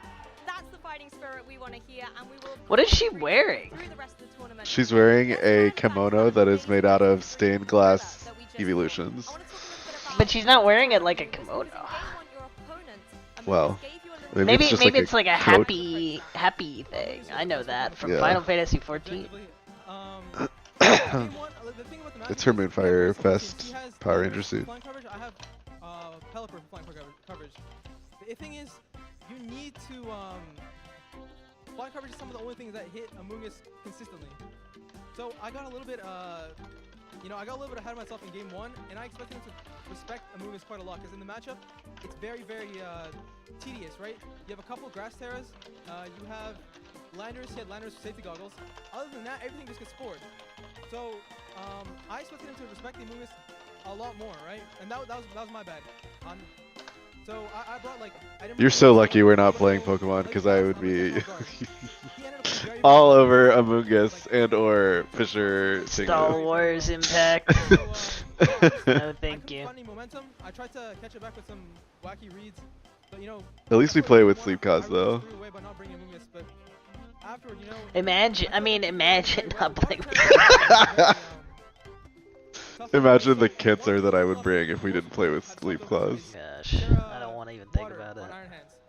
Well, Raymerson was talking earlier about how they used to have to deal with Bright Powder Sandvale Garchomp. And I feel like my team just deals with Amoongus very well, and these teams usually don't.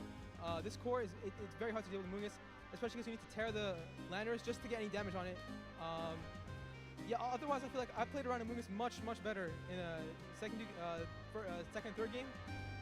I really messed up by bringing in game 1. I disrespected Amoongus, and I'll never do that again. Well, a lot more well-spoken than the other Pokemon players. Well, yeah, well. respect Amoongus. Oh, I respect Among hashtag respect. Respect your Amoongus. Yeah. Thank you very much. Welcome back. My name is Familiar Aaron faces. and I've got 3 wonderful friends with me, Yuki, Wolf, and Marcus. Oh, they got Wolf. Talk a little bit about the tournament, guys. Wolf Thank you so much for geek. joining me. First of all, did you guys catch that last match? Because I thought it was insane. It was pretty incredible, and it was showcasing a team that we definitely respected, like in our preparation. So I Nice think we'll lanterns. see it, like at the top tables. Yeah, absolutely. I totally agree. I think what was interesting about that match is how like the focal Pokemon of each game was different. Like in game 2, I really felt like it was Goldango, and then in game 3, I felt it was Amoongus. And game 1, I guess maybe it was kind of hard to say there. Though those lanterns should have lanterns on them, actually. So I agree. now they're actually bad. Yeah, true. That we got to see here at the World Championships, and very deservingly moving on to top cut. So yeah, really good match. I want to ask you guys, because all 3 of you competed in day 1 yesterday, is the meta that you see in today's tournament similar to what you saw yesterday? Are there any big surprises? How does this tournament generally stack up to your expectations in terms of teams and what players are using? I guess I can kick us off. So I feel like yesterday we saw like a lot more breadth. Like we saw like a lot of like different Ursaluna teams. We saw some Tornadus teams, and there's like a lot more variety. But I felt like today it's getting a little bit more centralized. Like I think we were a bit. Oh, are all of the people robots too? No, because we got cursed people. Okay, I am a robot too. Everyone in the area, you're actually in Robot Land. All You're in hail Robonia. Robonia, the land I didn't make up. Oh no. Oh yeah. If I have to fight Robot Goliath Osborne, I'm gonna break my PS4. Make it through day 2, and then get. Well, it's a good thing you have a PS5 so you can keep playing the game. Delete Where is your that backwards PS4 compatible? Maybe it's console. not. They are backwards. Well, I can forward my save, yeah. And in day 2, the players, they only have to win. I mean, only. It's still extraordinarily difficult, but there's 7 potential rounds that they don't have to play, and so they can afford to play it a little safer, because if they can just win against 5 of their 7 opponents, then they make top cut, and then from there it's just a series of 1v1s. So I think there's incentive for players to play safer if they start. I'm gonna run some air orbs. Yeah, I think going into this tournament, I had this. I wanna see how running air orbs works with thingy in my house, with all this stuff in my house. It's like really fast. Let's see. Pokemon like Caliper, for example, making big Because it'll cost 2 inventory slots, but I think it'll be faster. So there's definitely still. like some room for these niche picks that have a good record or that match up really well. We were trying to do the same thing with Gyarados, where we think it had a really good matchup against a lot of the top Pokemon. Well, we're on the couch here, not playing down there, so it didn't go exactly as we would have liked. But yeah, I think there's like this room there, but mostly yeah, around 15 Pokemon that are just so strong that you have to respect them. Yeah, definitely. I want to talk a little bit about the niche picks because I think a lot of the discussion from the casters throughout the course of this tournament is, are we just going to see a standard core of 6 win the entire tournament? Is there the potential for something? This is a high-risk world. Basque Legion, for example, is a Pokemon's been discussed a lot. We saw it a little bit yesterday. Forgot. Hasn't made too much of an appearance today, but I'm curious if you guys had to pick like one unique niche pick that you think could win. Is there any that really jumps to mind? Sorry, you're talking about one specific Pokemon or talking about composition? One specific Pokemon. Oh, okay. Well, I think I'll save my rant because I talked about Azumarill pretty heatedly earlier, and I think these guys have heard my talk their ear off about Azumarill. So yeah, maybe I'll yield to you, Wolf. Yeah, I mean, I don't have one specifically that jumps to mind. I think I'm interested in Bramblegast. I think Emilio, I heard, is running that, yep. If I'm not much mistaken. And so I think Bramblegast is really interesting. I think maybe like a niche flying type. Like a Roaring Moon isn't super niche, but it's also not very common. I think it's a Pokemon that has a lot of potential. We saw Terra Flying Landorus in that last game. That's not a niche pick. I played against a Dragonite day 1, which was very, very powerful, that I thought was really strong. So I think flying coverage is really, really good right now, as well as Pokemon that happen to have kind of unique matchup spreads, such as Bramblegast. I think Regidrago is kind of an interesting one as well. Regidrago not a top Pokemon and saw a lot of play online kind of leading up to the World Championships, and I'm curious to see if it will perform here or if it was kind of just a fad. Yeah, I was gonna say Roaring Moon. Abdullah, I think, made a very good point that also we identified in our testing leading up to this tournament, that flying coverage is just so important. And Roaring Moon is one of the few Pokemon that can use a very strong flying type without needing to terrestrialize into flying type. So I don't know how they're doing out there right now, but it's definitely a strong Pokemon that is not on the top of the usage list going into this tournament.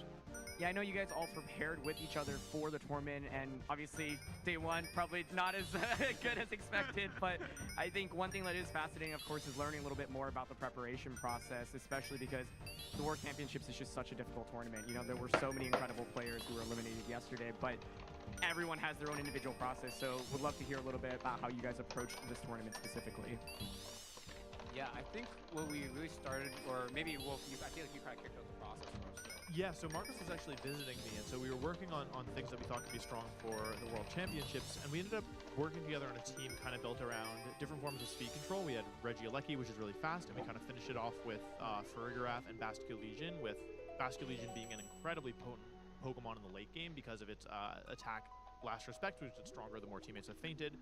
And we had this team, and it was really cool. We would kind of try and do a lot of offensive Pokemon up front, and then close with Basculegion and Farigiraf in the late game, because one of the main things that Basculegion is weak to is Sucker Punch, and so with Farigiraf's Iron Tail, or Armor Tail, you shut that down.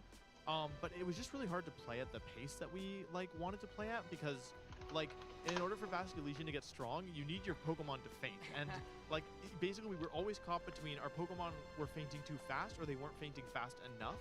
And it just made the game really difficult to play. And so on Sunday, okay, yeah, running these air orbs is super fast now. This is actually insane.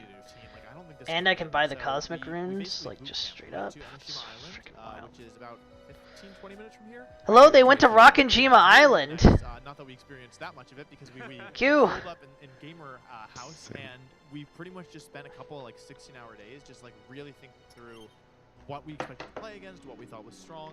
We made a list of a bunch of different ideas, and in the end we kind of came up with a core that I think, Marcus, you pointed out that we kind of made a list of things that we thought were strong, and then in the end we didn't really focus on Pokemon from that list, because we focused instead on the defensive tools. I felt really strongly that Iron Hands, Amoonguss, and Gyarados was a really good defensive core against the Tailwind-centric teams that were popular leading up to the metagame, or to the tournament, because of the ability to kind of bulk through their offense and then just win damage trades. And we we had a Fluttermane because it's a strong Pokemon, added Chi-Yu because it happened to fit the synergies well, and then Marcus came up with Sap Sipper Farigiraf to kind of round out the the team. So it was a really cool team that I think was really strong, but it was hard to pilot. And I think that all of us with the limited kind of experience felt that because we finished the team on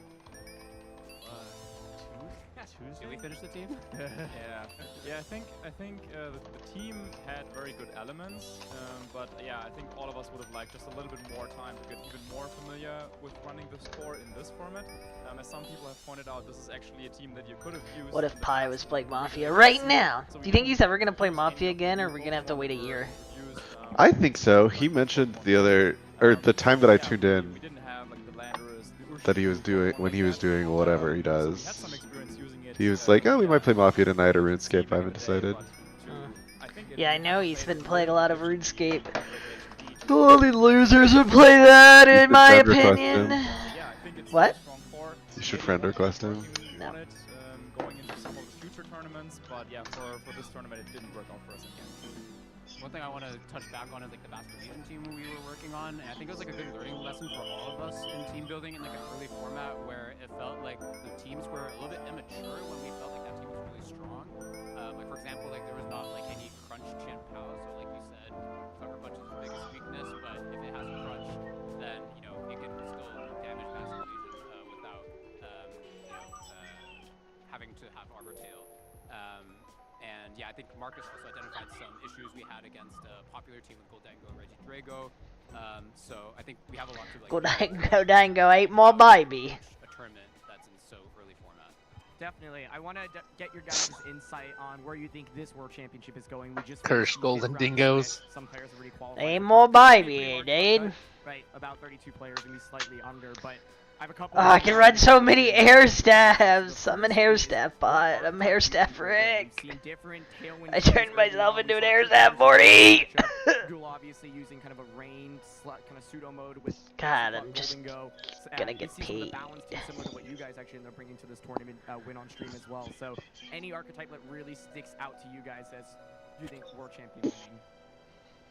Yeah, I guess I think my pick probably is something that Mao Harada just used on stream. Again, it's something we respect in our team building a lot because we knew it was strong, but also because we knew there would be a lot of Japanese players using it. I think in like day 1, day 2 combined, there's probably 8 or 9 players using it. I think there's still 4 or 5 still alive.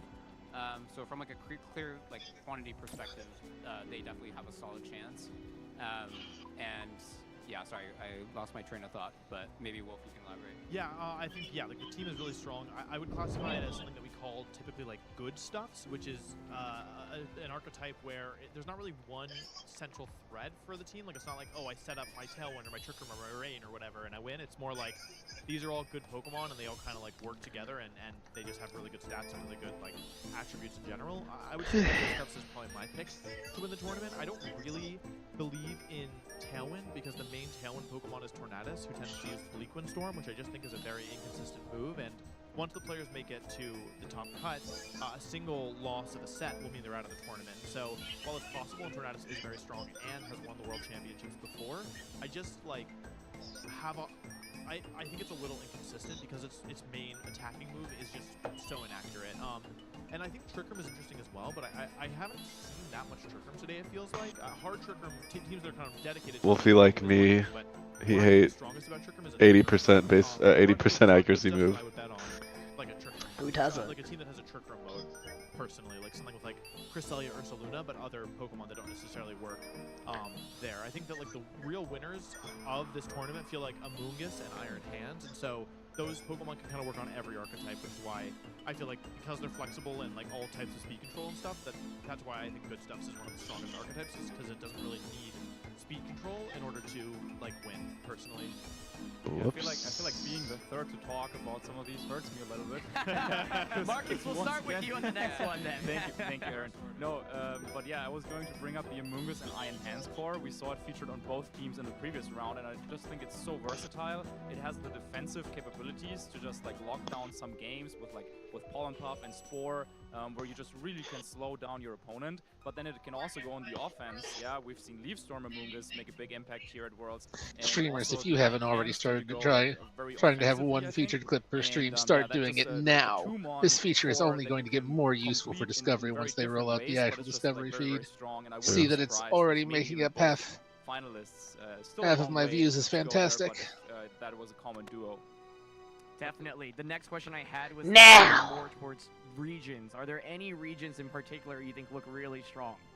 Marcus, we'll start with you this time. All right, thank you. Well, I want to give a shout out to Japan. Of course, this is their home turf, but I also feel like they really put in the time and effort to adapt to what was newly introduced this season in the West or in regions outside of Japan, which is the open team sheet.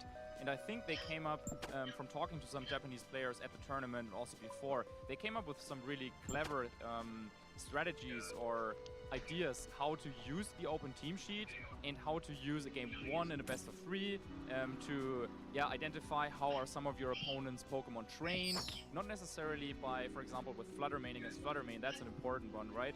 So is my Flutter main faster than the other guy's Flutter main? But then if you have another Pokemon of a similar speed, you can kind of use that in game 1 to benchmark how strong is my opponent's Flutter main, and then you can use that to deduce how fast is it.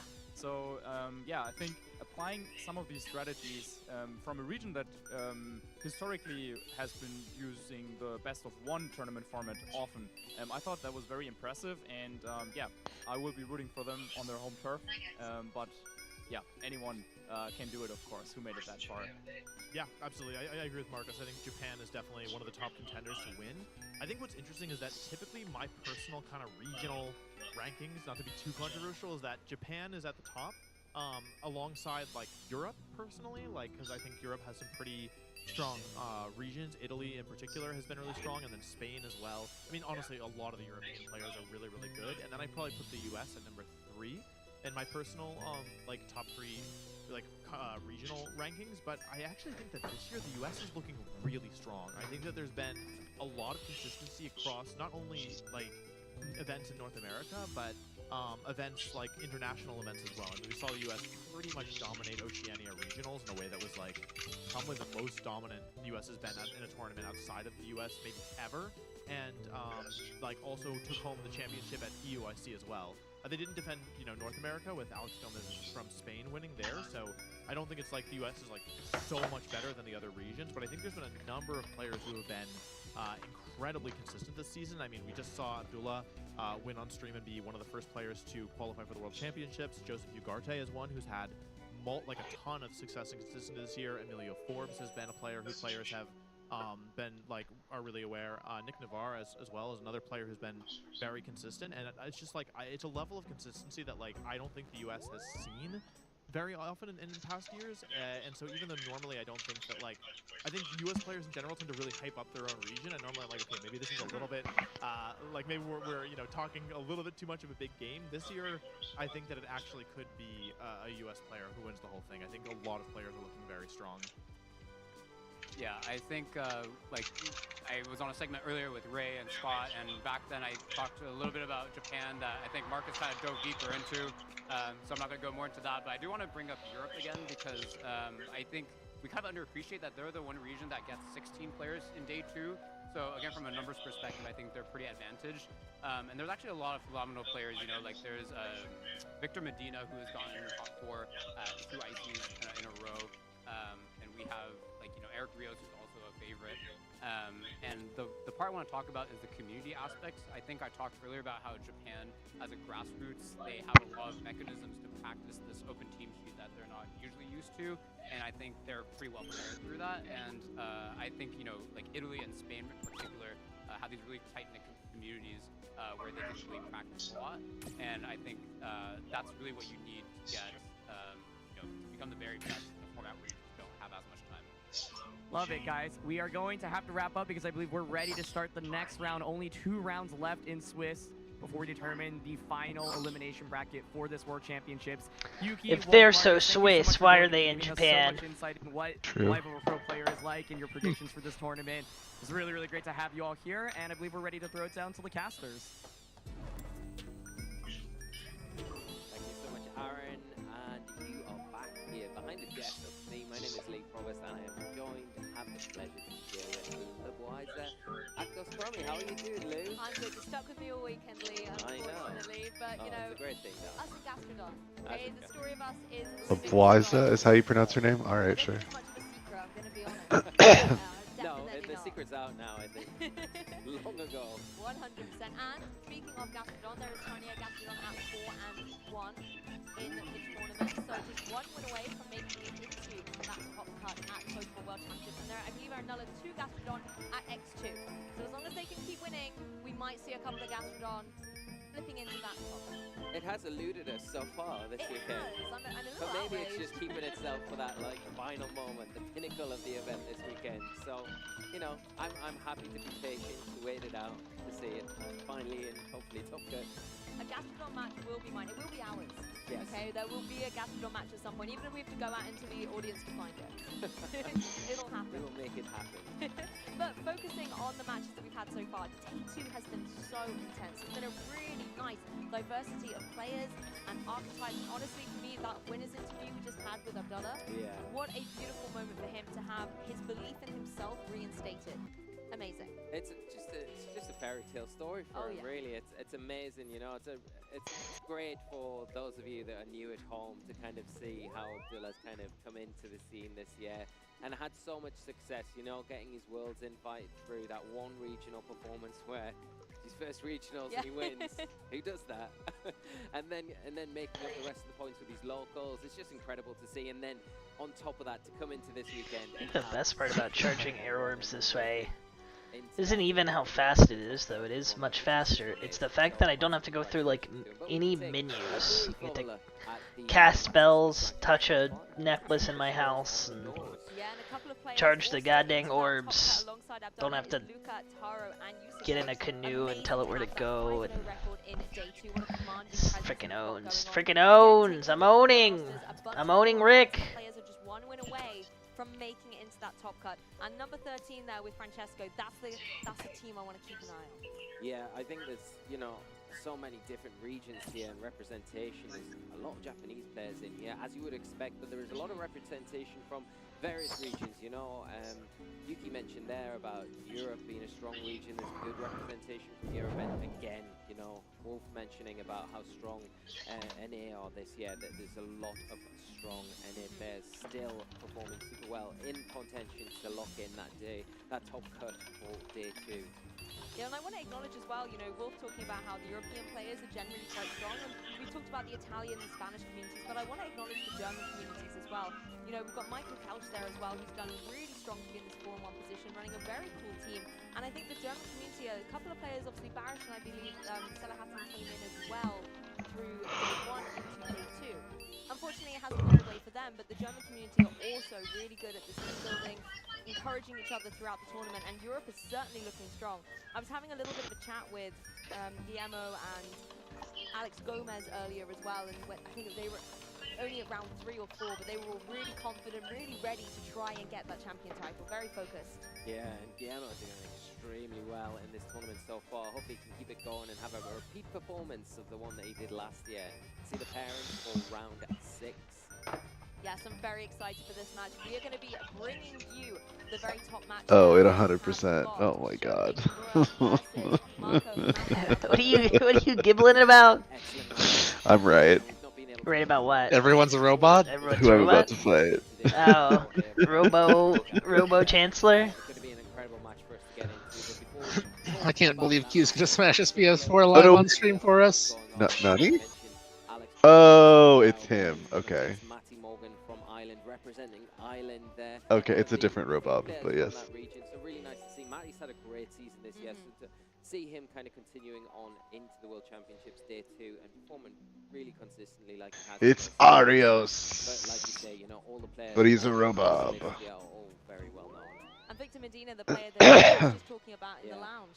Again, really well-accredited player from Spain, has lots of top-cut finishes against Joseph Ugarte, the player we got to cast earlier in that phenomenal match that came right down to the wire with the Thunderous. I mean, what a way to kick off the broadcast. Red off. If that's how things kicked off, Red off. I'm sure the next game is going to be just as spicy. Yeah, and getting on to the players themselves, you know, you've got Shohei, finished 4th at the Japan National Championships earlier this year, going undefeated in day 1 as well, only getting defeated in day 2 by the eventual winner of the tournament, so having an extremely strong run and showing in that tournament, and then coming into the World Championships and kind of continuing that on just in real fashion here.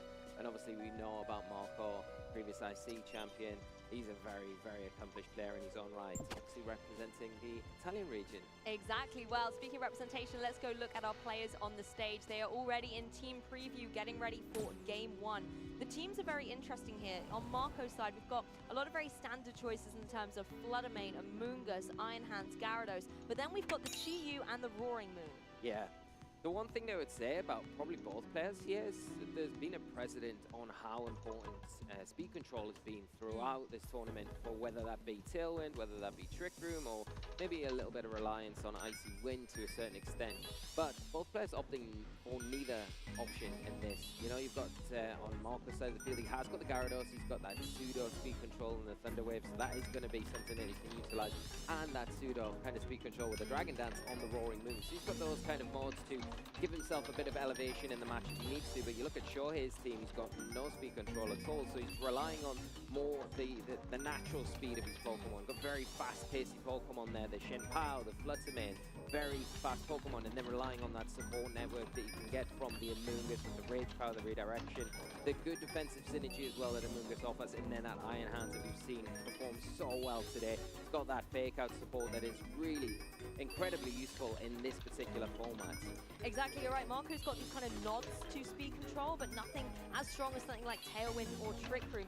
Shohei, of course, just going really onto how the Pokemon have been trained. But let's jump into it here. Our trainers are ready. We have got Fluttermane and the Chi-Yu out on the field for Shohei. And on the opposing side, on Marco's team, Chi-Yu and Iron Hands. Yeah, both players leading out with big offensive threats. The Chi-Yu in a good position. It is going to have access to that Choice Specs item, so can do some big damage here. Obviously with the Beats of Ruin ability as well, going to be hitting that a little bit harder, but also benefiting from that is going to be the Fluttermane on Shohei's side, and also holding that Choice Specs item. So again, going to be able to throw out a lot more damage than normal as long as that Chi-Yu stays on the field here. There is active fake out from that Iron Hand, so the Shenpao does need to be aware of that. Doesn't want that Focus Sash broken on this turn, so maybe we do see Shohei adjust here, maybe protect or switch out just to reposition so he's in a little bit of a better spot next turn.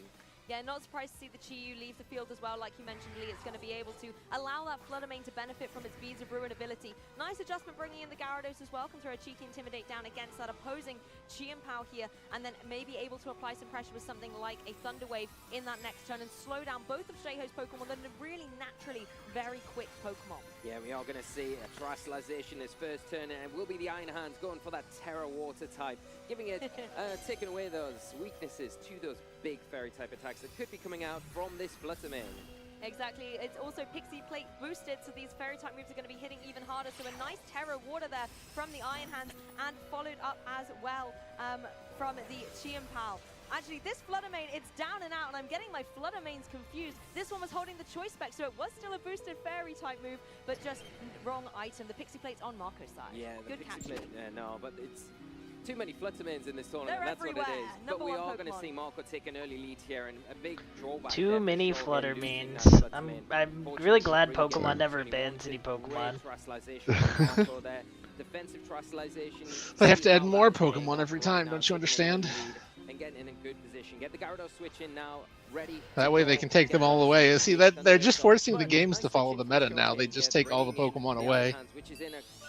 Yeah, speaking of taking the Pokemon away, I was actually watching a YouTube video earlier about he's like a Hearthstone player, but he spent 10 hours on Yu-Gi-Oh! Master Link, like just trying to learn how the game is played, you know, play casual match, because his whole thing is, apparently he does this to like all sorts of games, like Runeterra, Magic the Gathering Arena, you know, like what's the new player experience like, how much can you learn or you know, accomplish in a reasonable amount of time. And like Yu-Gi-Oh! He like literally quit early because the game is just imperceptible. Well, yeah, it's impervious because it's got like literally every card that has ever been. Yeah, made there's no formats. That's wild to me. There's like, if there's formats, like there's only one that everybody plays, which is like, you know, just has a ban list and that's it. And then they release like everything has an archetype. Yes, I mean the archetype stuff is not even like the biggest problem. The other problem is like the fact that even even in like casual, you know, low level play, it's a 1 to 2 turn game. Yeah, you're trying to first turn everything. Yeah. Yeah, so like he would get into a casual match, you know, trying to learn stuff or whatever, and he sometimes would not get to play the Yeah. game. It's a real shame. I really don't know how people play Yu-Gi-Oh like that. I don't either. I feel like it's got to be some sort of sunk cost thing, because like the other part of it that, you know, aside from the other reasons why you would never ever play it, like even if you wanted to learn the way they write the rules and the cards and the templating is so bad. Like every card has to have 150 words to describe that, because they don't do any templating of like common keywords or expressions. Everything has the full wording, so like you can't parse They it just easily. spell it all. Yeah, it's all 10 paragraphs of text. Yeah. For like often for common things, but like the fact that it has all these zones and it has to state them on every card and whatever is like, oh my god. Need to be a little bit careful here, potentially the sucker punch.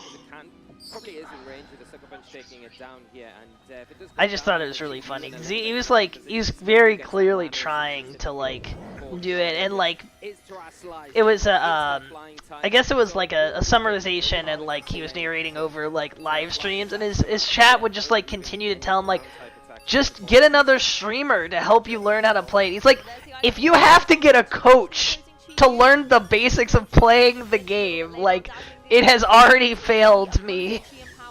Which I totally agree with that. It's like, Yeah. Like, no, that is an unacceptable answer. Why is Chen Pao's Korean name Pao Chen? I don't know. Bendudos. Okay, that makes sense. Big advantage coming out the traps and not stopping it that whole game, taking an early lead in this first game. I love that Team Matt. He does not look happy. I think he's reading something in his notes. Did he win though? Yeah. Well, he made. Yeah, I don't think he's actually mad. I think he's just reading. Yeah, definitely, and I think Oh yeah, we fought Robot Arios. Okay, sure. I knew it. Shut the fuck up, Reno. You didn't. John Coldsteel. And then terrestrializing his iron hands to kind of really overwhelm Shohei's side of the field and just getting the knockout on puts him in turn 1. Do you think knocking a robot off of a watchtower will make it die?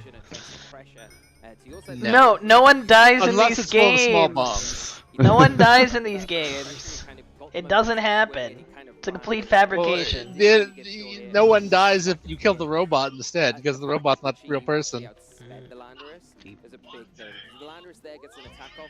It's game on really at that point. Shohei could make a comeback, but now that you know how Marcus trained his Chiyu in a position where it was easily able to close up alongside. Alright, one more. Very fast, very offensive as well. One more run after this. And then we've used up all the cosmic roots. Kind of how much offensive pressure Marco had from the very beginning. Like you said, yes, you switch out the Chiyu so you can preserve it for a little bit later, but then you bring in And I'll actually calculate what's my actual like profit here. going to be able to slow down the opposing Pokemon with something like a Thunder Wave.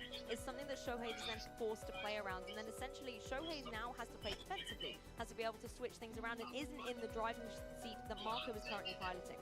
No, and I think if you look at Shohei's side of the field, there's a big reliance on the Iron Hands. I think he needs to get more out of his Iron Hands in this game in particular. I feel like he's got an important role, especially if you're Marco and you're relying on What? going for the water type, then you put yourself What? wild charges. The Gyarados Okay. wild charges. So it feels like Sure. the Chi-Yu obviously is not going Sure. Yeah, that makes sense. out from the Iron Hands. And alongside that fake out, Can you believe I buy my runes now from Mine's mom, Effa? Wait, what?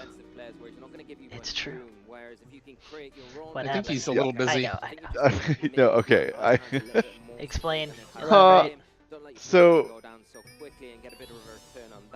I don't understand. Okay, so Prince Oliver and Charizard went on their honeymoon and they went missing, and we're in the Nord Highlands. we're in the mountain range, and we were visiting a military base, and they're like, "Oh, this is our fleet of warships and tanks and shit that we are just decommissioning / destroying as part of reparations for the 2 days war." Blah blah blah blah. War. Yeah, that's how long the events of Cold Steel 4 happened over 2 days. Or the war happened in 2 days. So then we climbed to the top of the watchtower to find Robo Arios, the Divine Blade of Wind. We knock him off the watchtower, and then the professor's like, "There's a weird dish here, let me turn it off." And we turned it off, and all the ships that we thought were being decommissioned disappeared because they were a hologram, and the Courageous is there. So I guess that's where Oliver is.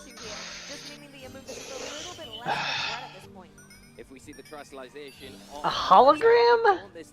Okay, but now they're like, is it possible to even hide it like that? And the professor's like, no. Into the Amoongus, it's a huge knockout, losing Amoongus to a critical hit. Turn 1 here, Marco losing that Amoongus in devastating fashion. Pow is here and means business. Heavy Slam not able to get the KO on the opposing Flutter main either, thanks to the Terra typing. Oh wow, But I'm making like 2,000 per staff? Still? Even buying both? Mori?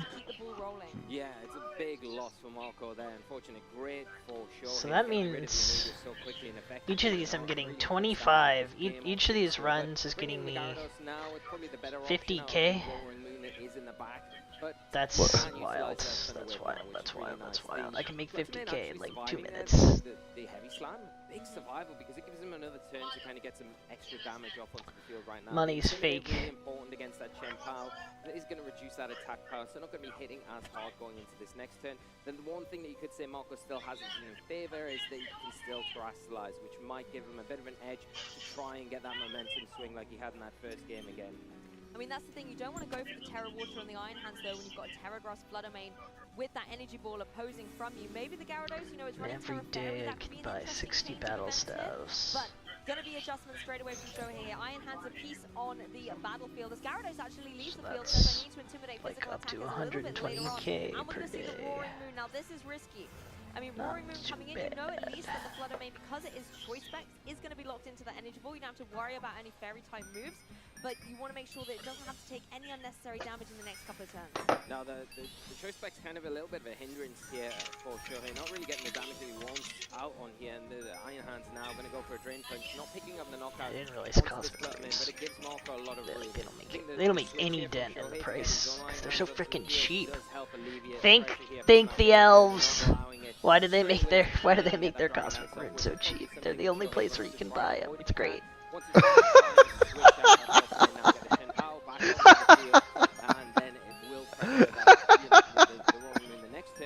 I'm guessing something stupid just happened again. Oliver has a gun inside of his loot. What? It's a good place for a gun. He just opened his loot and there's a gun in it. Terrestrialization on that Roaring Moon, going to be bringing into its Blind type, loses its Dark type weakness. That's always very good when you're in the face of something that can potentially Drain Punch you. You won't, mate. What's going for this Blind Terrestrialization is that it does give you a weakness to the moves that Iron Hands can fire out. So have to be a little bit more careful around it, but we are going to see the fake out this turn. That Dragon Dance potentially coming out from Marcus out of the field as an enemy. Oh. She's Preggers already? Damn. Pregante. As the Iron Hands now. He's going to go for another Drain Punch into the opposing Iron Hands. Just chip it down that little What bit if you further. were Maybe Pregante? I would be Pregante. Actually, it's the acrobatics, not the Terra Blast. Mushi Son. With that booster energy, he will be hitting a lot harder. Double I know Son is hand, so I guess Mushi is iron. Master Mushu. Low HP, but it's still been able Low HP. Low HP. possibly indicative of something that Shohei has in the back that doesn't want to face down against this Iron Hand could be that. What if you had a high HP EQ? Unnecessary water, electric type moves. Yeah, and I think the nice thing that Marco's doing here, you can see he's not targeting into that Flutterman, not really worried about the energy balls that are coming out, quite happy to kind of allow it to sit on the field and just eat into Shohei's turns. He doesn't want to give him that free switch into the Shen Pao until he feels more comfortable in a position where, yeah, I'm ready for it to come in now. So kind of just avoiding that. As you can see, another energy ball come in. I'm ready for Shen Pao to come in. So can't ignore it for too much longer.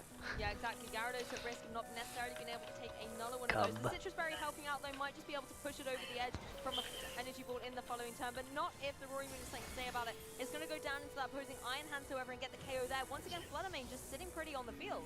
Yeah, you know, the energy ball going to do a lot of damage to that Gyarados. The problem is the Roaring Moon here on the field, the opposite side of the field. You know, it hasn't got the Dragon Dance though, so it is going to be a little bit susceptible to the Shen Pao when it comes in. It is going to take big damage from the Icicle Crash still, so you need to worry about that. But it does have the ability to protect, and you can switch in the Iron Hands. We know the Iron Hands can come onto the field, probably take one more energy ball before we'll go down to a second one after that. So maybe that's something that Marco wants to try and do, or whether or not he wants to protect his Roaring Moon this turn and maybe let the Gyarados go down and try and get maybe something like a Thunder Wave off in this situation. Chien Pao's very interesting because it can apply a lot of pressure with something like a Sucker Punch, but it's just going for a Protect here. Once again, Fluttermane going for the Energy Ball, finding his mark down onto that opposing Gyarados, but the Citrus Berry definitely was the saving grace here, able to allow Gyarados to survive this turn. The Roaring Moon, however, not going to be able to land its acrobatics into the protecting Chien Pao, but Gyarados free to be able to go for a waterfall, and it was a double up into that Protect. Great defensive play by Shohei. Yeah, and I think the one thing that you would say if you're Marco now is just have the play where he can still go for that waterfall this turn with the Gyarados and protect the Roaring Moon this turn, but no Protects coming out. Just going to continually see these energy balls come out from the Fluttermane. Will be enough this time to pick up the knockout onto the Gyarados. Now this Roaring Moon's going to have to contend with this Shen Pao. Yeah, you don't need Sucker Punch on Chien Pao when you've got your Fluttermane Sidekick beside you to go with that energy ball. Icicle Crash is going to go down to that Roaring Moon and get the knockout. Being that flying type will make it a lot more susceptible to those ice type moves. I mean, it was Dragon before anyway. It was just a bad time all around for Roaring Moon versus Chien Pao. And now Marco really on the back foot here with just the Iron Hands. Yeah, and it is in range now to go down to one single energy ball. And you think the Terastallization put Shohei in a bit of a bad spot at the start of the battle, but it sat on the field for so long and it was just able to fire them out into whatever target Shohei wanted, utilizing it extremely well, and just shows you that just consistent damage throughout a game can win you a game by itself when your opponent is trying to maneuver their board position and you don't really have to. Exactly, and I mean, we don't even know what Shohei's fourth and final Pokemon is in this game too. The Fluttermane has just been an absolute powerhouse, sitting on the field at such a vulnerable position, but having that speed advantage, the special attacking advantage as well of the power behind that choice specs, and these energy balls just being able to deal so much damage consistently, stacking up those KOs, particularly into that Gyarados. Yeah, an interesting game too, and great play there from Shohei, you know, not letting up anything on that side of the field, and Marco coming out a little bit slower than he did in that first game. I think that's the thing that we can really note here. It wasn't kind of true Marco fashion, leading out with that Amoonguss and the Iron Hands and having a really detrimental turn where he lost that Amoonguss very early to that critical hit, Icicle Crash. Whether or not the critical hit mattered, you probably think it does with how probably the Amoonguss is trained, but these are making assumptions. Losing the Amoonguss regardless did put Marco on the back foot and had to make it, limited the options that he had for switching. So maybe it just that. It was an interesting choice that he chose the Roaring Moon. I do like that choice, but then you're not bringing the Chi-Yu there, and I think that the fact that the Fluttermane sat from turn 1 to the last turn on the field, just firing off those energy balls every single turn, taking advantage of, you know, any sort of terrestrialization other than that flying terrestrialization from the Roaring Moon. Otherwise, you know, it just stayed in the field too long. That massive survival there from the heavy slam was just so clutch for it. I think as well, you know, that critical hit from the Icicle Crash, you can see from Marco's reaction, he wasn't expecting it to KO, so I can only assume he would have been calculated to survive that normally. Just the critical hit was unfortunate. But hey, we get a Game 3. It's at the Pokemon World Championships. That means even more competitive Pokemon action here today. That's what we like to see, a Game 3 and going right down to the wire with two phenomenal players. So it'll be good to see what and if Marco adjusts from that lead from game 2, and if Shohei kind of sticks with his kind of main plan of going with the Flutter main and the Chen Pao that worked out for him so well in that last game. Because I think Marco's probably game plan didn't work out as well as he wanted in that last game. Obviously losing the Amogus was a bit of a detriment, we have mentioned it, but it is a very pivotal Pokemon for him because it does pressure a lot of things on Shohei's side of the field. You know, once that Fluttermane locks into something, you can really abuse the fact that it's locked into one move with your Amogus, put it to sleep, Rage Powder it, whatever, depends what it locks into. But once you kind of scout that move out that it's locked into, it's a lot easier from that point on. Well, it looks like we've got the same lead from game 2 out here for Shohei, that Fluttermane and the Chi and Pao. And on Marco's side, there's Treasure Room Pokemon as well with that Chi-Yu and the Amoonguss. Yeah, and you know, the Chi-Yu lead here, more similar to game 1 from Marco here. He's putting a lot of defensive pressure to that Chi-Yu in particular with those big fire type attacks, and also will damage the Fluttermane in respect as well with that support from the Amoonguss. I think Marco just needs to be a little bit more careful with the Amoonguss and not falling into that trap of getting taken down and losing at game 1 here. We are going to see the Chi-Yu switch out though. Turn 1 doesn't want to give that Fluttermane any more of a boost than it deserves as the Gyarados hits the field, getting that big Intimidate down. So important on that Chen Pao to reduce the damage from a potential Icicle Crash to avoid the same situation from game 2. Yeah, Gyarados is like, I've got your back, buddy, to that Amoonguss, making sure the Icicle Crash isn't going to be able to pick up the KO. It wouldn't anyway because it was a Sacred Sword coming out from that opposing Chi and Pao. Gyarados already having to access its Citrus Berry to be able to regain a little bit of HP from the onslaught coming out on Shohei's side. The Amoonguss, however, this time free to go for a Spore. Now really doesn't have to worry about the offensive pressure coming out from Chi and Pao. That is going to be forced to take a guaranteed turn of sleep in the next turn. Brilliant defensive switch there from Marco, getting that Gyarados in, taking the Sacred Sword and the attack from the Fluttermane as well, and really capitalizing with that Amoonguss. And this is what Amoonguss is all about, getting that Spore into the Chen Pao, probably the biggest threat on Shohei's side of the field because of that sheer speed and the offensive threats that it's got, and the ability to kind of boost the attack power overall. The Fluttermane now, we know it's locked into that one move, so is going to withdraw this time. Shohei not wanting to keep it out on the field, entertain it, keep it for later in this battle, and we are going to see the Amoonguss from Shohei's side enter the battlefield. Yes, of course, Chi and Pao is going to have to take its guaranteed turn of sleep here, allowing the Gyarados to go for a Thunder Wave. Will fall victim onto the opposing Amoonguss as Fluttermane has switched out to reset its move choice that it's been locked into, but this could mean that there will be less spores coming out from Shohei's side later on. Love the Pollen Puff here, breaking that Focus Sash, and another Pollen Puff will get the KO on it. Yeah, another Pollen Puff, and obviously the Amoonguss cannot redirect the opposing Amoonguss on Marco's side of the field, so that Chen Pao in a bit of an awkward position. Probably don't want to switch it out, but you want to preserve it as well for later in this match. You know, it has taken one turn of sleep. It could wake up this next turn, but it is intimidated as well, so we might see Shohei withdraw it if he does suspect a Pollen Puff coming into that slot. There's a lot of things that he's probably got in the back that can switch in to take that a lot better than the Chen Pao there, but it does leave the door open for the Gyarados to also double in on that slot and really take advantage of this position. And then, especially if we don't see a Rage Powder coming out from that Amoonguss, but you do have the Taunt option there on the Gyarados, which can potentially shut down any support options that Amoonguss is trying to provide for Shohei as well. Well, Iron Hands being the fourth and final Pokemon on Shohei's side, preserving that Chi and Pao, so maybe it can come back in a little bit later. Love this Taunt going down onto that opposing Amoonguss, meaning it cannot go for any spores or redirection. Pollen Puff only going to go into the Iron Hands for a little bit. That would have been able to get the KO against Chi and Pao if it had remained on the field. And as you can see, Shohei's Amoonguss unable to go for that Spore thanks to the Taunt.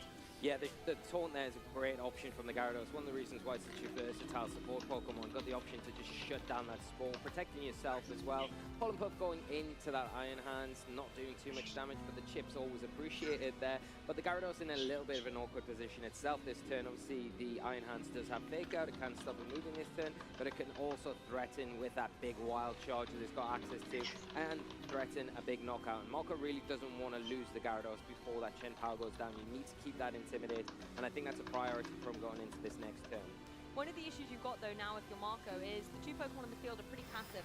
Waterfall's really the only offensive move. You've got to look how little damage it is doing. Yes, you can try and do a classic Power Flinch onto that opposing Amoonguss there, but other than that, you're not really building up a lot of damage, not a lot of KOs, particularly when you've got the Iron Hands there, able to go for that Drain Punch to regain a little bit of HP. It's going to have to take a little bit of a nap right now, but again, what can the Amoonguss and the Gyarados really do here to both of these Pokemon? Exactly, and I think that's the thing. I think Marco probably didn't want to fall into that trap again of switching something in that's a bit more frail in the back, like the Fluttermane and the Chi-Yu. Take some damage. It would have been actually, in hindsight, a great switch in from Fluttermane there. but because you don't want to risk it, you're taking it slow, you don't want to lose this third game, you're just making sure you've got everything set up before you get these Pokemon onto the field. But like you say, you need some offensive presence on the field now, and that's what he's doing. He's switching the Gyarados out, preserving it for later, keeping that Intimidate as well, which is great, and bringing that Chi-Yu into the field, which does threaten that Amoonguss pretty heavily with those big fire-type attacks. Exactly, and of course, knowing that the Amoonguss on Shohei's side is taunted means it cannot protect. So Shohei's going to have to switch it out in order to preserve it from the fire that the Chi-Yu is going to be able to deal out. It's also got his best buddy beside it. That Fluttermane is here ready for action. Yes, there's a Polar Puff going into the Fluttermane, does minimal damage. Marco is definitely in a formidable position. I will say that the taunt's now been shaken off. That does mean that possibly the Amoonguss can go for a protect. Yeah, it could go for a protect here, and it could definitely go for a spore here. That's something that Marco needs to be very aware of. Now, if you commit to this turn, you need to make sure that you are taking that Amoonguss down. That is the one thing, but if you do that, you're going to rely on that Iron Hand staying asleep, because if that Iron Hand wakes up, it can do some really big damage, especially to that Chi-Yu as well, that you're not really going to want to lose it at this point. Now, that Beads of Ruin supporting your Fluttermane, you've got the perfect board position here. You want to take advantage of it. You've got it set up, and this is a time to kind of get that momentum swing that we keep talking about in these games. 100%. The clock is ticking down. Marco only has seconds to think how he wants to play this turn. Looks like it's going all into that opposing Iron Hands. Like we say, it's got to try and stay asleep here if you are Marco, and if you're Shohei, you're going to cross your fingers and hope it's able to wake up. We're going to see the Terrestrialization on that Chi-Yu. It's going to be that classic Water Terror type, the very defensive strategy here, just making sure it's not going to be weak to any potential Drain Punches coming out from the opposing Iron Hands if it was to wake up. But here's a Moonblast first of all, not enough to get the KO. That is a huge hit, but the Heat Wave, it does miss. And onto the Iron Hands, taking down the Amoonguss, but the Iron Hands left on the field. Is it going to wake up though? Let's take a look. The Stays asleep. Oh, it was nimble enough. I love when moves don't have 100% accuracy. Yeah, it's fun in a single-player RPG. Curious. Chi-Yu in a great position here where it can provide some big supportive presence for both the Fluttermane and itself on this side of the field. The Iron Hand's in a really awkward situation now where it is going to go down to even the slightest hit this next turn, but we are going to see a Shadow Ball from Shohei's Fluttermane into the Fluttermane on Marco's side and pick up a big knockout. Speeds are important there. Shohei didn't have any speed control options, but had a speedy Fluttermane in his back pocket here, able to get the KO on the opposing Fluttermane, but Chi-Yu finally able to fell that opposing Iron Hands.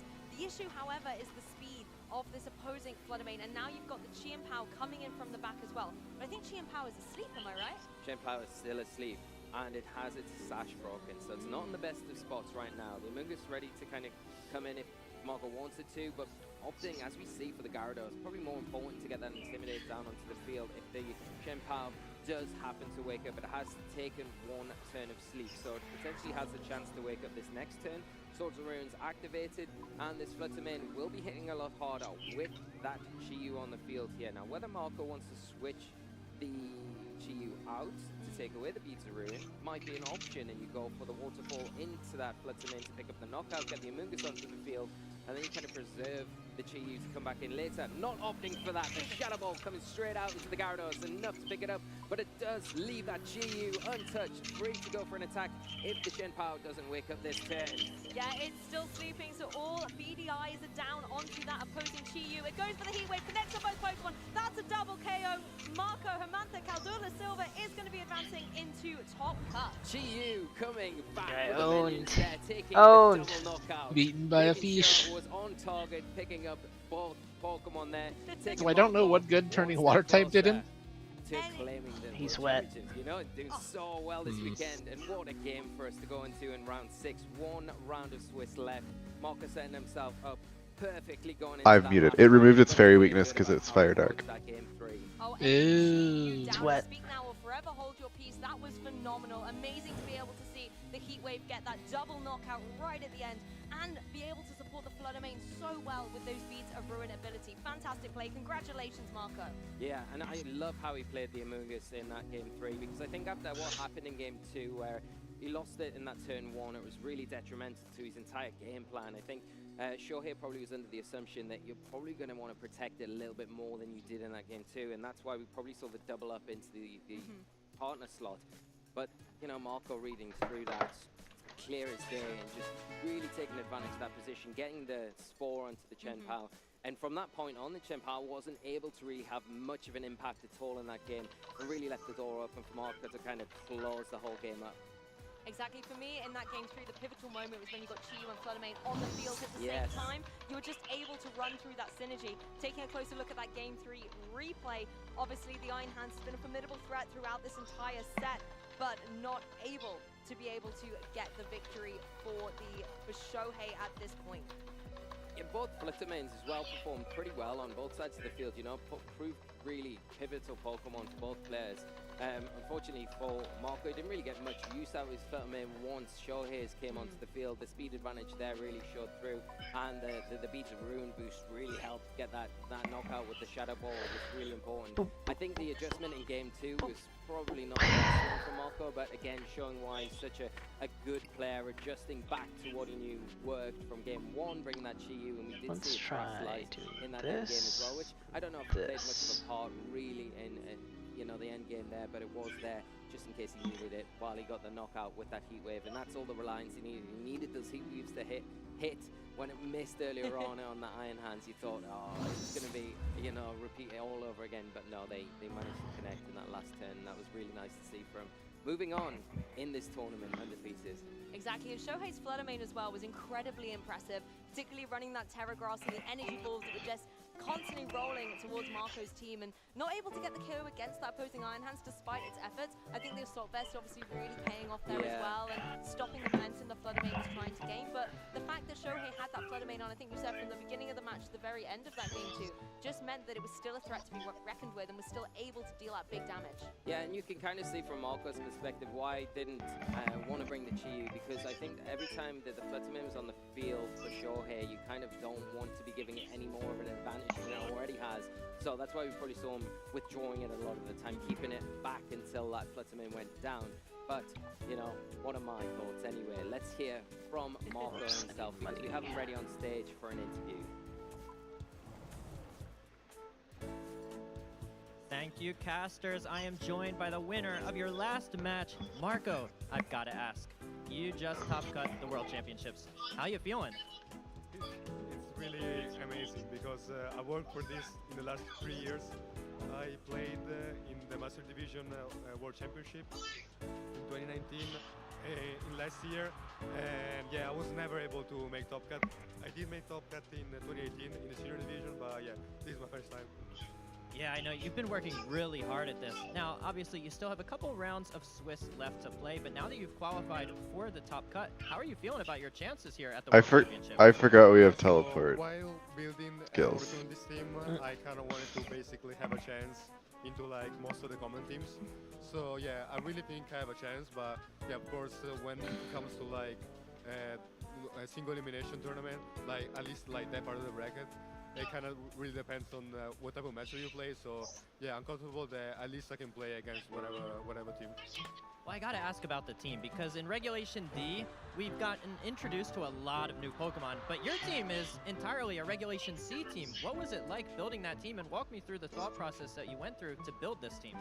Yeah, so I work with this team with my friend Jude Lee, and yeah, we figured out that I really wanted to play the first 5 Pokemon, so Gyarados, Fluttermane, Chiyu, Ironance, and Amoonguss, which was also the same 5 that I brought to NIC, in which I made top 8. And then I realized, okay, in the last lot I probably want a Pokemon that's able to like fix all the matchups that I don't really like. So I tried Urshifu, I tried Landorus, so all these new Pokemon, and yeah, I really figured out that it wasn't really the case, it wasn't really fixing anything. I was just putting like a 6 Pokemon that was like a new one, only because it was like a new one. And then I realized that Roaringmoon was just better, so I decided to put Roaringmoon. And yeah, I feel like it was a great choice, and it really came in like a lot of games. Yeah, the team seems like it's doing incredibly well for you. About that last match, you won in a dominating performance in that first game, but in game 2, you suffered a bit of a bad beat there with that critical hit on Amoonguss, but in game 3, you were able to pull it back. Walk me through kind of your thought process between games 2 and 3 and how you were able to win that match after suffering that game 2 loss. Yeah, so I realized that my team has a lot of different modes against his type of team. So yeah, I figured out that I probably didn't want to like lose again to like the same lead, because at the same time, even if he gets like just a blink, I'm probably in just a really bad spot. And I feel like this was probably the most consistent one.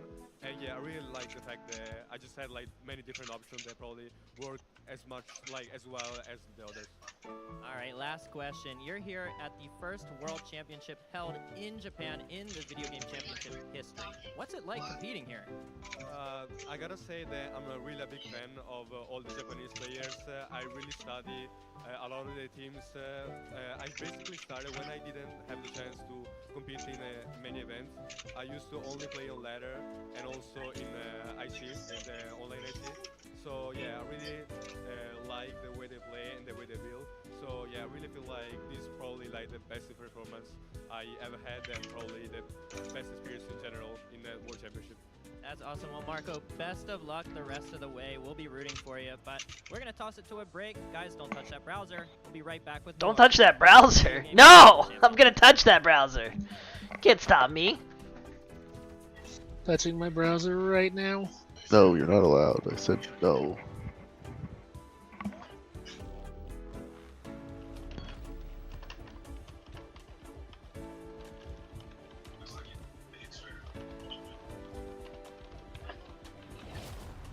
Mada mada korekara da. That's what everyone says when I win.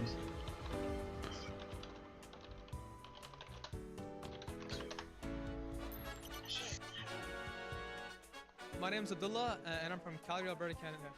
Yeah, that is the end there. That actually means that Abdullah is your Vancouver 2023 regional champion. So I've been playing competitive Pokemon for about 10 months, and this is my first Remember competitive when regional. Q couldn't see heat trans?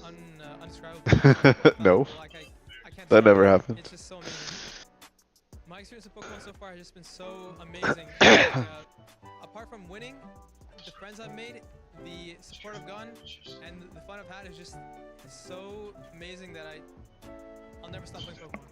If I played Cybertron again, I feel like that game goes very, very differently. He's such an amazing person, and he's basically the reason I got into VGC. So knowing him, that matchup goes completely differently the second time around.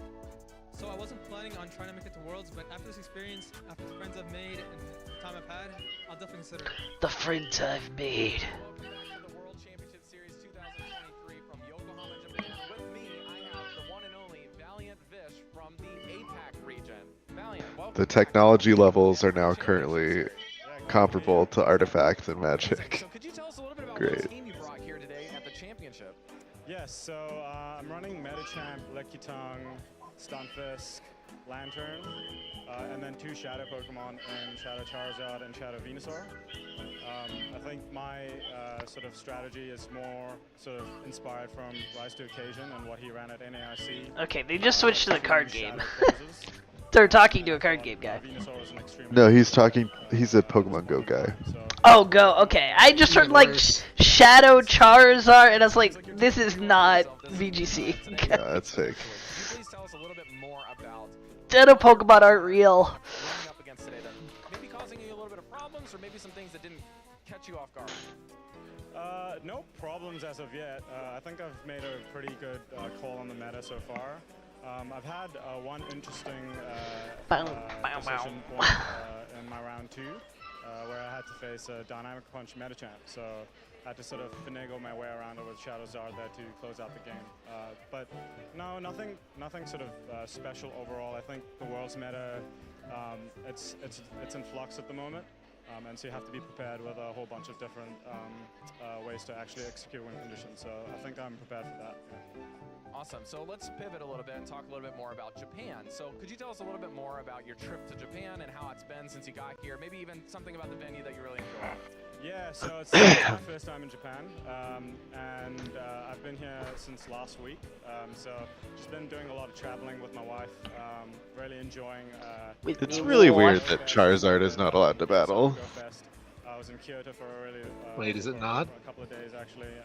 She's not because. She's Well, Pregante. Charizard. She's Pregante, Sorry, you yeah. said Charizard, and I'm thinking did say Pokemon. Charizard. Well, Charizard, but Charizard is her name. She's Pregante, but she also doesn't have a whip, so she's like, oh, I hate that everyone's rescuing me. I'm a damsel, and I'm in distress. I'm also the most boring person in the cast. No, she gets drunk. She's not boring. Oh yeah, I forgot. Getting drunk can be a good substitute to having a personality. True. Pat's best friend over here. Yep. Thank you. I'm feeling really good. I went 5-0 today. I only dropped one game all day. So I'm really What are my dude's stats here? 21 Stats, my 02? dude. I've got He's Cresselia got versus bad Luna, stats. Fluttermane, Chiyu, Iron Hands, and Amoonguss. That's a few old favorites, and then some new ones as well, like Oh, but he's a guest, so I can't even update his Yeah, thing. Ursaluna, I just think it's you know, one of the strongest Pokemon in Trick Room. Give me that Zeus gem, give it to me. Pressure if, you know, the opponent lets Zen you set up in the Trick Room, gem, give it to me. just like start taking one-hit knockouts really easily. So it's something they have to like, you know, watch out for, and it gives my other Pokemon space to, you know, do strong things as well. Has it maybe been MVP for you today? I wouldn't say it's been the MVP. I would say, you know, I think Cresselia has put in more legwork today just because it's you know, it's like very bulky, you know, set Trick Room. It can, it's got, you know, even, you know, the chip damage from it when the opponent isn't really kind of like prioritizing it comes in clutch. And then, you know, its new move, Lunar Blessing, just heals up, you know, its allies and itself. It's such a strong Pokemon. I love to hear that. Sounds like some great synergy on your team. Obviously, you must be ecstatic getting through to day 2, but tell us about the rest of your tournament experience. How are you finding things in the venue? Yeah, so I got into Japan on Sunday, and I've been, you know, I explored Tokyo for a bit. Went, you know, checked out Yokohama yesterday. They can stop asking everyone like how Japan is. They're like, yeah, it's Japan. I love Japan. I love Japan. It's where the Pokemon come from. They live in Japan. Well, I'm hoping it's, you know, my own Pokemon, but I think Bramblegast is a really underrated strong pick. We just, you know, I've got, you know, a friend running it. He's doing well. So I think, you know, that it's a very strong into like the Tailwind teams. It's strong with Tailwind. I just think it's well positioned into the metagame. Definitely one to keep an eye on as the tournament pans out. My last question for you: who is your favorite Pokemon and why is it Gastrodon? Well, unfortunately, my favorite Pokemon would have to be a Alolan Vulpix. I just think, you know, it's awesome. I've got a Vulpix plush I've had since 2017, and I had it, you know, when I don't want to know what this guy does with his Vulpix plush. I don't want to know. I don't want to be talked about. You think he likes Mudkips? Pokemon trainers, we're going to carry on all the amazing Pokemon action in Yokohama at the 2023 Pokemon World Championships. Hello trainers, we were back in Columbus, Ohio for the 2023 North America International Championships. Let's take a peek at how it played out. This was the last event before the World Championships and everything was on the line. Worlds invites, Day 2 Worlds invites, and of course the glory of that International Championships titles. And trainers were ready for that guy's shirt is not allowed, whatever it was. Delivered with fantastic finals in all divisions. In the junior finals, we had a heated matchup with Eruption Torkoal and Trick Room Oranguru, piloted by Avery V, who took down Takumi M. In the senior finals, O&M won the championship title over Justin M. In Masters, one player... Yeah, that girl is so good. Malavia. He stormed through the top 8 bracket with some strong 2-0 victories and was poised to take Palatine to the top. On the other end of the bracket, we had Alex Gomez. Dondozo's friendship with Tatsugiri was over, and Alex was instead running Dondozo with a new dragon friend, Dragapult. With NA taking the last 2 international championship titles, this was the time to end the streak. The friendship buff with Dragapult was strong, putting in the work in Game 1 with its Ghost Terastallization and powerful Terra Blast. In the second game, a strong Phantom Force set the pace, and despite best effort, Iron Hands and Arcanine couldn't step up. Alex Gomez took the victory 2-0 to finish off a flawless top 8 run and claimed the title and trophy for Spain. The World Championships are just around the corner, and a new season of Pokemon begins. Make sure you're ready and check out Pokemon.com/compete.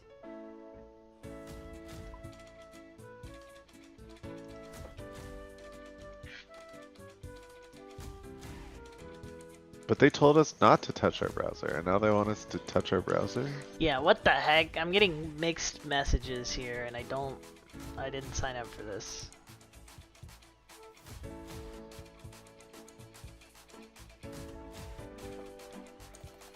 He has done it. He has taken all 4 hemispheres of the globe, and he is. Oh my gosh, the guy stole all the hemispheres. No, give him back. I'm absolutely speechless. That is it. JW Naldo is your first Latin American international.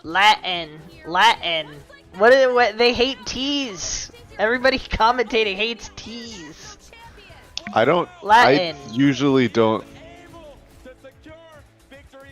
usually don't use T's in my words. How have you never known this? I don't know, it's just how I talk. I can't believe Q isn't it. I'm one of the best, if not the best. This is why he likes Pokemon so much. How do you say the word EXACTLY? Exactly. We say Q's from X and are done. Do you say exactly? I don't. I say that's the one I do say exactly. But a lot of people I know say exactly. Freaking Texas. Walking in a hole with Florida and Britain. Excuse me. No, that's. Let him cook. Hear him out. Definitely pretty excited. A little bit lucky for sure to win 2 regionals in the same year. Definitely. It feels really good. It feels great. It really does. We're kind of reaching like this culmination of old and new. We're seeing a lot of good players like Paul Chua, Nick Navarre hitting their stride again and again, like they just do it time and time and time again. This is it. The battle is over, and Paul Chua becomes your 2023 European International Champion.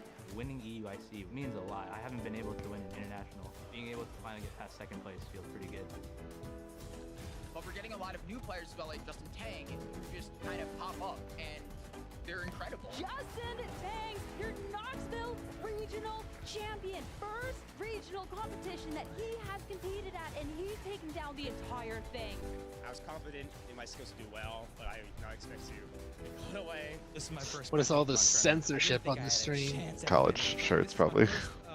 Yeah, definitely. That last sweater was definitely a college thing. Of course, there are competitors I'm worried about facing. The most notorious one is Sander. He's always bringing these crazy control decks. I'm worried about facing Yuichi. This is really good. It's just funny every time. Addison, Robert. I didn't face him in this tournament, but Valiant Fish, I have no idea how I'll hold up against him. He's definitely one I'm watching out for. I'm always worried about facing Wait, the girl's mask was censored. will be always difficult. I'm not really worried about facing anyone. I wonder if it was like Hello Kitty or something. I can beat everyone. Should have turned it into a Pokemon. I'd be nervous about hitting Isaiah Bradner. Yo, that'd be better actually. Just like edited Pokemon over all the like things. I'm confident in my abilities, but I know there's going to be 100 plus of the best players in the world, so it's going to be really. It's like I understand why they have to hide it. It'd be better if they made a joke out of it. Be better. Imagine fighting like a 9-year-old in Pokemon Go. Yikes! I won't. Rather not, personally. Yeah, I also will not. Imagine it. No. No. Sign it. I can't imagine playing Pokemon World because I've never Go because I've never interacted with it. I've won a regional. Why is talent so high? Winning roles means I can submit myself. Look, they keep flashing worlds on the stream, so you know. So I'm gonna try my best at Yokohama to hopefully. Just kind of snuck in there. Win. I just feel like I'm gonna have so much. Like the Stay Puft Marshmallow Man. Fair. Welcome back, everybody, to our coverage of the 2023 Pokemon World Championships. It is day 2, and the end of Swiss rounds is right upon us, because we are heading into Swiss round number 7. What? And we've got What is that feature for Pokemon's That's name? right. This is the last chance for our Pikachu. What? No, what's the new fish? As a reminder, you Pikachu. need to get to 5 wins What's its or name? more today The to advance Luza. on to the single elimination bracket. So we started the day with around 120-ish players or so, and many players have already secured their spot in that bracket. Right now, they are playing for a potential bye in that first round within the single elimination bracket, but There are many players who are at 4 wins and 2 losses, and for those players, this is it. This is the round. If you win, your season continues, your dream of world champion continues, but if you lose, that's it. And so, does not get any more intense than this. No, it doesn't. And especially when you take a look at who is right on the cusp of being able to make it in and still has that chance. It's a ton of names that I feel like you could see at the grand finals of the World Championships. And this next one is no different. Heading into Swiss round number 7, we're going to be featuring Paul Chua, the EUIC champion of this year, and Kenji Yabata, who was able to make it through from the Japan Nationals and day 1 of our competition. Paul Chua in particular, I'm so excited to watch. This is one of the most decorated players in the history of the game. You can see all of the big win and in matches for this round, and oh my goodness, I wish we could watch every single one of these games right now. Yeah, taking a look across the board, we have a ton of European players. We got Davide Carrere, Maddie Morgan. Who let Europeans in here? Maurice Utek, that's another player that has really shined this season. Guillermo Castilla, the second place player from last year's World Championships. It's just like, it's so stacked. It's so stacked. Yeah, I think 3 players that I'm watching out for in particular in this round are Paul Chua, Guillermo Castilla, and Hirofumi Kimura. All 3 of those players have made it to the semifinals or better at previous World Championships, with Hirofumi finishing 2nd in 2019 and Guillermo finishing 2nd last year. I've made this point a bunch on stream, but essentially every World Championship victor in basically almost the past decade, in order to win Worlds, they had previously got in top 4 at a World Championship before or won the Japanese National Championships. And so What those if you 3 were players Nether in the Gundam? advance, I would honestly consider as heavy favorites to win the entire tournament. Let's quickly take a look at the standings. At this point, 13 players have already advanced on. Can't believe you people would force that deliverance free in my head now. They will be basically playing for seeding at this point. Guy doesn't like to Big key a windmill. Gundam. Oh, Joseph Ugarte's 4-2? Damn. Alex Gomez, better not. I'm rooting for him. I like him. Why do you know any of these people? Because I've been watching all of the He's a streams. dick. Why? Why? Because it's interesting. Questionable. I really like terrestrialization. That's something you shouldn't admit in your life. The No. World Championships. Like, it really doesn't get any better than that. Yeah, it's awesome looking at this top 13, and those are the 13 players that have already advanced on, because it's really evenly split, it feels like, between North America, Europe, and Japan. Within the European contingent, you've got truly some of the most consistent European players. Marco Silva, we just saw on stream. He, of course, won the Oceania International Championships in 2020. Alex Gomez won the North American International Championships in 2023, the most recent one. We also have Victor Medina, who got top 4 at both EUIC and NAIC. And so those are really, I think, if people had to bet on favorites from EU to win, they would be some of the first names to come up on board. But Luca, of course, with the 6-0 record right now. And I've got my eyes on one particular player from Japan. That's going to be Kaito Ari, who, of course, is the Japanese national champion. And in my eyes, the favorite to win this tournament going into Worlds. Yeah, I mean, at this point as well, when you talk about kind of the plot armor buff of either being like a Japan national champion or making it super far in a World Championships previously, I think Kaito Ari is definitely a safe bet. Because that no-item talent flame, like, again, I think that was like such a brilliant choice heading into Japan Nationals, and it paid off in such a big way. So I was actually kind of expecting maybe we get a No-item talent flame? What? World Championship, but Cornelis is For Acrobatics. I guess. Yeah, I think what I love Guessing gems aren't a thing anymore? No, they're not. Which is actually kind of dumb. I guess there's No, not a lot of moves. no, like gems are X OP. and Are they really though? Yeah, the gems are fine. This guy likes terrestrialization and doesn't like gems. I'm not saying Terra isn't also OP. I'm also not saying that I don't like gems. I'm saying you don't like gems. They're not OP. They're not any more OP than Where all Mega's the, OP too. Yeah. Megas were OP. Only some of them. I think gems are fine. No, gems were fine. Like, one-use items are a lot healthier for the metagame than what exists these days. I'm already so excited just from those first 13 players, but we have a lot more who are looking to join them now. And a lot of players that did make it through day number 1. So talk about maybe a player being able to finally do that again I think At we least have big a really Pokemon are stacked dead. number of Thank players God. that really could get that Kill all the accomplishment. big Pokemon. But for the next two, it's I gonna be said it. Kenji Yamata that did make it through day one of competition and will be battling it out against Paul Chua, your EUIC champion from this year. I can't wait to see how this match is going to go. There's some incredible interactions looking at just both teams that are going to play a huge role as we head over to the stage to get into Swiss round number 7. I am really excited to watch Paul. I think having competed against Paul for over a decade, he is one of the greatest players of all time.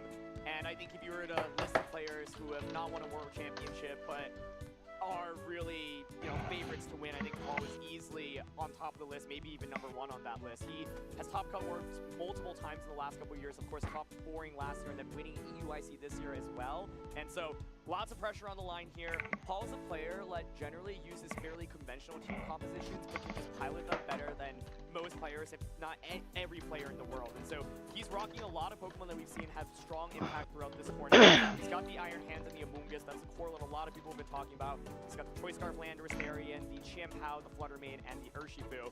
And his opponent, Kenji, has got some really interesting Pokemon here. 2 fire types in Volcarona and Hisuian Arcanine.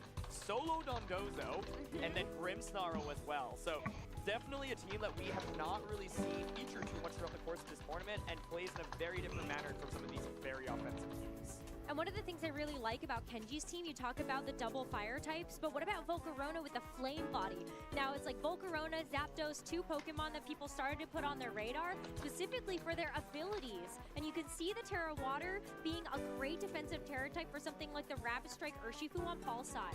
Absolutely, yeah. Volcarona here has the Quiver Dance set, so it's Citrus Berry Quiver Dance. Dondozo. Ooh, Hisuian Arcanine. Interesting. Look, there's Volcarona, Ivan. Yay. Screens Grimmsnarl. This is a set that I feel like we've talked about a bunch throughout the course of this tournament, but we haven't actually seen, so I'm really excited to see it here. The general idea with Grimmsnarl, of course, is to set up those screens and really just enable your Pokemon to survive for longer periods of time. Volcarona, of course, can then set up in front of Pokemon. We've got a Calm Mind Cresselia here as well with Moonblast. Now, interestingly enough, Moonblast is actually the only offensive option on this Pokemon, but the idea is that it could just stay on the field for a really long time, and a team like this really thrives from healing, so you have Lunar Blessing from Cresselia as well as the Grassy Terrain from the Rillaboom healing up, and so I'm really interested in all those. This is also Cursed Dondozo with Wavecrest and Fisher, so there's a lot of potential setup here on Kenji's side. Not only Fisher, that, Fisher, Fisher. Fisher. Like there's so many different things that Paul's going to have to play around, but I feel like when it comes down to an international champion, you can expect that Paul's going to be able to meet the challenge. As we head into game number 1 of this best of 3, Kenji is going to lead right away with this Cresselia and the Grimmsnarl. We see the Landers and the Fluttermane here for Paul. So I was thinking if Paul really wants to deny a potential screen, so you could go for something like a Iron Hands lead, but it decides just to lead really aggressively with the Choice Specs Fluttermane as well as the Landers, locking in that Shadow Ball and U-turn immediately, saying, hey, I know your Cresselia cannot protect, so I'm just going to try to aggressively target you down right now. This, of course, gives Grimmsnarl the opportunity to first set up one of its 2 screens. I think Light Screen here would make a little bit more sense just because the firepower from Fluttermane's definitely a little bit more scary. Get that first screens going, and then go from there. Now, the combination of Grimmsnarl and Cresselia is really passive, but I think Kenji's idea here is I'm going to take a turn or 2 to really get going, then start bringing out the Pokemon that can set up, whether it be the Volcarona or Dondozo. Of course, the Rillaboom and Arcanine can just deal lots of damage immediately as well. So I would expect a screen from Grimmsnarl here. You could go for a Parting Shot immediately as well, but we're going to start off with a Terra here. A Terra right away, an early committal to make sure that that Cresselia can stick around as it ends up terastallizing to the Fairy type. Really nice way to make sure that you're not going to get chunked down too much there by the Fluttermane, but also when you look at the Landorus, it's really risky knowing that you just want to make sure that you're not going to take too much damage from that either. So a Parting Shot, one way to be able to deal with the special attack output of that Fluttermane, but also rotating into something else. Yeah, super interesting. I was expecting screens there, but Parting Shot makes me think maybe Cresselia wants to consider a Trick Room here, and then you can bring in something that can thrive under the Trick Room like Rillaboom. So Rillaboom does hit the field. And the idea is, hey, you know, like, it is Choice Spike Slaughter Main on the other side, so once you get Trick Room up, you can really aggressively target that down. The Terra on the Cresselia here means that you, of course, will not take super effective damage from either U-turn or Shadow Ball. So Paul's going to be able to pivot out, but yeah, Rillaboom now in a pretty good spot. However, you, of course, could go out into that Iron Hands if you wanted to go for Fake Out into the next turn. Looks like Paul here is considering the Urshifu. I think if you bring out the Urshifu, I wouldn't be surprised to see Landers just pivot back in the subsequent turn. Great way to be able to deal with that attack stat of that Rillaboom, but it's a Shadow Ball as well. So what a phenomenal way for this Cresselia to just keep tanking those hits as Trick Room goes up, and now Rillaboom is really set up for success here. It's interesting because this kind of Grimmsnarl normally wants to prioritize setting up screens in the early game, but I think Kenji recognizes, hey, like Rillaboom's actually a pretty solid offensive option right now. So this is why I think with Urshifu coming out instead of Iron Hands, it's just really weak to both Cresselia and Rillaboom. So you see Paul's opting for that Protect, but Kenji potentially can take advantage of that. Cresselia on his end, of course, has that Calm Mind, and the Flutter Mane is locked into a -1 Shadow Ball, so I think it's fairly predictable that Paul's going to want to switch it out right now. So that was a really nice Really nice, yeah, for sure. And I think one of the things that also is nice about like the Paul switch into the Urshifu is you do have the option to protect not just for the reasons that you mentioned, but also to start stalling out these turns of Trick Room. If you can play this defensively, you know that the Iron Hands is going to have a lot of bulk to be able to invest into this. Hopefully you're able to kind of get through that and then go ahead and hit hard yourself. Yep, so Urshifu going for the Protect here. Like I said, I think this is a fairly predictable turn, so let's see if Kenji is able to capitalize off it. It is just going to be Moonblast, however, into the Urshifu, so trying to get aggressive. It's not a Calm Mind coming out from Cresselia, but there's the Woodhammer onto the Iron Hand slot. That does so much damage, but critically not a 2-hit knockout, especially after the Grassy Terrain recovery. Yeah, and even with the power up of the Grassy Terrain, just not enough to be able to get close to that 2-hit knockout. So you're buying yourself a lot of time. But this Urshifu, does Paul really feel confident to be able to get an attack off? Is he expecting a switch here? He's hovering over so many different options. Yeah, I think the Iron Hands here is a really free fake out onto the Rillaboom slot, so I wonder if Kenji ever considers switching out. But looks like the option is no, just stall to turn a Trick Room. But this is where Lunar Blessing is so nice, right? I think on a team like this, you just have so many turns to work with, and it's really hard to actually distribute damage consistently. So Rillaboom nearly at full HP is going to flinch. Iron Hands now, of course, is actually pretty fast under Trick Room, so that's helpful. But Surging Strikes in a Rillaboom, not exactly the strongest offensive option. No, even with the critical hits, like Rillaboom does not care. It's going to shrug that off like no problem. But that's the other thing about the stall that makes it so difficult for Paul. Do you just start running out of damage at a certain point? Yeah, that's a really good point. I think that's why I wanted to see Calm Mind coming out from Cresselia earlier, because now I'm actually looking at Paul's team. I don't see how you can easily deal with Cresselia. Moonblast actually hits everything for really good damage, right? And so the question is, yeah, how do you get enough damage and how do you out-trade right now? Because Rillaboom is still putting on a lot of pressure and Paul just doesn't have the ability to really heal up very much. So I think he's probably going to angle for this situation where you stall out the Trick Room and then ideally you have 2 Pokemon that can really thread into Cresselia simultaneously denying another Trick Room. By the way, also, the Surging Strikes does not go into Cresselia there. Targeted Rillaboom because Cresselia here is Rocky Helmet. You don't want your Urshifu to just faint from the Surging Strikes. That's a great point. Absolutely. You saw that Landers did take a little bit of chip when it did. You try to U-turn, but that's a setup Cresselia right now. That Calm Mind gonna really help to try to power up these Moonblasts, and you talked about it maybe not being a 2-hit knockout, but I think with that power boost, it might be. Yeah, I just think what makes the fairy so strong here is there's no super effective damage from Paul's end, right? And normally it's like, okay, well, what's my strongest attack? I could just kind of use Surging Strikes onto it pretty consistently. So the main thing about Calm Mind Moonblast Cresselia here is that even after a couple boosts, it's not picking up big one-hit knockouts. And so one way Paul could potentially approach this is like target around the Cresselia and then get to an end game where maybe you do go for a lot of aggressive damage immediately. For example, Water Terra with the Urshifu, go for that Surging Strikes when you're confident a jump will knock out into that slot. But I think right now, it'd be probably not to target Cresselia specifically, especially with the threat of Lunar Blessing. So I think we saw Paul lock in that U-turn into the Rillaboom slot. The idea is to just kind of target around it. Rillaboom can still do pretty decent damage, but the Intimidate helps. And of course, Grimmsnarl is a super passive Pokemon, so that's not really going to provide Kenji too much offense in this late game. Yeah, I mean, at this point as well, you probably want to be able to make sure that, like, you can set up a screen too. Like, that's going to really make sure that the Cresselia is not able to get taken out here. The Grimmsnarl is going to come back out. It's going to end up, Cresselia is going to take the Heavy Slam, but Iron Hands at this point is just not outputting enough damage to really be able to deal with this. And the Lunar Blessing Blessing is going to mitigate all of that damage and then some. Yeah, the Heavy Slam at least actually is a super effective attack into like Cresselia, but it barely feels like that with how much little damage it took. Like, I was thinking, okay, Fairy Terra, what's the best way to deal with it? Normally it's been like a Golden Go Choice Specs Make It Rain. Like, that's actual really, really good damage. So there is a super effective attack indeed, actually, but it just doesn't do that much, right? Like, Lunar Blessing almost can just shrug it off. And the thing is now Grimmsnarl can potentially just go for a Reflect as well, right? So my question here is, can you even knock out the Cresselia with the double up? You can, of course, go for the Water Terra Surging Strike, so that's what I'm thinking. Yep, Paul is thinking about going for it. This feels like it's all in on this play, basically. And it makes sense. The idea is, okay, I need to knock out Cresselia right now. If not, then I think I just lose the game. So Kenji here could offer something like a Parting Shot into the Iron Hand slot. If there is Hisu and Arcanine in the back, that'd be really interesting, because then you get the Iron Hands down to -2 attack immediately.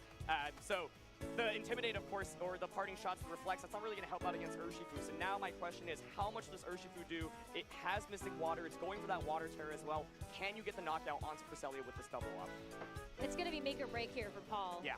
It's a huge turn, and Paul's going to have to be able to get this damage down and fast. Like, this Cresselia is already starting to get out of hand with Calm Mind boosts. If you're able to deal with these physical attackers as well, then Cresselia is even more set up for success. As we see the Terra come through from the Urshifu, and we're moments away from being able to find out the answer to our question.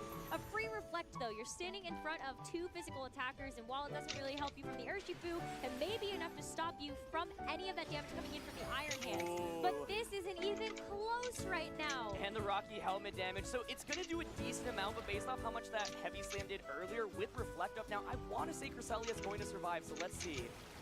I think it has to. It's close, okay. I mean, the Rocky Helmet damage as well, like Urshifu is already going to be whittled down too.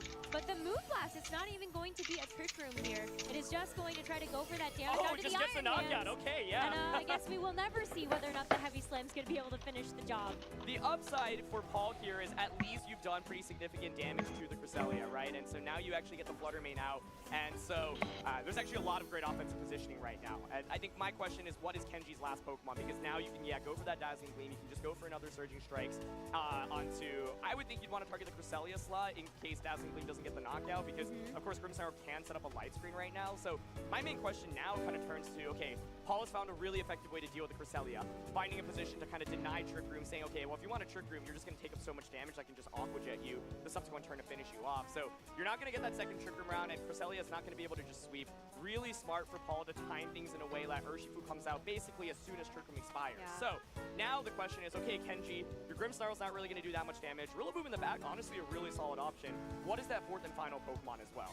But first, we're going to see Light Screen just mitigate that damage from the Flutter Mane. May as well at this point, right? Because the Dazzling Gleam comes through, and Cresselia still is able to take that. But Surging Strikes, it has to get another knockout here for Paul, and at least the Cresselia is finally taken care of. What a thorn in Paul's side. This is why Rocky Helmet is an amazing item, by the way. We just saw Urshifu lose 2/3 of its health just from attacking Cresselia, right? And so that's such a good trade-off at the end of the day. Cresselia applied so much pressure here, and even though it only got that 1 Moonblast off, he got so much more value setting up that Trick Room, and now Kenji has both screens set up in this endgame. So is it Rillaboom that comes back out here, or is it going to be that 4th and final reveal? That's a great question. Now, I'm so curious. The thing about Rillaboom is that it has a Figgy Berry, and you've gotten both screens up, right? And so, like, Woodhammer just does a lot of damage at this point in the game. You can easily go for a Parting Shot. Yep, it is going to be Rillaboom coming out, so you can Parting Shot onto one of the slots. Now, my question is, Rillaboom's HP is a little bit low. It's awkward enough where it's like, Figgy Berry. Get that Figgy Berry to activate right now. Or Oi, mate, can I have some Figgy Berry? Just get the knockout. Looks like Paul here is opting for the Dazzling Gleam and the switch. So you get an Intimidate off, but I don't think the Dazzling Gleam is going to knock out Rillaboom, especially. Not until you eat your meat. So I would guess that the berry is going to end up activating here. And then How can you have any Figgy Berry unless you eat your meat? Also might put you in berry range. Yeah, I think you're right. I think the map checks out about that, and so it'll be nice to get a little bit of recovery there for Kenji. But the switch comes through first, and I really like just the play of being able to get the Intimidate down. But I still wonder about what could be in the back here, because if it ends up being that Arcanine for some reason, you still might want to be able to have that Intimidate to try to start keeping that in check too. But we're about to find out as we see the Parting Shot come through. You know what would be amazing right now? Yeah. Dondozo. I was thinking actually the same thing. I was like, hang on a second. That's also a distinct possibility to be able to enter into a match. Oh my goodness! And the solo Dondozo hits the field. It does have to take this Dazzling Gleam. Oh my god. Rillaboom actually takes that and does bring it into berry range to get that recovery. What a dream there for the Rillaboom, healing up so much after being so low. There's going to be a Wood Hammer, of course, being intimidated, but that still does so much damage. And Dondozo looks so good right now. You can just wave crash into everything. The one major threat to Dondozo in this battle, of course, was the Iron Hands. Now, the main thing is that Urshifu can at least resist the wave crashes, but my main question is, how in the world do you deal enough damage to Dondozo at this point? Light Screen is up, Reflect is up, and so I think the Dondozo is just super well positioned right now. And if it comes down to it, Dondozo could also try to hit a fissure. Hey, I'm just putting it out there that is something else that Paul does have to start to consider. Bija In this match, but what a great performance here from Kenji so far in this game number 1 to be able to play to the late. Fissure Dondozo kill me. A big threat early on. Yeah, the main thing for Paul to get around this Dondozo is you need to basically get Urshifu into the right slot and let the Urshifu take Fissure is a very high skill move. True. Are not going to be able to take the wave crash as well. Rillaboom here able to pivot out, so what that allows you to do is recycle that fake out later on, potentially grassy terrain as well. And Grimmsnarl now is able to continue going for parting shots. The frick did he call it Grimmsnarl? Allows the Rillaboom to survive, but don't want to take that super effective damage, so excellent. It's Grimmsnarl. Great job, and especially when the Grimmsnarl Why is there Grimmsnarl, my potted spotted dick? at the end of the game because of the light clay, and you don't really have to worry about Grimmsnarl trying to get anything else done at this point except to potentially go for a parting shot or a sucker punch. So great sacrifice, able to get that Grimmsnarl in, and now Rillaboom. Wave crash goes into such Flutter. a good position, and that's a huge knockout into the Flutter main too. There's not much else stopping Kenji from taking this game number 1. Wow. Yeah, like the main thing in this endgame was, does Wave Crash go into the right targets? And honestly, Urshifu's pretty low HP right now, so it still takes decent damage as well. But Kenji now able to continuously heal up with this Dondozo. You can, of course, get critical hits onto the Dondozo with Surging Strikes, but Dondozo is just a fairly tanky Pokemon. This is also Choice Scarf Landorus, so you're not able to protect in front of this combination, and Rillaboom right now has a super free fake out. Rillaboom can target down anything basically at this point and not have to worry about too much. Intimidate drop at least, like it's starting to keep the Rillaboom's attack in check, but you have to take it out and then still deal with the tanky Dondozo in the end. It's just looking insurmountable right You're now. done. You saw even a blocking the Rock Slide though, so like Rock Slide flinches can be huge here. Your time here is done, Dozo. Here, like, can you actually deal enough You damage bozo. right now, right? Especially with the Intimidate, I'm actually curious how much the -1 wave crash does to Dondozo. So Rillaboom here, of course, has the ability to go for a fake out onto either slot. But let's say you fake out the Urshifu, then the Landorus is going for Rock Slide. It's not going to do very much damage, but then it gives you the flinch potential right now. And the other thing is, you know, the Surging Strikes into Dondozo is still decent. So here's fake out. It is going to start off and go into the Landorus slot. So no potential flinches from Rock Slide right now. Not right now, but you still have to start whittling away at some of this HP, and the Rillaboom is actually going to be taken down quite low. Is it enough? It's a bit of a roll. Oh, it looks so close. I think it gets it. Oh, it's a it does. knockout. Okay. A huge knockout with the Surging Strikes, and that's Okay. a big threat taken off the board from Kenji's side. And just like that, maybe we are in a position where Paul may be able to overcome these insurmountable Wave crash, it odds, survives. but Okay, no that's way. huge. That's absolutely huge. This Plaguga. screen setup because now you can just go for Rock Slide plus Surging Strikes. Dondozo's gonna heal up so much every turn. So now the question is, how much does the Water Terra critical hit Surging Strikes gets, right? I imagine if you are Kenji, you want to first go for the Wave Crash, knock out the Landorus, and then it's a 1v1 Dondozo against Urshifu. And the thing is, the Dondozo can't protect as easily, right? Because the Urshifu's just gonna break through it. But Dondozo's -1, the Wave Crashes won't do much. So here's the first Rock Slide. It's not very much damage, but of course, guaranteed crits right now coming out from Surging Strikes. That, and plus, we're looking at the secondary effect of that's that really Rock not Slide. much. Okay. But it's still going to put this Dondozo in a position where it may be able to get knocked out in the next turn. Bar a flinch that happens right now. Does it flinch on the Dondozo? Oh my gosh, I can't. It flinches. Flinches. I love Orange Eye. I love Orange Eye. Wow. This moment is starting to go his way, but he still needs to be able to do it again and get the Urshifu in a position to try to get the knockout onto this Dondozo. But you can see their screens. They're gonna This start game to is fire complete soon. bullshit. Also running out of Surging Strikes PP, so that's another thing to think about. But okay, here's Rock Slide. you have to imagine you just go for the knockout on a Landorus. If Dondozo doesn't flinch this turn, I think he can continue to survive. And then the question is it just going to hit a Fisher? Like, do we see this come down to a Fisher? Surgeon Strikes is doing a fair amount. It might that might actually just be enough, especially because you'll take a little bit of recoil from Landorus here. So, do we see a flinch right now? Oh my gosh! He went for Fisher! He did not go for Wave Crash! That's the absolute right play! Recognizing... Garbage! I see your garbage with my garbage. You want to bullshit me with flinches? I'll bullshit you with Fisher. Hilarious. Hilarious. What if he gets flinched out by rock slides though? That'd be funny. That'd be but so. I don't think he would still over recover by. Yeah, I think the recovery is gonna just cause him to not. Okay. Are you kidding me? What? And we get more games of this? Are you serious? Plaguega! I am here for it right now. We have to talk about that Fisher because I was talking about, hey, you wave crash the Landers, just get that out of the way, but you know, do you remember what I This guy's so excited, he's like losing his voice, he's like dying. Yeah, Cybertron. Is that Cybertron? Yep. I don't know who Cybertron is. Aaron Zhang. I have to imagine he was first targeting Landers down earlier, but as soon as that flinch came out, he's like, okay, Cybertron sounds like a some GDQ person. Who did I know? Or some cyber something. Cyber demon man or something. Sure. Cyber D's nuts. That game was so close though, because I think both players had really good awareness. Like Paul, the way he recognized how big of a Poor Palchua. was, and then focused I would be so mad if I got fissured after playing. I mean, considering all the bullshit he got off to get in that position, I mean, that's don't know. true. I agree. I'd still be mad.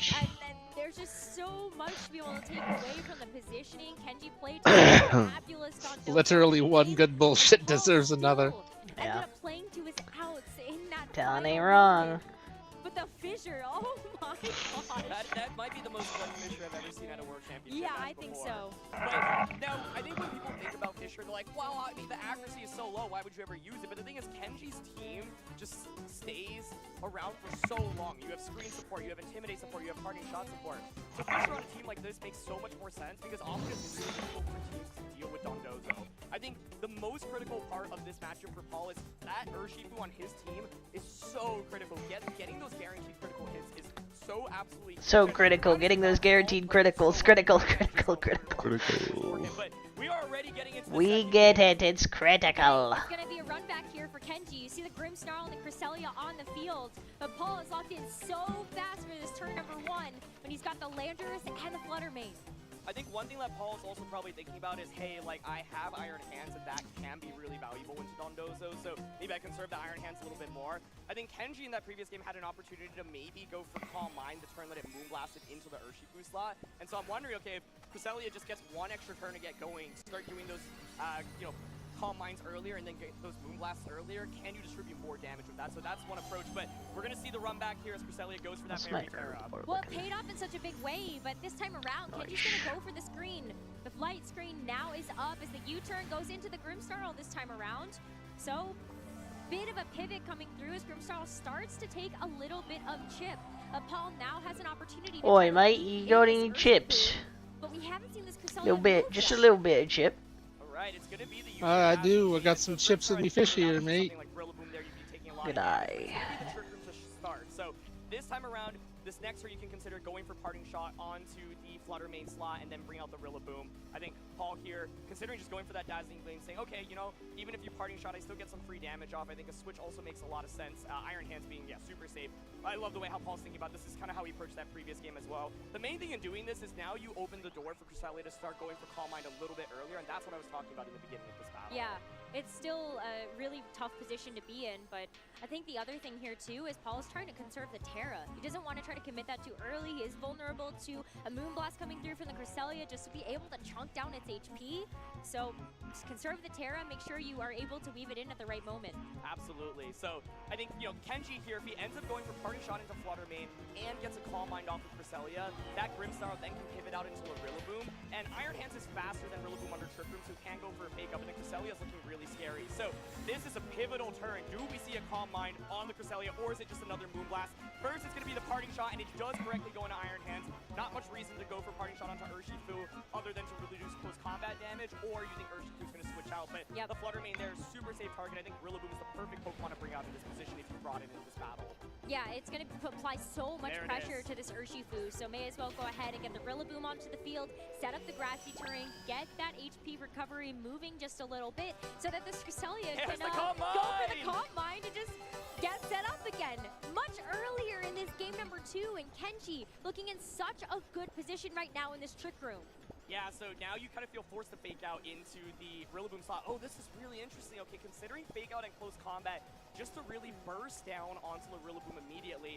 However, with no Terra, that does leave you vulnerable to this +1 Fairy Terra Moonblast. Now, Paul's Urshifu looks really bulky, so I'm curious whether or not that's actually even able to get the knockout.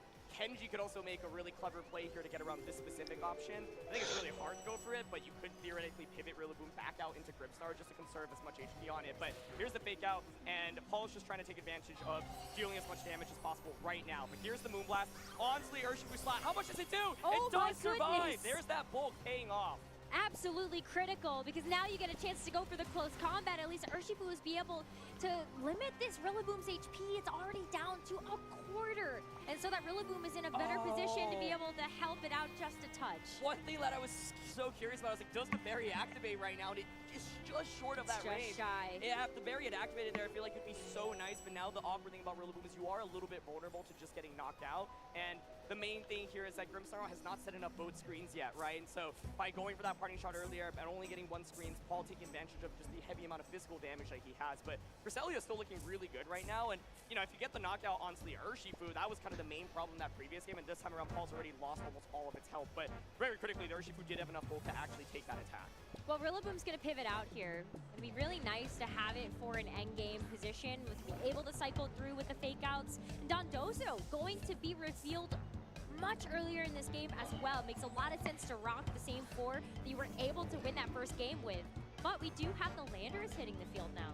Yeah, so I think Paul recognizing, hey, Urshifu was so critical for me in that previous game. Drain Punch here, not going to really do too much damage. Dondozo loves eating up those attacks because it's like, I'm just going to heal back half of my health anyway after the turn. And here's Moonblast coming out. This time on an Iron Hands, and pretty good damage across the board. I think the problem for Paul in this game is that you now cannot just go for the same Surging Strikes play that you went for earlier, right? The upside is that, hey, at least the Reflect isn't set up, so you're dealing decent damage with the physical attacks, but Cresselia able to just continue to chip away right now. That Assault Fist is coming in handy, though, for the Iron Hands at the moment. Definitely. Like, it's still mitigating some of the damage coming through from that Calm Mind setup from the Cresselia, but you're still in such a tough position because you need to start whittling away at this Cresselia. Otherwise, again, it could get very out of hand for Paul to deal with. I think one thing that Paul did incredibly well in the first game, and it feels like he's doing the same thing here, is how do I time things in a way where your Cresselia is really low HP as soon as Trick Room ends? Because then the idea is, well, then I can just knock out your Cresselia after. You can't set up a second Trick Room. I feel like if 2 Trick Rooms go up in this set, it is really difficult for Paul. So I like the way that he's been maneuvering this, but of course, switching an Urshifu here is a little bit risky because it might just go down to a single attack here. It very well could, but Terrestrialization is going to be committed onto the Landorus, so it's the Flying Terror type to be able to boost up something like the Terror Blast, which is one of the moves that it does hit. Choice Scarf, though, like Landorus is still he locked into something, but the curse, one of the other tech moves on this Dondozo on Kenji's team, it's all physical. end up putting a curse onto a Pokemon, and the Lunar Plus is be able to up the did you did you hear what she said? That's not how curse works. She described curse on ghost types. Yeah, she's like, it's gonna hurt itself by half and put a curse on the opposing Pokemon. It's like, did she? I only heard her. Yeah, she calls it a did say deck that. move, and that was all I actually took. I in. wonder if curse works on Terra Ghost Pokemon. Probably, they would become ghost types. So I feel like it would just fail for some reason. No, I think it would work. This is what we saw him do in the previous game, and the idea is I need to knock down Cresselia right now, but I don't know. This is a really scary situation. I think getting that curse off alone on Dondozo is so valuable as well. I feel like, yeah, I feel like he's screwed with the curse. Well, as long as he can keep Urshifu around, he should be fine. But Urshifu's like dying. I don't think it's gonna do it. It only has one more hit left. Yep, exactly, and it survives. Okay, correction. It is dead. It is dead. It's gonna die. Yeah. So That now you don't have sucks. guaranteed crits. So now you're Yeah. it's just walled. I feel like if it does, it's just in such a good position. Oh, I guess Fluttermane's still alive. I thought they killed Fluttermane. No, that's the first knockout there.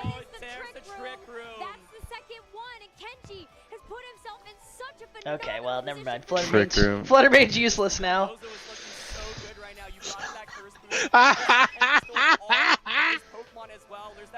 This is like just getting outskilled. You pick the same team. It's like, yeah, it doesn't matter. It doesn't matter what you do. Get freaking destroyed. You at least get Iron Hands out. Now the thing with Iron Hands is you can maybe go for something like a critical hit wild charge onto Dondozo at some point. Right now it looks like Paul just wants to flinch the Dondozo and get a free switch into the Fluttermane. What if you were out fucking skilled? Upside with Fluttermane is that you at least have this Choice Specs damage, right? So you can go for something like Choice Specs Dazzling Gleam. Critically, it doesn't have something like Thunderbolt, which would, of course, hit Dondozo for super effective damage. But I think Kenji's in an amazing position right now. Seriously, and the Grassy Terrain just expired. You still have the Rillaboom in the back. If you switch that in, Grassy Terrain is up once again to continue to heal up. I'm laughing at the 2 FPS trainers watching in the background. I just noticed them again. Yeah, the fact that this is the like only arena or whatever for competitive games is also really dumb. Yeah. Like, imagine just not allowing you to use like 10 different backgrounds. I don't know. You've drawn my attention to them and how they don't actually share at the battle. They're just pointed directly, looking at whatever's directly in front of them. Basically just getting guaranteed damage there, and now Dondozo, of course, can just look for a wave crash into that slot. So I think, yeah, Like those ones are just staring at the butts of one side's team. Fight's not happening over there, people. Paul's approaching this is saying, okay, I'm just gonna target around the Dondozo for now and then get to an end game where I can try to KO it. Why wouldn't you put them in the middle of, like, put them, like, along the middle of the arena spots so that they're, like, actually watching the fight? Because they're gathered from the school. Yeah, like the old lady, the school child old lady, school child old I hag. mean, they had, like, 60-year-old men running around as part of the school, so... He is definitely looking to try to repeat that here as the Landorus is going to hit the field and get Intimidate dropped down, but it's still about cycling through to get to that board position at the very end as we see the wave crash now targeting into the Landorus, and it is able to hold on, but it's really about trying to get the knockout on the Cresselia. That's one big threat down. Yeah, but now Rillaboom's gonna come in and bonered. Can't protect with Iron Hands, Fluttermane, or I killed the Cresselia, finally. Normally is, right? So now Kenji gets a free switch and you can go into that Rillaboom, just go for a fake out onto the Iron Hands and then go for a Wave Crash of the Landers. I think that's one really safe option. You could go into Grimstar and set up a screens or party shot as well. I think that's another option. But I think bringing out Rillaboom right now to reset that terrain feels fairly strong. And then you can just play the game from there. But it's all about the Dondozo right now, so Rillaboom does hit the field. The awkward thing about this Rillaboom is just so close for the fairy to activate, but I think it's still fine. It's gonna heal. Kind of get this recovery right now. And of course, mainly support its partner in Dondozo. The wave heal. crashes are still just so strong right now. Yeah, I feel like you're just fine if Rillaboom is playing that support role and you don't necessarily need the extra HP for it to stick around, but it would be very nice if you did have that. And the Dondozo, though, like you're still threatening a knockout there onto the Landorus. The fake out is wonderful into the Iron Hand, so you know you can get the guaranteed knockout here, and that's it. Like, Landorus is down, and just like that, Paul is out to his final 2 Pokemon in this game number 2. Kenji has to be able to taste Top Cut right now. This Dondozo hitting that Fisher in game 1 despite getting flinched, and now looking for... Man, what if you just guaranteed that you were going to get a heal? So well, and it's just really difficult. I think that single Calm Mind on Cresselia, applying a little bit more pressure. So was the whole point of this game to get us to summon Valimar again? Or plan? Paul just let Urshifu take so much damage, so looking for that Drain Punch, but the Fluttermane right now looking to just get a super... Tearfing S? It What? does have the energy body. talked about Thunderbolt earlier, but I had missed that it has Energy Ball, so you do have a way to actually Dear Fang, hit small. Dondozo for super effective damage. Okay, wait, that actually makes this really interesting, especially with Grassy Terrain being set up right now. Yes, it does. I was looking at this choice.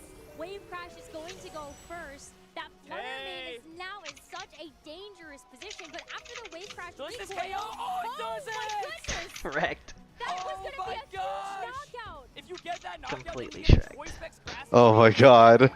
Dondozo. I figured Rillaboom could survive there, but that was And now so gets the berry recovery as well, now that it's in range to be able to consume that And Biggie there's Berry. Woodhammer, But the that's gonna be Woodhammer, it, I think. Yeah, you knock out that Flutter Mane. It doesn't get a chance to use the Energy Ball here. And Kenji is just one Pokemon away. Fucking Rillaboom, dude. Game from being able to make it into the top cut of the World Championships. At this point, Iron Hands can't take all 3 Pokemon all at once, but I Already, really like what still Paul's going for. still So, got if I Chris just get the style. knockout onto the Rillaboom there, then I get this Energy Ball into Dondozo. So close. And yeah, I could actually win, and that little bit of Grassy Terrain recovery from the previous I don't think Iron Hands can deal with the Dondozo that is at full HP. This set was You so know, I don't close. think It was so. 2-0, but game 1 came down to hitting a Fisher through Rock Slide, and game 2 here came down to whether or not Rillaboom could survive that Drain Punch. Pokemon is a game with the thinnest of margins, and my goodness, was that a set. That was a huge set. And like so much credit to Paul in that situation. Yeah, as I'd well. take He my talked about L2. how difficult it would be to be able to navigate that second trick room, especially knowing that his Pokemon actually can't protect in that situation. So stalling it out is already difficult enough, but Paul got himself so close to be able to get himself out of that situation. So much credit to him to be able to play that out. Yeah, I really think this could be a tool in Paul's favor if Fisher doesn't get at the end of game 1, and in game 2, the Drain Punch just knocks out the Rillaboom. Like, that's how close it was. And what Paul did a really effective job in game 2 was saying, okay, well, you only set up Light Screen, you didn't set up Reflect, so I'm just going to use these physical attacks turn after turn after turn. And I had just forgotten about Energy Ball. It's not that common on Flutter Mane, but it is the tech move that people have started to use going into this tournament specifically because Water Urshifu is everywhere. So the idea is, hey, because Water Urshifu normally uses Water Terra, well, if I Grass Terra my Flutter Mane, I can just get a knockout onto that slot whether or not you Terra, which is a really Speaking of drunk people. Paul played it to a position where he's like, okay, this is my win con. You've If I get that knockout, I win. But the Helen. Rillaboom has just enough bulk. And that's the thing with these teams. It Tom, feels why like have you done we're this? so close to getting these knockouts, but it's Oh, not enough. And these teams have so much bulk to work with. Tom, why have you Yeah, done you're this? splitting hairs. With I the didn't do HP, this. The damage Tom, rolls, why have you done all this? of that, Montana? the flinches that came through, the fissure, the fact that that hit, Oh that my was goodness. such a high moment to Hey. be able to end game number 1. Oh, where do you live? And what a phenomenal way Hello? to be able to finish Where do you out live? the Swiss round number 7 as No, well. no. Tough Okay, well, opponents. I'm like, I need to take otherwise a breath because Ivan that was of an West absolutely Virginia. crazy set. I Black- really wish we got a third game there Black- because I think both players were playing phenomenally. I think What? Paul, the way he maneuvered that Nope, matchup, no racial, Pat. What Yeah, the heck? no, you're the one that lives in the because I region. thought Cresselia was such amazing. I live in a very religious town named Christiansburg now. Even with that second trip from going up, being able to cycle in that landers in and out for that intimidate so I that got the burned Flutter Mane and the by- landers could actually survive these wave crashes was really, really By your critical. And racism. look how close that drain punch was. So I think Literally the difference of a grassy terrain recovery. Valimar, our old And like, this is just what Gundam, to expect, though. is now evil. Match has been getting better and better No, and it's better a it's Well, a I'm doll sorry, they made a of clone. your They made a yeah. clone of our evil robot. Why not? I believe. I agree with you. Pat, go to bed.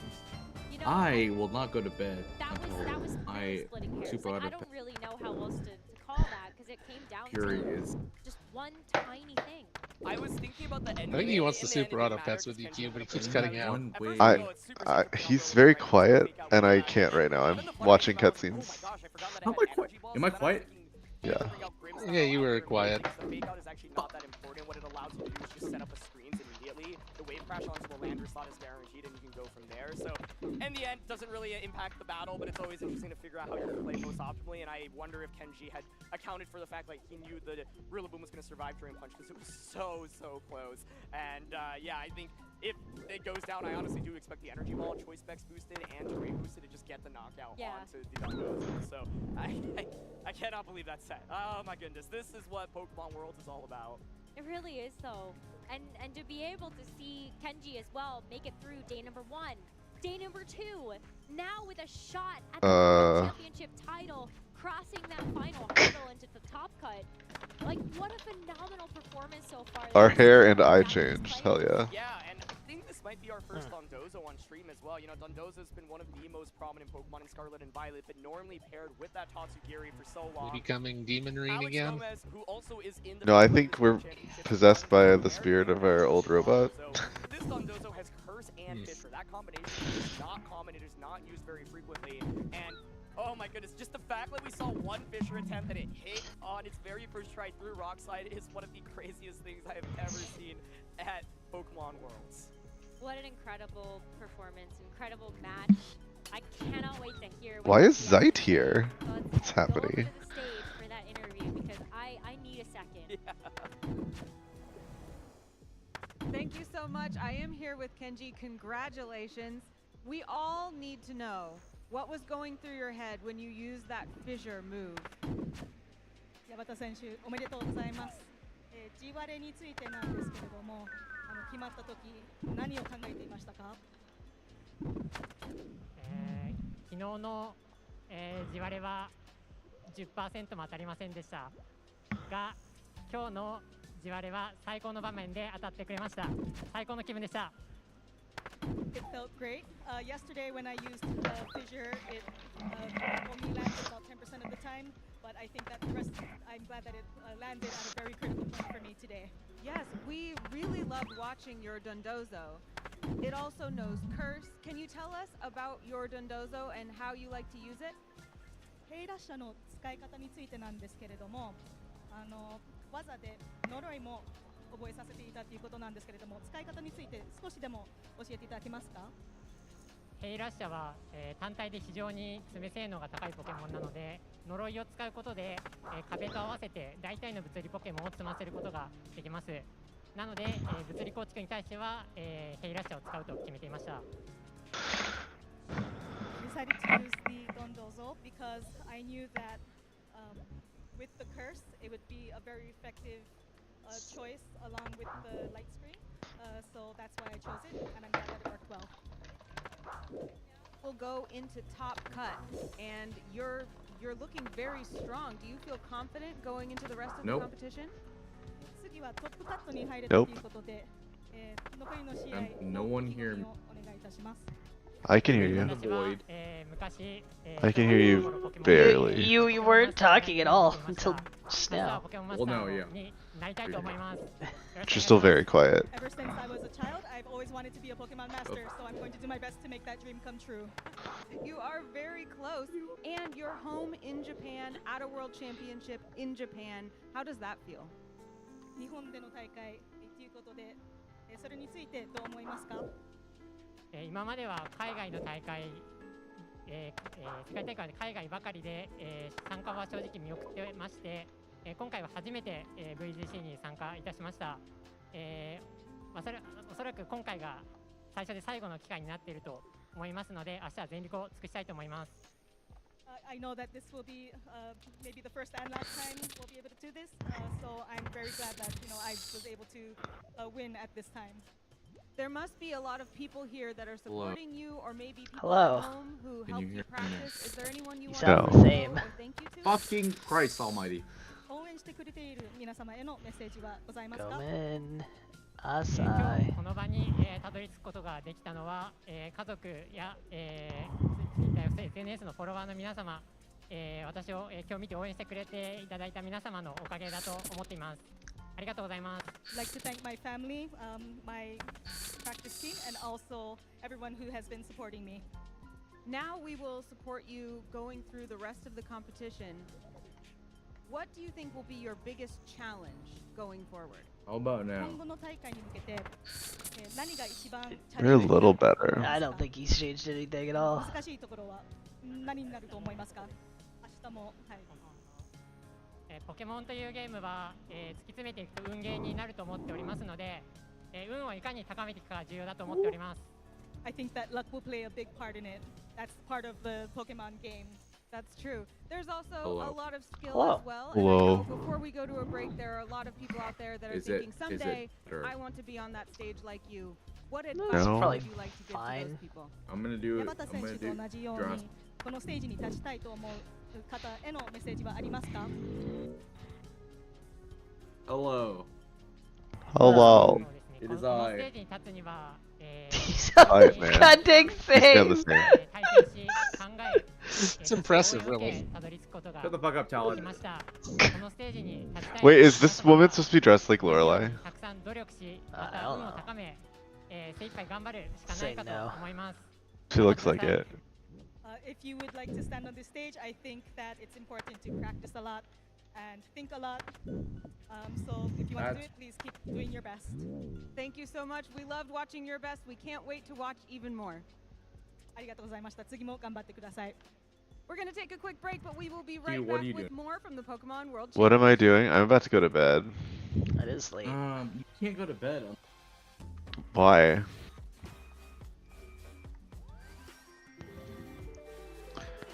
That was the last match. I'm so tired. Super. I can't hear a word you're saying.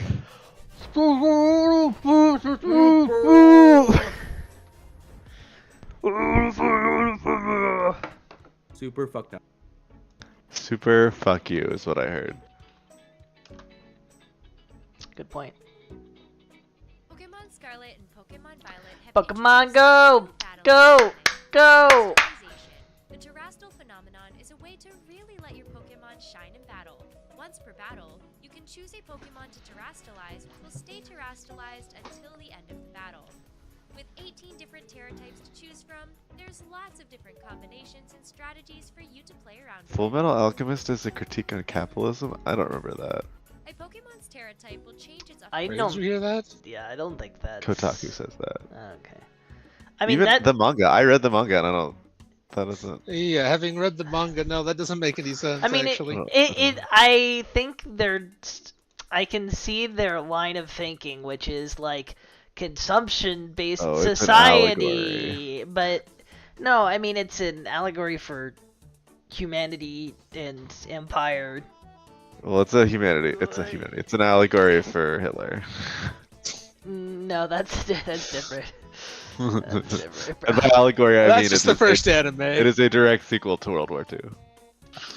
No, it was a prequel. I don't remember how the anime ended. They ended up in World War II after leaving. It is an interquel for World War II.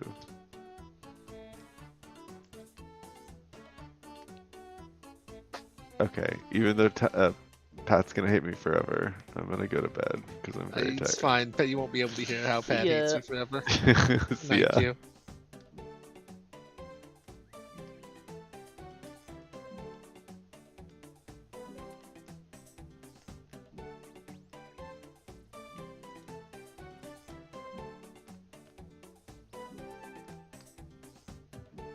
Hello? Hello. Oh, where did Cutie go? He went to bed. What a coward. Yep. Yep. Just as I... Wait. Yep. Shit is broken. Yep. It doesn't matter. Yep. Isn't it...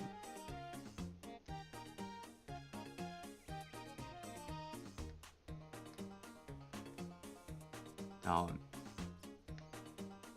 What are you trying to say now, Pat? Talon. Invoking. You are saying my name? Yeah. What? It's your favorite The next- color.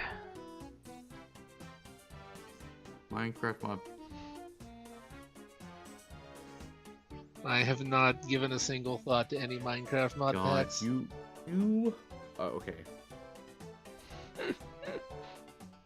Are you going to play the... Oh. I will not be playing any Poe Okay, Leagues. well, what the fuck? What are we doing? What are we doing? Huh? I am currently playing Star Sector while Ivan plays as RuneScape. Oh my... Ivan.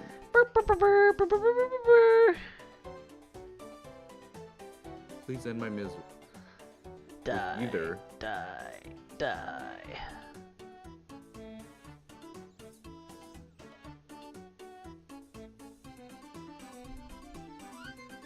Ivan? What? What do End you my want? misery. No. with Poe or... I mean, you're gonna play Poe. I'd be shocked if you didn't play Poe. So... Bye, stream. I'm gonna stop playing RuneScape tonight. Bye.